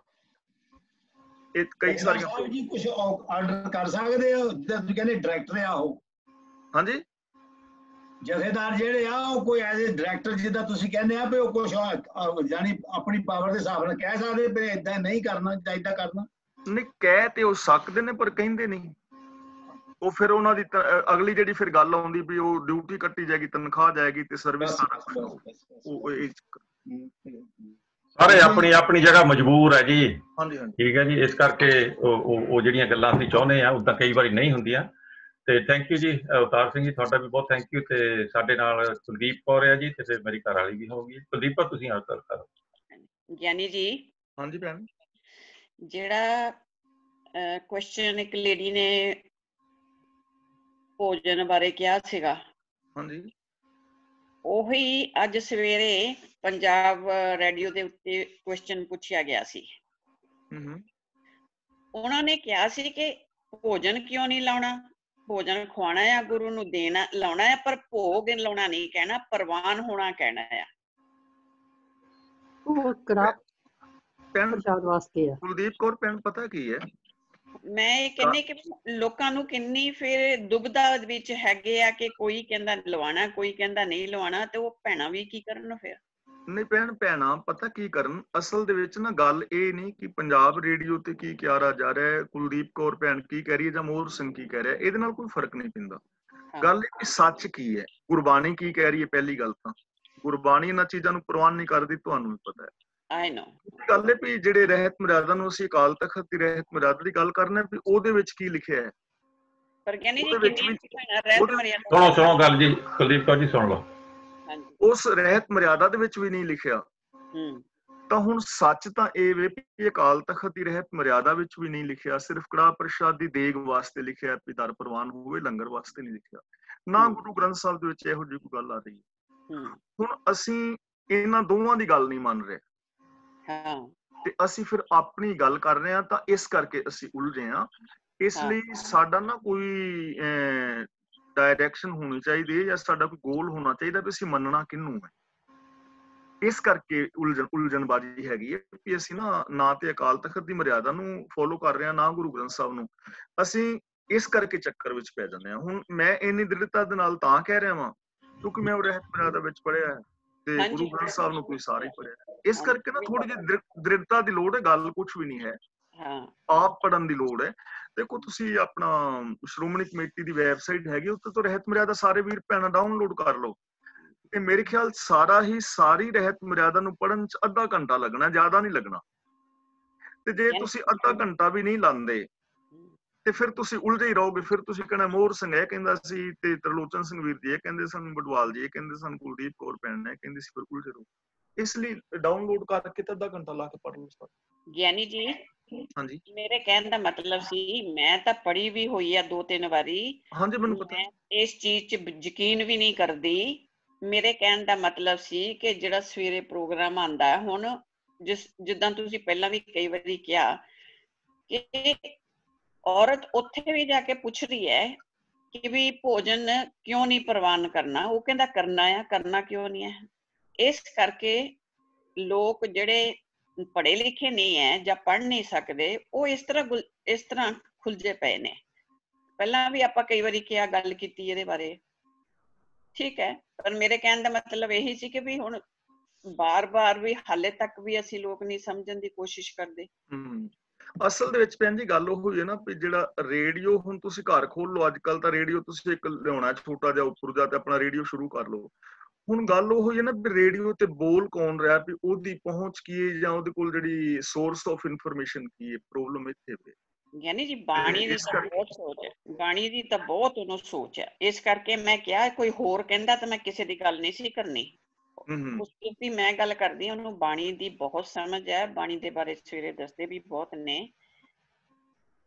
ਜਿਹੜਾ ਪ੍ਰਚਾਰ ਹੋ ਰਿਹਾ ਨਾ, ਤੁਹਾਨੂੰ ਪਤਾ ਹੈ, ਚਾਹੇ ਉਹ ਪੰਜਾਬ ਰੇਡੀਓ ਹੋਵੇ ਚਾਹੇ ਕੋਈ ਵੀ ਰੇਡੀਓ, ਜਿੱਥੋਂ ਗਲਤ ਗੱਲ ਹੋ ਰਹੀ ਹੈ ਨਾ, ਉਹ ਅਸੀਂ ਤੋਲ ਕੇ ਦੇਖਣੀ ਹੈ ਵੀ ਉਹ ਗੱਲ ਮਤਲਬ ਕਿੱਥੇ ਕਿ ਤਾਈਂ ਸਹੀ ਹੈ। ਠੀਕ ਹੈ ਜੀ। ਜੇ ਹੁਣ ਜਿੱਦਾਂ ਹੁਣ 2 ਐਗਜ਼ਾਮਪਲਾਂ ਜੀ ਜਿਹੜੀਆਂ ਮੇਨ ਐਗਜ਼ਾਮਪਲਾਂ ਹੈ, ਜਿੱਦਾਂ ਗਿਆਨੀ ਜੀ ਨੇ ਕਿਹਾ ਹੀ ਆ। ਇੱਕ ਐਗਜ਼ਾਮਪਲ ਹੈਗੀ ਆ ਵੀ ਗੁਰੂ ਗ੍ਰੰਥ ਸਾਹਿਬ ਦੇ ਵਿੱਚੋਂ ਇਸ ਚੀਜ਼ ਦੀ ਕਿੱਥੋਂ ਤੁਹਾਨੂੰ ਮਿਲਦੀ ਆ ਇਨਫੋਰਮੇਸ਼ਨ ਵੀ ਰੱਬ ਨੂੰ ਭੋਗ ਲਾਉਣਾ ਚਾਹੀਦਾ, ਗੁਰੂ ਨੂੰ ਭੋਗ ਲਾਉਣਾ ਚਾਹੀਦਾ ਜਾਂ ਕਿੱਦਾਂ। ਤੇ ਦੂਸਰੀ ਹੈਗੀ ਆ ਵੀ ਜਿਹੜੀ ਅਕਾਲ ਤਖਤ ਦੀ ਮਰਿਆਦਾ, ਜਿਹੜਾ ਸਾਨੂੰ ਇੱਕ ਝੰਡੇ ਦੇ ਥੱਲੇ ਇਕੱਠੇ ਹੋਣ ਵਾਸਤੇ ਕਹਿ ਰਹੀ ਆ, ਉਹਨੂੰ ਕਿਸੇ ਨੇ ਪੜ੍ਹਿਆ ਤਾਂ ਹੈ ਨਹੀਂ, ਪਰ ਇੱਧਰੋਂ ਉੱਧਰੋਂ ਸੁਣੀ ਸੁਣਾਈ ਜਾਂ ਮਤਲਬ ਰੇਡੀਓ ਸਟੇਸ਼ਨਾਂ ਤੋਂ ਜਿਹੜੇ ਪ੍ਰਚਾਰ ਕਰ ਰਹੇ ਆ, ਉਹਨਾਂ ਦੀ ਗੱਲ ਜਿਹੜੀ ਹੈਗੀ ਆ, ਉਹਨੂੰ ਸੁਣ ਕੇ ਆਪਾਂ 1 ਮਿੰਟ ਲਈ ਅੱਗੇ ਚਲੇ ਜਾਂਦੇ ਆ, 1 ਮਿੰਟ ਲਈ ਪਿੱਛੇ ਨੂੰ ਚਲੇ ਜਾਂਦੇ, ਇੱਕ ਪੈਰ ਮੋਹਰ ਨੂੰ, ਇੱਕ ਪੈਰ ਪਿੱਛੇ ਨੂੰ। ਸੋ ਇਸ ਕਰਕੇ ਜਿਹੜੀ ਮੇਨ ਚੀਜ਼ ਹੈ ਨਾ ਜੀ, ਉਹ ਹੈਗੀ ਆ ਵੀ ਸਾਨੂੰ ਖੁਦ ਨੂੰ ਇਹ ਚੀਜ਼ ਖੁਦ ਪੜ੍ਹਨੀ ਚਾਹੀਦੀ ਆ, ਤਾਂ ਉੱਤੇ ਅਸੀਂ ਅਮਲ ਕਰਕੇ ਤਾਂ ਉਹੋ ਹੀ ਕੰਮ ਕਰੀਏ ਜਿਹੜਾ ਉਹਦੇ ਵਿੱਚ ਲਿਖਿਆ ਹੈ ਜਾਂ ਨਹੀਂ ਲਿਖਿਆ ਹੈ। ਹਨਾ, ਜਿਹੜਾ ਕੰਮ ਕਰਨ ਨੂੰ ਨਹੀਂ ਲਿਖਿਆ ਹੈ ਉਹ ਨਾ ਕਰੀਏ, ਤੇ ਜਿਹੜਾ ਕੰਮ ਕਰਨ ਨੂੰ ਲਿਖਿਆ ਹੈ ਉਹ ਅਸੀਂ ਅਪਣਾ ਲਈਏ। ਤਾਂ ਜੇ ਸਾਰੇ ਪਾਸੇ ਏਦਾਂ ਹੋ ਜਾਵੇ ਤਾਂ ਫਿਰ ਏਦਾਂ ਦਾ ਕੁਐਸਚਨ ਕੋਈ ਉੱਠਣਾ ਨਹੀਂ, ਸੌਖਾ ਹੋ ਜਾਏਗਾ, ਸੌਖਾ ਹੋ ਜਾਏਗਾ। ਮੇਰੇ ਕਹਿਣ ਦਾ ਮਤਲਬ ਸੀ ਕਿ ਜਿਹੜੇ ਪੜ੍ਹੇ ਲਿਖੇ ਆ ਉਹ ਤੇ ਪੜ੍ਹ ਲੈਂਦੇ ਆ, ਉਹਨਾਂ ਨੇ ਪੜ੍ਹ ਵੀ ਲਿਆ, ਲੇਕਿਨ ਜਿਹੜਾ ਸਾਡਾ ਆਪਣਾ ਅਨਪੜ੍ਹ ਭੈਣ ਭਰਾ ਵਰਗ ਹੈਗਾ, ਜੇ ਉਹਨੂੰ ਸਾਰੇ ਦੁਬਿਧਾ ਚ ਪਾ ਰਹੇ ਨੇ। ਫਿਰ ਦੇਖੋ ਜੀ, ਹੁਣ ਦੁਬਿਧਾ ਤਾਂ ਤੁਸੀਂ ਤਾਂ ਇਹਨੂੰ ਕਿੱਦਾਂ ਤੁਸੀਂ ਹੱਲ ਕਰੋਗੇ। ਮੈਂ ਤਾਂ ਜਿੱਦਾਂ ਗਿਆਨੀ ਜੀ ਨੇ ਕਹੀ ਹੈ ਨਾ ਗੱਲ, ਮੈਂ ਇੱਕ ਗੱਲ ਤੁਹਾਨੂੰ ਕਹਿਣਾ ਜੀ ਕਿ ਤੁਸੀਂ ਕੋਸ਼ਿਸ਼ ਕਰੋ ਕਿ ਜੇ ਤੁਹਾਡੇ ਕੋਲ ਉਹ ਕਿਤਾਬ ਆ ਸਕਦੀ ਹੈ, ਘੱਟੋ ਘੱਟ ਇੱਕ ਉਪਰਾਲਾ ਤਾਂ ਕਰ ਲਓ ਜੀ। ਆਪਣੇ ਜਿੰਨੇ ਆਪਾਂ ਇੱਥੇ ਇਕੱਠੇ ਹੋਏ ਆ ਇਸ ਵੇਲੇ 56 ਪੀਪਲ ਆ, ਪਹਿਲਾਂ ਜ਼ਿਆਦਾ ਸੀਗੇ। ਜੇ 56 ਪੀਪਲ ਅਸੀਂ ਆਪਣੇ ਪ੍ਰਣ ਕਰ ਲਈਏ ਤਾਂ ਆਹ ਕੁਐਸਚਨ ਜਿਹੜਾ ਹੈ ਨਾ ਸਾਡੀ ਕਲਾਸ ਦੇ ਵਿੱਚ ਨਹੀਂ ਉੱਠ ਸਕਦਾ ਜੇ ਅਸੀਂ ਉਸ ਕਿਤਾਬ ਨੂੰ ਪੜ੍ਹ ਲਈਏ ਜਿਹੜੀ ਅਕਾਲ ਤਖਤ ਦੀ ਮਰਿਆਦਾ ਵਾਸਤੇ ਹੈਗੀ ਆ। ਉਹਦਾ ਸੋਰਸ ਹੈਗਾ ਜੀ, ਜਿੱਦਾਂ ਗਿਆਨੀ ਜੀ ਨੇ ਵੀ ਕਿਹਾ ਤਾਂ ਅਸੀਂ ਵੀ ਕਹਿੰਦੇ ਆ ਕਿ ਉਹਨਾਂ ਦੀ ਜਿਹੜੀ ਵੈਬਸਾਈਟ ਆ ਉਹਨਾਂ ਤੇ ਤੁਸੀਂ ਦੇਖ ਸਕਦੇ ਆ, ਡਾਊਨਲੋਡ ਕਰ ਸਕਦੇ ਆ। ਜੇ ਕਿਸੇ ਨੂੰ ਦਿੱਕਤ ਹੁੰਦੀ ਹੈ ਤਾਂ ਮੇਰੇ ਨਾਲ ਕੰਟੈਕਟ ਕਰ ਲਿਓ, ਮੈਂ ਉਹਨਾਂ ਦੀ ਹੈਲਪ ਕਰਨ ਦੀ ਕੋਸ਼ਿਸ਼ ਕਰੂੰਗਾ। ਜਿਨ੍ਹਾਂ ਨੂੰ ਪਤਾ ਹੈ ਕਿ ਕਿੱਥੋਂ ਕੀ ਕੁਝ ਕਰਨਾ ਉਹ ਕਰ ਸਕਦੇ ਆ। ਜੇ ਮਾੜੀ ਮੋਟੀ ਕੋਈ ਦਿੱਕਤ ਹੈਗੀ ਆ ਤਾਂ ਤੁਸੀਂ ਕੱਲ ਨੂੰ ਕਲਾਸ ਦੇ ਵਿੱਚ ਗੱਲ ਕਰ ਲਿਓ। ਦੂਸਰੀ, ਮੈਂ ਕੱਲ ਵੀ ਗੱਲ ਕੀਤੀ ਸੀ ਕਿ ਮੈਂ ਟਰਾਈ ਕਰੂੰਗਾ ਜੇ ਕਿਤੇ ਇਹ ਕਿਤਾਬਾਂ ਮਿਲ ਸਕਦੀਆਂ ਹੋਈਆਂ, ਸ਼ਾਇਦ ਮਤਲਬ ਕੋਸ਼ਿਸ਼ ਕਰਾਂ। ਮੈਂ ਗਿਆਨੀ ਜੀ ਨਾਲ ਬਾਅਦ ਦੇ ਵਿੱਚ ਵੀ ਗੱਲ ਕਰ ਲੂੰਗਾ। ਜੇ ਉਹ ਕਿਤਾਬਾਂ ਛੋਟੀ ਬੁੱਕਲੇਟ ਹੈਗੀ ਹੈ, ਜੇ ਸਾਨੂੰ ਤਾਂ 20 25 30 ਜਿੱਦਾਂ ਦੀ ਜਿੱਦਾਂ ਮਿਲਦੀਆਂ ਹੋਣ ਤਾਂ ਉਹ ਅਸੀਂ ਲਿਆ ਕੇ ਜਿਹਨੂੰ ਵੀ ਲੋੜ ਹੋਊਗੀ ਤਾਂ ਉਹਨਾਂ ਨੂੰ ਪੋਸਟ ਕਰ ਦਿਆਂਗੇ ਜਾਂ ਫੜਾ ਦਿਆਂਗੇ ਜਾਂ ਕਿੱਦਾਂ, ਤਾਂ ਕਿ ਉਹ ਕਿਤਾਬ ਪੜ੍ਹੋ ਤੁਸੀਂ ਜ਼ਰੂਰ, ਤਾਂ ਕਿ ਉਹਦੇ ਵਿੱਚੋਂ ਪਤਾ ਲੱਗ ਜਾਵੇ ਜਿੰਨੀਆਂ ਵੀ ਮਨੌਤਾਂ ਗਲਤ ਆ ਉਹਨਾਂ ਨੂੰ ਤੁਸੀਂ ਸਹੀ ਕਰਨ ਵਾਸਤੇ ਇੱਕ ਝੰਡੇ ਥੱਲੇ ਆ ਕੇ ਇਹਨਾਂ ਸਵਾਲਾਂ ਦੇ ਜਵਾਬ ਤੁਹਾਨੂੰ ਉਹਦੇ ਵਿੱਚੋਂ ਮਿਲ ਜਾਣੇ ਆ। ਫਿਰ ਤੁਸੀਂ ਮੁੜ ਕੇ ਇਹ ਸਵਾਲ ਨਹੀਂ ਕਰ ਸਕਦੇ ਕਿ ਹੁਣ ਕੀ ਕਰੀਏ, ਉਹਦੇ ਵਿੱਚ ਪੂਰੇ ਜਵਾਬ ਆ। ਹਾਂਜੀ, ਮੇਰਾ ਤਾਂ ਇਹੀ ਕਹਿਣਾ। ਨਹੀਂ ਵੀਰ ਜੀ, ਸੁਣੋ ਮੇਰੇ ਕਹਿਣ ਦਾ ਮਤਲਬ ਕੀ ਹੈ। ਅਸੀਂ ਤਾਂ ਜਿਹੜੇ ਪੜ੍ਹੇ ਲਿਖੇ ਆ, ਪੜ੍ਹ ਲਿਆ, ਪੜ੍ਹ ਵੀ ਲਈ ਆ, ਬਹੁਤਿਆਂ ਨੇ ਪਤਾ ਵੀ ਹੈ, ਸੁਣਦੇ ਵੀ ਆ ਇੱਥੇ। ਮੈਂ ਇਹ ਗੱਲ ਕਰਦੀ ਆ ਕਿ ਜਿਨ੍ਹਾਂ ਨੂੰ ਲੋਕੀ ਬਹੁਤ ਮੰਨਦੇ ਆ, ਜਿਹੜੇ ਟੀਵੀ ਦੇ ਉੱਤੇ ਰੋਜ਼ ਹੀ ਸੁਣਦੇ, ਉਹਨਾਂ ਦੀ ਉਹ ਡਾਕਟਰ ਗੁਰਦੀਪ ਸਿੰਘ ਦੀ ਮੈਂ ਗੱਲ ਕਰਦੀ ਆ, ਉਹ ਬਾਰ-ਬਾਰ ਲੇਡੀਜ਼ ਪੁੱਛਦੀਆਂ ਆ ਕੇ ਕਿ ਕੋਈ ਸਾਨੂੰ ਏਦਾਂ ਕਹਿੰਦਾ, ਕੋਈ ਏਦਾਂ ਕਹਿੰਦਾ। ਇਹ ਮੈਂ ਕਹਿੰਦੀ ਆ ਕਿ ਜੇ ਸਾਡਾ ਡਾਕਟਰ ਗੁਰਦੀਪ ਸਿੰਘ ਜਿਹੜੇ ਟੀਵੀ ਤੇ ਆਉਂਦੇ ਆ ਸਵੇਰੇ ਪੰਜਾਬ ਟੀਵੀ ਤੇ, ਜੇ ਉਹ ਲੇਡੀਜ਼ ਨੂੰ ਦੱਸ ਰਹੇ ਹੈਗੇ ਆ ਕਿ ਭੋਜਨ ਪ੍ਰਵਾਨ ਕਰਵਾਉਣਾ ਕਿਉਂ ਨਹੀਂ ਹੈ, ਤੇ ਫਿਰ ਉਹ ਅਨਪੜ੍ਹ ਵਿਚਾਰਾ ਜਿਹੜਾ, ਮੈਂ ਉਹਨਾਂ ਦੀ ਗੱਲ ਕਰਦੀ ਆ, ਸਾਡੀ ਗੱਲ। ਬਿਲਕੁਲ ਨਹੀਂ, ਮੈਂ ਨਾ ਖੁਦ ਆਪਣੀ ਵੀ ਗੱਲ ਨਹੀਂ ਕਰ ਰਿਹਾ ਸੀਗਾ, ਮੈਂ ਉਹਨਾਂ ਦੀ, ਮੈਂ ਸਿਰਫ ਜਿਹੜੀ ਤੁਸੀਂ ਗੱਲ ਕਰ ਰਹੇ ਮੈਂ ਉੱਥੇ ਪੁਆਇੰਟ ਕੀਤਾ ਸੀਗਾ ਵੀ ਜਿਹਨੂੰ ਕਿਸੇ ਨੂੰ ਨਹੀਂ ਪਤਾ ਲੱਗਦਾ ਨਾ, ਉਹ ਸਾਡੇ ਨਾਲ ਕੰਟੈਕਟ, ਇੱਕ ਸਕਿੰਟ ਉਹ ਕੰਟੈਕਟ ਕਰ ਲਵੇ ਤਾਂ ਅਸੀਂ ਉਹਨੂੰ ਕਰਨ ਦੀ ਕੋਸ਼ਿਸ਼ ਕਰਾਂ। ਦੂਸਰੀ ਪੁਆਇੰਟ ਇਹ ਹੈ ਵੀ ਇਹ ਬੁੱਕ ਜ਼ਰੂਰ ਪੜ੍ਹਨੀ ਚਾਹੀਦੀ ਤਾਂ ਕਿ ਤੁਹਾਡੇ ਚਾਨਣਾ ਹੋ ਜਾਵੇ। ਤੀਸਰੀ ਗੱਲ ਜਿਹੜੀ ਤੁਸੀਂ ਗੱਲ ਕਰਦੇ ਆ ਨਾ ਜੀ, ਜਿਹੜੀ ਤੁਸੀਂ ਗੱਲ ਕਰਦੇ ਆ, ਤੁਸੀਂ ਗੁਰਦੀਪ ਸਿੰਘ ਦੀ ਗੱਲ ਕਰਦੇ ਆ ਵੀ ਉਹ ਪ੍ਰਚਾਰਕ ਆ। ਇੱਦਾਂ ਦੇ ਹੋਰ ਕਿੰਨੇ ਪ੍ਰਚਾਰਕ ਆ ਜਿਨ੍ਹਾਂ ਨੇ ਇੱਦਾਂ ਦਾ ਸਾਡਾ ਮਤਲਬ ਜਿਹਨੇ ਭੰਬਲ ਭੂਸੇ ਦੇ ਵਿੱਚ ਪਾਏ ਆ ਸਾਨੂੰ, ਤਾਂ ਅਸੀਂ ਇੱਕ ਪੈਰ ਗਾਹਾਂ ਰੱਖਦੇ, ਇੱਕ ਪੈਰ ਪਿੱਛੇ ਰੱਖਦੇ, ਕਾਹਤੇ ਰੱਖਦੇ ਆ? ਇੱਥੇ ਗੱਲ ਹੋਈ ਆ, ਤੁਸੀਂ ਇਹਦੇ ਬਾਰੇ ਵਿਚਾਰ ਕਰੋ, ਇਹਦੇ ਬਾਰੇ ਫਰਦਰ ਇਨਵੈਸਟੀਗੇਸ਼ਨ ਕਰੋ ਕਿ ਗੁਰੂ ਗ੍ਰੰਥ ਸਾਹਿਬ ਦੀ ਮੰਨਣੀ ਹੈ ਕਿ ਤੁਸੀਂ ਗੁਰਦੀਪ ਸਿੰਘ ਦੀ ਮੰਨਣੀ ਹੈ। ਠੀਕ ਹੈ ਜੀ। ਅਕਾਲ ਤਖਤ ਦੀ ਜਿਹੜੀ ਮਰਿਆਦਾ ਹੈ ਉਹ ਮੰਨਣੀ ਆ ਕਿ ਤੁਸੀਂ ਆਪਣੀ ਮੰਨਣੀ ਆ। ਠੀਕ ਹੈ ਜੀ। ਸੋ ਇਹਦੇ ਵਿੱਚ ਇਹ ਡਿਸਾਈਡ ਕਰਨਾ ਅਸੀਂ, ਜੇ ਅਸੀਂ ਮੁੜ ਕੇ ਉੱਥੇ ਆਈ ਜਾਵਾਂਗੇ ਕਿ ਜਿੱਦਾਂ ਹੁਣ ਜਿਹੜਾ ਨਾ ਪੜ੍ਹਿਆ ਲਿਖਿਆ ਵਰਗ ਹੈਗਾ ਉਹਨਾਂ ਦੇ ਵਾਸਤੇ ਵੀ ਭੈਣ ਜੀ ਇਹੀ ਹੈ ਕਿ ਇਸ ਕਲਾਸ ਦੇ ਵਿੱਚ ਜੇ ਕਿਸੇ ਨੂੰ ਕੋਈ ਦਿੱਕਤ ਹੈਗੀ ਇਸ ਚੀਜ਼ ਨੂੰ ਸਮਝਣ ਵਾਸਤੇ, ਉਹ ਸਾਡੇ ਨਾਲ ਟੱਚ ਕਰਨ ਦੀ ਕੋਸ਼ਿਸ਼ ਕਰੋ, ਅਸੀਂ ਉਹਦਾ ਹੱਲ ਕਰਨ ਦੀ ਕੋਸ਼ਿਸ਼ ਕਰਾਂਗੇ। ਬਾਕੀ ਅਸੀਂ ਦੇਖੋ ਹੁਣ ਸਾਰਾ ਸੰਸਾਰ ਪਤਾ ਨਹੀਂ ਕਿੰਨੇ ਆਪਣੇ ਭੈਣ ਭਾਈ ਬਾਹਰ ਹੈਗੇ ਆ ਜਿਨ੍ਹਾਂ ਨੂੰ ਇਹ ਹੋ ਸਕਦਾ ਗੱਲ ਨਾ ਪਹੁੰਚਦੀ ਹੋਵੇ, ਤਾਂ ਉਹਨਾਂ ਨੇ ਉਹ ਗੁਰਦੀਪ ਸਿੰਘ ਨੂੰ ਹੀ ਸੁਣਨਾ, ਉਹਨਾਂ ਨੇ ਉਹੋ ਹੀ ਕੰਮ ਕਰਨੇ ਆ। ਠੀਕ ਹੈ ਜੀ। ਆਪਾਂ ਜਿੰਨੇ ਕੁ ਵੀ ਇੱਥੇ ਹੈਗੇ ਆ ਇੱਕ ਦੂਜੇ ਨੂੰ ਐਜੂਕੇਟ ਕਰਨ ਦੀ ਕੋਸ਼ਿਸ਼ ਕਰੀਏ ਤੇ ਉਹਦੇ ਵਿੱਚੋਂ ਬੈਸਟ ਰਿਜ਼ਲਟ ਕੱਢ ਕੇ ਤਾਂ ਉਹਦੇ ਤੇ ਲਾਗੂ ਕਰਨ ਦੀ ਕੋਸ਼ਿਸ਼ ਕਰੀਏ। ਸਾਡੇ ਨਾਲ ਜੀ ਥੈਂਕ ਯੂ ਕੁਲਦੀਪ ਕੌਰ ਜੀ, ਤੁਹਾਡਾ ਬਹੁਤ ਬਹੁਤ ਧੰਨਵਾਦ। ਤੇ ਸਾਡੇ ਨਾਲ ਫਸਟ ਟਾਈਮ ਸਵਾਲ ਜਵਾਬ ਕਰਨ ਵਾਸਤੇ, ਆਪਣੀ ਓਪੀਨੀਅਨ ਦੇਣ ਵਾਸਤੇ ਸਾਡੀ ਭੈਣ ਬਲਬੀਰ ਕੌਰ ਸੱਲ ਉਹ ਆਏ ਆ ਜੀ। ਮੈਂ ਉਹਨਾਂ ਨੂੰ ਬੇਨਤੀ ਕਰੂੰਗਾ ਕਿ ਤੁਸੀਂ ਆਪਣੇ ਵਿਚਾਰ ਰੱਖੋ। ਥੈਂਕ ਯੂ ਜੀ। ਹਾਂਜੀ, ਵਾਹਿਗੁਰੂ ਜੀ ਕਾ ਖਾਲਸਾ, ਵਾਹਿਗੁਰੂ ਜੀ ਕੀ ਫਤਿਹ ਸਾਰਿਆਂ ਨੂੰ। ਜਿੱਦਾਂ ਮੇਰਾ ਇੱਕੋ ਹੀ ਮਕਸਦ ਆ ਕਰਨ ਦਾ ਕਿ ਜਿੱਦਾਂ ਕੁਲਦੀਪ ਭੈਣ ਜੀ ਕਹਿੰਦੇ ਆ ਕਿ ਉਹ ਜਿਹੜੇ ਅਨਪੜ੍ਹ ਲੋਕ ਆ ਉਹ ਏਦਾਂ ਦੇ ਸਵਾਲ ਕਰਦੇ ਆ, ਉਹ ਪੜ੍ਹੀ ਲਿਖੀ ਔਰਤ ਆ, ਉਹ ਅਨਪੜ੍ਹ ਔਰਤ ਨਹੀਂ ਗੀ। ਕਿਉਂਕਿ ਅਸੀਂ ਸਿਰਫ ਇੱਕ ਭੁੱਲੇ ਫਿਰਦੇ ਆ, ਸਾਡਾ ਰਾਹ ਜਿਹੜਾ ਉਹ ਭਟਕਦਾ ਆ, ਅਸੀਂ ਇੱਕ ਥਾਂ ਤੇ ਟਿਕ ਨਹੀਂ ਸਕਦੇ, ਤਾਂ ਅਸੀਂ ਕੁਐਸਚਨ ਕਰਦੇ ਆ ਸਾਰਿਆਂ ਨੂੰ। ਅਸੀਂ ਵੀ ਸੁਣਿਆ ਸਵੇਰੇ ਗੁਰਦੀਪ ਸਿੰਘ ਦਾ, ਕਿਉਂਕਿ ਐਵਰੀਡੇ ਅਸੀਂ ਸੁਣਦੇ ਵੀ ਹਾਂ, ਤੇ ਇਹ ਸਿਰਫ ਸਾਡਾ ਵਿਸ਼ਵਾਸ ਜਿਹੜਾ ਹੈ ਨਾ ਉਹ ਹਜੇ ਬਣਦਾ ਨਹੀਂ। ਅਸੀਂ ਤਾਂ ਰਾਹਾਂ ਤੇ ਤੁਰੇ ਫਿਰਦੇ ਆ, ਸਿਰਫ ਭਟਕਦੇ ਆ। ਉਹ ਪੜ੍ਹੀ ਲਿਖੀ ਔਰਤ ਹੈ, ਉਹ ਅਨਪੜ੍ਹ ਔਰਤ ਨਹੀਂ। ਬਸ ਮੈਂ ਇੰਨਾ ਹੀ ਕਹਿਣਾ ਸੀ। ਵਾਹਿਗੁਰੂ ਜੀ ਕਾ ਖਾਲਸਾ, ਵਾਹਿਗੁਰੂ ਜੀ ਕੀ ਫਤਿਹ। ਬਹੁਤ ਬਹੁਤ ਧੰਨਵਾਦ ਜੀ ਆਪਣੇ ਵਿਚਾਰ ਦੇਣ ਦਾ। ਅਸਲ ਦੇ ਵਿੱਚ ਨਾ ਸਾਨੂੰ ਜ਼ਰੂਰਤ ਹੈਗੀ ਕਿ ਦੇਖੋ, ਜਿਵੇਂ ਅਸੀਂ ਨਾ ਹੁਣ ਸਾਨੂੰ 2-3 ਮਹੀਨੇ ਦੇ ਕਰੀਬ ਹੋ ਗਏ ਕਲਾਸ ਲਗਾਉਂਦੇ ਆ ਜੀ, ਤੇ ਘੱਟ ਤੋਂ ਘੱਟ ਜੇ ਕਲਾਸ ਦੇ ਵਿੱਚ ਅਸੀਂ ਗੁਰਬਾਣੀ ਬਾਰੇ ਵਿਚਾਰ ਕੀਤੀ, ਉਹਦੇ ਬਾਰੇ ਤਾਂ ਕਿਸੇ ਦਾ ਮੇਰੇ ਖਿਆਲ ਸ਼ੰਕਾ ਜਾਂ ਸਵਾਲ ਹੈ ਨਹੀਂ। ਤਾਂ ਸਾਡੇ ਜਿਹੜੇ ਕਲਾਸ ਦੇ ਵਿੱਚੋਂ ਨੇ ਉਹ ਤਾਂ ਸਵਾਲ ਖਤਮ ਹੋ ਜਾਣੇ ਚਾਹੀਦੇ ਨੇ ਬਿਲਕੁਲ ਵੀ। ਬਾਕੀ ਜੋ ਕੁਲਦੀਪ ਕੌਰ ਭੈਣ ਜੀ ਕਹਿ ਰਹੇ ਸੀ, ਇਹਨਾਂ ਨੇ ਤੇ ਰਹਿਤ ਮਰਿਆਦਾ ਮਤਲਬ ਪੜ੍ਹੀ, ਇਹਨਾਂ ਨੂੰ ਪਤਾ ਸਾਰਾ। ਬਿਲਕੁਲ। ਤੇ ਜਿਹੜੀਆਂ ਬੀਬੀਆਂ ਭੈਣਾਂ ਪੁੱਛਦੀਆਂ ਨੇ, ਉਹ ਭੈਣ ਕੁਲਦੀਪ ਉਹਨਾਂ ਦਾ ਇਹੋ ਹੀ ਹੱਲ ਹੈਗਾ ਕਿ ਜਿਵੇਂ ਅਸੀਂ ਜਿਹੜੇ ਥੋੜੇ ਬਹੁਤ ਜਾਣਦੇ ਆ, ਤਾਂ ਸਾਰੀਆਂ ਭੈਣਾਂ ਤੁਸੀਂ ਆਪਣੇ ਜਿਹੜਾ ਤੁਸੀਂ ਬੈਗ ਰੱਖਿਆ ਹੁੰਦਾ ਹੈ ਥੋੜਾ ਮੇਕਅਪ ਦਾ ਸਮਾਨ ਦੂਜਾ ਤੀਜਾ ਜੋ ਵੀ ਰੱਖ ਦਿਓ। ਉਹਦੇ ਵਿੱਚ ਇੱਕ ਨਾ ਰਹਿਤ ਮਰਿਆਦਾ ਦੀ ਕਿਤਾਬ ਰੱਖੋ ਨਾਲ। ਬਾਈ ਚਾਂਸ ਜੇ ਕਿਤੇ ਗੱਲਬਾਤ ਹੁੰਦੀ ਹੈ, ਕਿਤੇ ਵਿਆਹ ਸ਼ਾਦੀ ਜਾਂਦੇ, ਤਾਂ ਜਿਹੜਾ ਕੋਈ ਵੀਰ ਭੈਣ ਨਹੀਂ ਪੜ੍ਹ ਸਕਦਾ ਤਾਂ ਜੇ ਉਹ ਪੁੱਛਦਾ ਤਾਂ ਤੁਸੀਂ ਉਹਨੂੰ ਉਹਦੇ ਵਿੱਚੋਂ ਪੜ੍ਹ ਕੇ ਵੀ ਦੱਸ ਸਕਦੇ ਹੋ। ਤੇ ਬਾਕੀ ਅਸੀਂ ਟਰਾਈ ਮੈਂ ਕਰਾਂਗਾ ਅੱਜ ਆਪ ਵੀ ਜਾਂ ਤਰਲੋਚਨ ਸਿੰਘ ਜੀ ਅਸੀਂ ਵੈਬਸਾਈਟ ਤੋਂ ਕਰਕੇ ਨਾ ਡਾਊਨਲੋਡ ਆਪਣਾ ਉਹ ਰਹਿਤ ਮਰਿਆਦਾ ਤੇ ਗਰੁੱਪ ਦੇ ਵਿੱਚ ਪਾ ਦੇਵਾਂਗੇ ਤਾਂ ਉੱਥੋਂ ਤੁਸੀਂ ਫਿਰ ਪੜ੍ਹ ਲਓ। ਜਾਨੀ ਜੀ ਮੇਰੇ ਕੋਲ ਵੀ 4-5 ਕਾਪੀਆਂ ਪਈਆਂ ਹੋਣੀਆਂ, ਜੇ ਕਿਸੇ ਨੂੰ ਚਾਹੀਦੀ ਹੋਵੇ ਤਾਂ ਮੈਂ ਦੇ ਸਕਦੀ ਹਾਂ। ਹਾਂਜੀ, ਉਹ ਵੀਰ ਜੀ ਨੂੰ ਭਾਈ ਤਰਲੋਚਨ ਸਿੰਘ ਜੀ ਤੱਕ ਕੋਲ ਪਹੁੰਚਾ ਦਿਓ ਜੋ ਇਹਨਾਂ ਕੋਲੋਂ ਫਿਰ ਅੱਗੋਂ ਲੈਂਦੇ ਰਹਿਣਗੇ। ਤੇ ਬਾਕੀ ਜੇ ਕਿਸੇ ਨੇ ਗਰੁੱਪ ਦੇ ਵਿੱਚ ਸ਼ਾਮਲ ਹੋਣਾ ਹੋਵੇ, ਸਾਡੇ ਉਹ ਰਹਿਰਾਸ ਦਾ ਆਪਾਂ ਵਿਚਾਰ ਕਰ ਰਹੇ ਹਾਂ, ਤਾਂ ਉਹਦੇ ਵਿੱਚ ਵੀਰ ਤਰਲੋਚਨ ਸਿੰਘ ਜੀ ਵੀ ਐਡਮਿਨ ਨੇ, ਇਹ ਵੀ ਕਰ ਸਕਦੇ ਨੇ, ਤੇ ਕੁਲਦੀਪ ਕੌਰ ਭੈਣ ਵੀ ਐਡਮਿਨ ਹੈਗੇ ਨੇ, ਇਹ ਵੀ ਕਰ ਸਕਦੇ ਨੇ। ਜੇ ਕੋਈ ਹੋਰ ਵੀਰ ਭਰਾ ਐਡਮਿਨ ਬਣਨਾ ਚਾਹੁੰਦਾ ਤੇ ਦੱਸਦਾ ਜੋ ਵੀ ਬਣ ਸਕਦਾ ਤੇ ਕੋਈ ਗਰੁੱਪ ਦੇ ਵਿੱਚ ਸ਼ਾਮਲ ਕਰ ਸਕਦੇ। ਠੀਕ ਹੈ ਜੀ, ਥੈਂਕ ਯੂ ਜੀ। ਤੇ ਮੈਂ ਇੱਕ ਵਾਰੀ ਫੇਰ ਸਾਰੀ ਸਰੋਤਿਆਂ ਨੂੰ ਦੱਸ ਦਿਆਂ ਜੀ, ਜਿਨ੍ਹਾਂ ਕੋਲ ਗਿਆਨੀ ਜੀ ਦਾ ਨੰਬਰ, ਟੈਲੀਫੋਨ ਨੰਬਰ ਨਹੀਂ ਹੈਗਾ ਜੀ, ਉਹ ਇੰਡੀਆ ਦਾ ਨੰਬਰ ਹੈ ਜੀ। ਤੇ ਉਹ ਜੇ ਕਲਾਸ ਦੇ ਵਿੱਚ ਤੁਸੀਂ ਜੁਆਇਨ ਹੋਣਾ ਹੋਵੇ ਤਾਂ ਉਹ ਨੰਬਰ ਤੁਸੀਂ ਨੋਟ ਕਰ ਲਓ ਜੀ, +91 ਤੇ 987-261-3340। ਇੱਕ ਵਾਰੀ ਫੇਰ ਦੱਸ ਦਿੰਦੇ ਜੀ, +1 +91 987-261-3340। तो ये ज्वाइन करके तुसी उस क्लास दे विच ज्वाइन हो सकते हैं। ते ਉਹਦੇ ਵਿੱਚ ਜਿੱਦਾਂ ਇਹਨਾਂ ਨੇ ਕਿਹਾ ਜੀ, ਤੁਸੀਂ ਮੇਕ ਸ਼ੋਰ ਕਰਿਓ ਉਹਦੇ ਵਿੱਚ ਹੋਰ ਅਵਾਗਾਉਣ ਕੋਈ ਗੱਲ ਨਾ ਹੋਵੇ, ਸਿਰਫ ਉਹ ਗੁਰਬਾਣੀ ਦੇ ਤਲਕ ਹੀ ਹੋਵੇ ਸਾਰੀ ਮੁਤਲਕ, ਤੇ ਉਹ ਤੁਸੀਂ ਉਹਦੇ ਵਿੱਚ ਜੁਆਇਨ ਹੋ ਕੇ ਤਾਂ ਉਹਦਾ ਲਾਭ ਲੈ ਸਕਦੇ ਆ। ਅਵਤਾਰ ਸਿੰਘ ਜੀ ਤੁਸੀਂ ਅਨਮਿਊਟ ਹੋਣੇ, ਤੁਸੀਂ ਕੁਝ ਕਹਿਣਾ?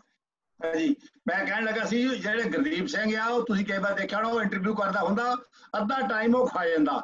ਜੇ ਉਹ ਪੜ੍ਹਿਆ ਲਿਖਿਆ ਡਾਕਟਰ ਹੋ ਕੇ ਅਨਪੜ੍ਹ ਬੰਦਿਆਂ ਨੂੰ ਏਦਾਂ ਦੇ ਉਲਟ ਪਾਸੇ ਡਾਕਟਰ ਹੋ ਕੇ ਉਹ ਸਹੀ ਨਹੀਂ ਦੱਸਦਾ, ਤਾਂ ਫਿਰ ਕੌਣ ਦੱਸੇਗਾ?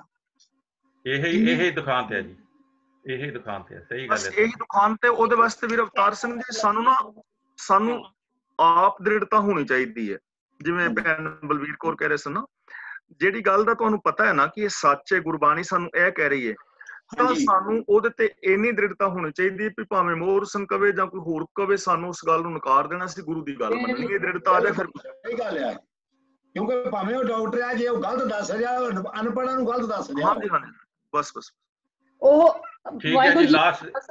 ਲਾਸਟ ਦੇ ਵਿੱਚ ਮੈਂ ਕਹਿਣ ਲੱਗਾ ਸੀਗਾ ਜੀ, ਮੇਰੀ ਘਰ ਵਾਲੀ ਆ ਰਹੀ ਹੈ ਜੀ, ਤੇ ਉਹ ਪੁੱਛਣਾ ਚਾਹੁੰਦੀ ਕੁਛ ਜਾਂ ਦੱਸਣਾ ਚਾਹੁੰਦੀ ਹੈ, ਸੁਣ ਲਓ ਜੀ। Thank you. ਮੈਂ ਤਾਂ ਇਹ ਕਹਿਣ ਲੱਗੀ ਸੀਗੀ, ਜਿੱਦਾਂ ਭਾਜੀ ਅਵਤਾਰ ਸਿੰਘ ਉਹਨਾਂ ਨੇ ਹੁਣ ਗੱਲ ਕੀਤੀ ਸੀਗੀ, ਉਹ ਦੂਸਰੇ ਵਾਸਤੇ ਜਿੱਦਾਂ ਆਪਣੇ ਢੰਡਰੀਆਂ ਵਾਲੇ ਵੀ ਆ, ਉਹਨਾਂ ਦੇ ਬਾਰੇ ਵੀ ਇਹ ਡਾਕਟਰ ਗੁਰਦੀਪ ਸਿੰਘ ਆ, ਜਿਹਨੇ ਸਭ ਤੋਂ ਮੋਹਰੇ ਖੜਾ ਹੋ ਕੇ ਤਾਂ ਉਹਨਾਂ ਨੂੰ ਪੜ੍ਹ ਕੇ ਸੁਣਾਇਆ, ਉਹਨਾਂ ਨੂੰ ਪੰਥ ਦੇ ਵਿੱਚੋਂ ਇਹਨੇ ਛੇਕਿਆ ਵੁਲਵਰਹੈਂਪਟਨ ਦੇ ਵਿੱਚ। ਤੇ ਇਹਨਾਂ ਦੀ ਜਿਹੜੀ ਆਪਣਾ ਕਿਰਦਾਰ ਆ, ਉਹਦੇ ਬਾਰੇ ਜਿਹੜਾ ਤੁਹਾਨੂੰ ਵੀਡੀਓ ਤੁਸੀਂ ਆਪੇ ਉਹਦੇ ਵਿੱਚ ਕਾਲ ਕਰਕੇ ਦੇਖ ਲਿਓ।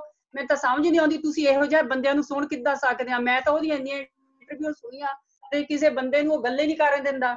ਪਤਾ ਨਹੀਂ ਤੁਸੀਂ ਕਿੱਦਾਂ ਉਹਨੂੰ ਪੜ੍ਹਿਆ ਲਿਖਿਆ ਸਮਝਦੇ ਏਦਾਂ ਦੇ ਬੰਦਿਆਂ ਨੂੰ, ਹਨਾ। ਤੇ ਸਾਨੂੰ ਆਪਣੇ ਸਾਰੀ ਚੀਜ਼ ਸਮਝਾ ਰਹੇ ਆ, ਸਾਨੂੰ ਲੰਜੂਆਂ ਪੰਜੂਆਂ ਨੂੰ ਸੁਣਨ ਦੀ ਲੋੜ ਹੀ ਹੈ ਨਹੀਂ। ਜੇ ਸੁਣਨਾ ਢੰਡੀਆਂ ਵਾਲੇ ਨੂੰ ਸੁਣੋ, ਇਹਨਾਂ ਨੂੰ ਸੁਣੋ, ਤਾਂ ਕਿ ਤੁਹਾਡੀ ਜਿਹੜੀ ਦਿਮਾਗ ਦੇ ਜਿਹੜੇ ਸਾਡੇ ਹੈਗੇ ਆ ਤਾਲੇ, ਉਹ ਥੋੜੇ ਜਿਹਾ ਖੁੱਲਣ ਕਿ ਅਸੀਂ ਕਿੱਥੇ ਫਸੇ ਹੋਵਾਂ, ਕਿੰਨੇ ਚਿਰਾਂ ਦੇ ਫਸੇ ਹੋਵਾਂ। ਇਹ ਇਕੱਲੇ ਪੜ੍ਹੇ ਤੇ ਅਨਪੜ੍ਹ ਲੋਕਾਂ ਦੀ ਗੱਲ ਨਹੀਂ ਹੈਗੀ, ਗੱਲ ਸਾਰੀ ਸੋਚ ਵਿਚਾਰ ਦੀ ਆ। ਕਈ ਜਿਹੜੇ ਅਨਪੜ੍ਹ ਲੋਕ ਵੀ ਆ, ਉਹ ਵੀ ਬਹੁਤ ਗੱਲਾਂ ਬਾਤਾਂ ਨੂੰ ਸੁਣ ਕੇ ਆਪਣੀ ਜ਼ਿੰਦਗੀ ਨੂੰ ਬਦਲਦੇ ਆ ਨਾ। ਗੱਲ ਇਹ ਨਹੀਂ ਹੈਗੀ, ਗੱਲ ਇਹ ਮਨੌਤ ਦੀ ਆ ਕਿ ਤੁਸੀਂ ਮੰਨਦੇ ਕੀ ਅੰਦਰੋਂ। ਬਾਕੀ ਏਦਾਂ ਦੇ ਲੋਕਾਂ ਦੀਆਂ ਕੀ ਗੱਲਾਂ ਸੁਣੀਆਂ ਜਿਹੜੇ ਹੈਗਾ ਤੁਹਾਨੂੰ ਦੁਬਦਾ ਚ ਪਹੁੰਚ। ਸਾਨੂੰ ਦੁਬਦਾ ਚ ਪੈਣ ਦੀ ਲੋੜ ਹੀ ਨਹੀਂ ਭੈਣ ਜੀ। ਸੁਣਨਾ ਤੇ ਤੁਸੀਂ ਆਪਣੇ ਗੁਰਬਾਣੀ ਜਿੱਦਾਂ ਸਾਨੂੰ ਦੱਸ ਰਹੇ ਆ ਭਾਈ ਮੋਹਰ ਸਿੰਘ ਜੀ, ਇਹ ਤੋਂ ਵੱਧ ਕੇ ਤੁਹਾਨੂੰ ਹੋਰ ਕਿਤੋਂ ਪ੍ਰਚਾਰ ਨਹੀਂ ਮਿਲ ਸਕਦਾ। ਸੋ ਇਹਨਾਂ ਨੂੰ ਸੁਣੋ, ਇਹਨਾਂ ਦੀ ਗੱਲ ਮੰਨੋ, ਕਿਉਂਕਿ ਉਹ ਆਪਣੀ ਤਾਂ ਨਹੀਂ ਨਾ ਬਣਾ ਰਹੇ। ਸਾਨੂੰ ਜੇ ਲੜ ਲਾ ਰਹੇ ਤਾਂ ਸਿਰਫ ਗੁਰੂ ਗ੍ਰੰਥ ਸਾਹਿਬ ਜੀ ਦੇ ਲੜ ਲਾ ਰਹੇ ਆ। ਏਦਾਂ ਦੇ ਸਬਜੈਕਟ ਲਿਆ ਕੇ ਅਸੀਂ ਐਵੇਂ ਇਹ ਟਾਈਮ ਵੇਸਟ ਕਰਨ ਵਾਲੀ ਗੱਲ ਆ ਕਿ ਉਹ ਆਹ ਕਹਿੰਦੇ ਤੇ ਫਲਾਨਾ ਕਹਿੰਦਾ। ਆਪਾਂ ਨੂੰ ਦੁਬਦਾ ਚ ਪੈਣ ਦੀ ਲੋੜ ਨਹੀਂ ਹੈਗੀ, ਹਨਾ।